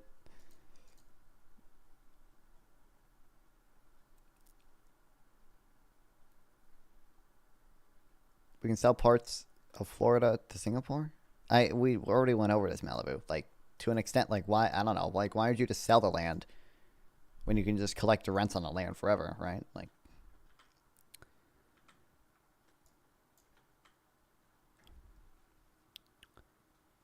society without a centralized government estate is authority. No, I want to. What do you mean? I don't think I ever said that we shouldn't have a state. Do you know which stocks are going to be affected the most? Not really. No, I'm not qualified to make that judgment. Not at all.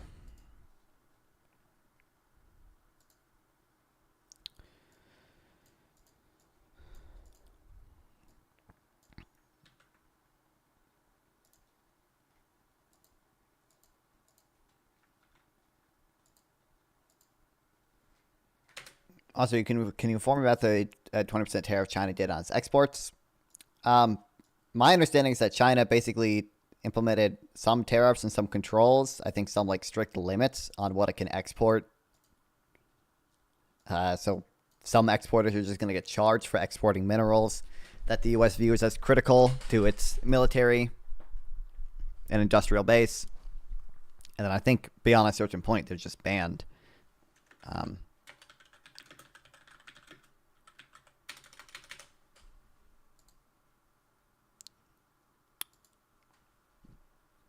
It's just a way of retaliating to the tariffs that we place on them. W channel. Thanks for the follow, Chris, baby. I appreciate it. Hell yeah. This is a W channel. Not fun W. China placed export restrictions on rare earth elements on Friday as part of a sweeping response to U.S. President Donald Trump's tariffs, squeezing the supply to the west of minerals used to make weapons, electronics, and a range of consumer goods. The move, which Beijing had long hinted was possible, further ratchets up trade tensions between the two largest economies and leaves American manufacturers scrambling for fresh supplies of critical minerals they relied upon for decades.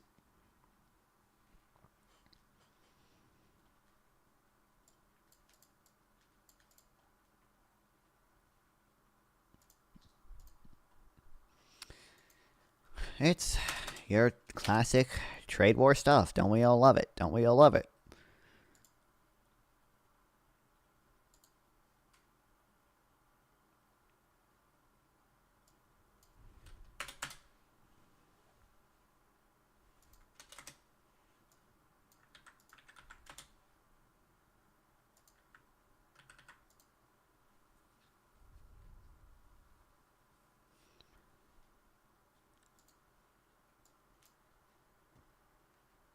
If you know this, you would really excel in stocks, dude.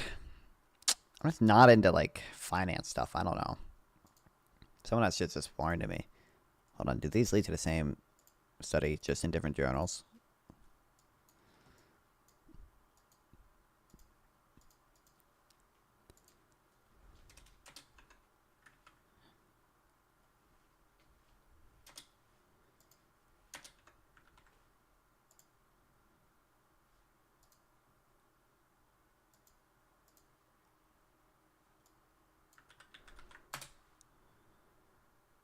Why should society wait until it's profitable for a business to open that business in your country, as until it affords rent/buying? Dude, I actually can tell what you're trying to say.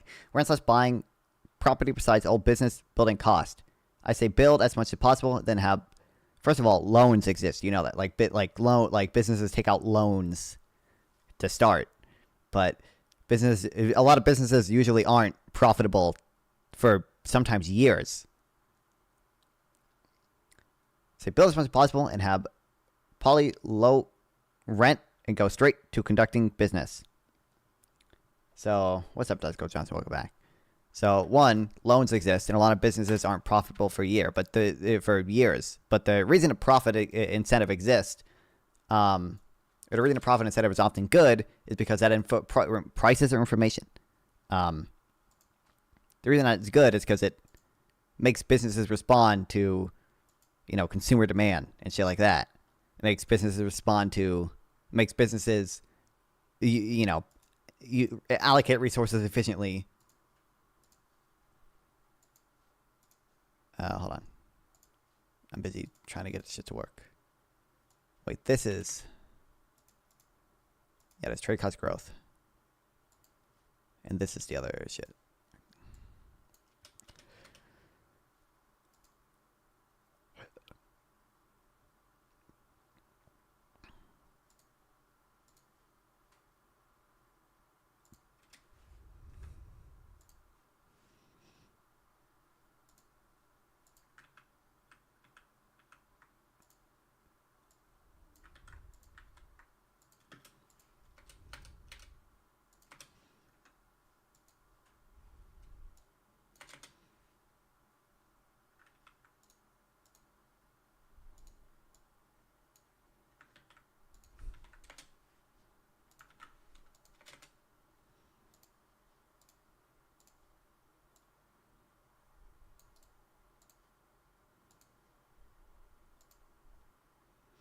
Non-fun, but don't focus on profit.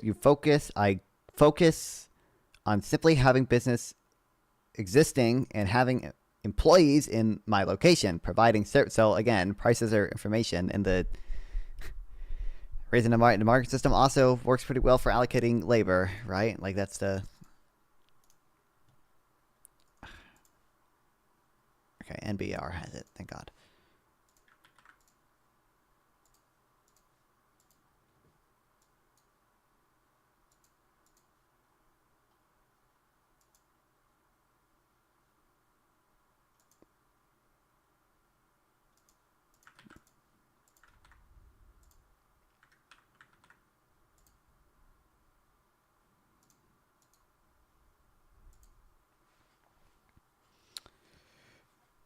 I want fully serviced, diverse services to be enjoyable, consumer experience, and complex economy. Okay.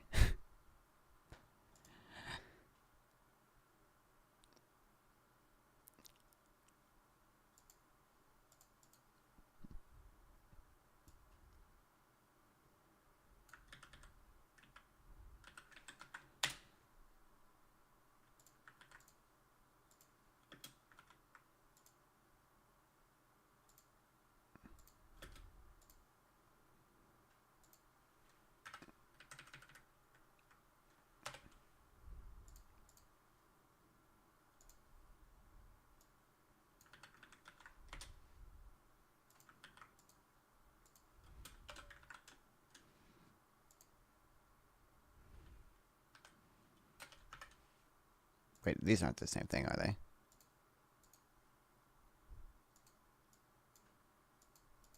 Wait, hold on.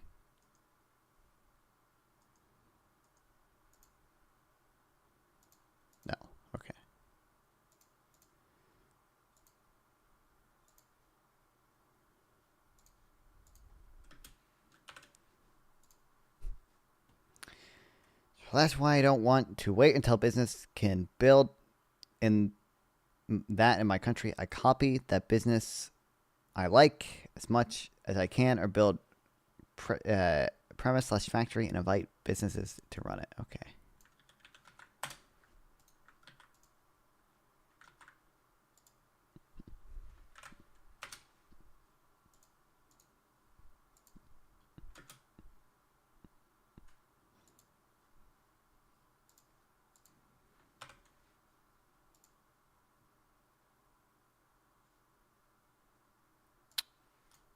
Huh.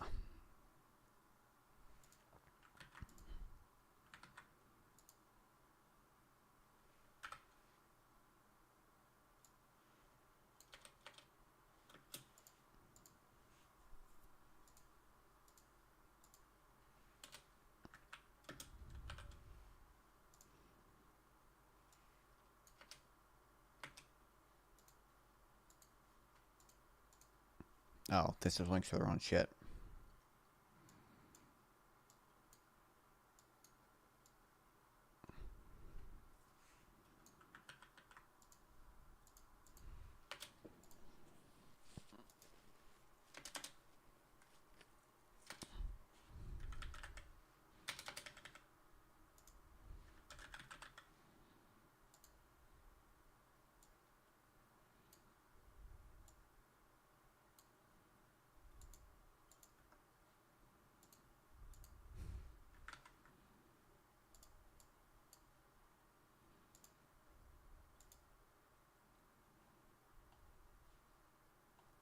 Why is it like the worst fucking possible layout it can be? Jesus.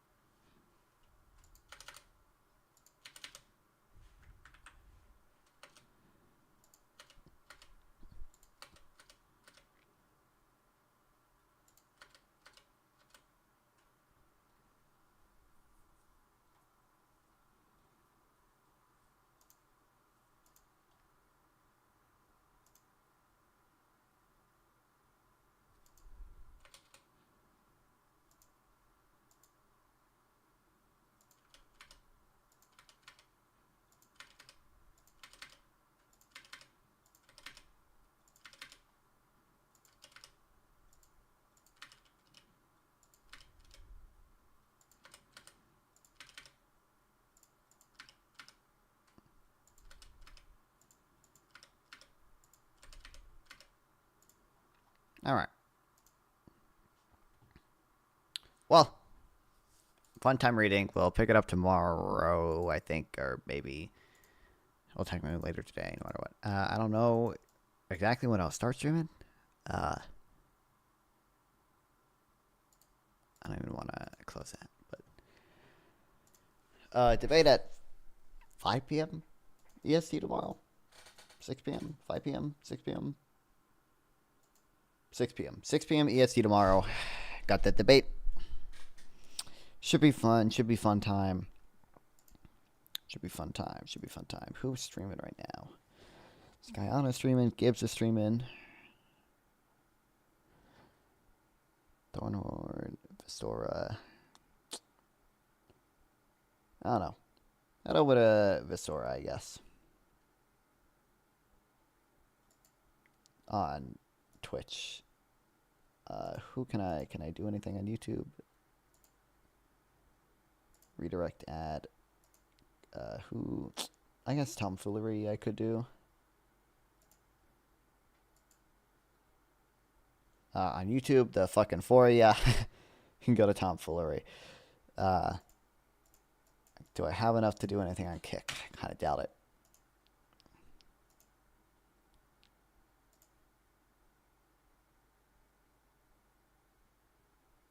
I have 4. Wait, who's on Kick right now?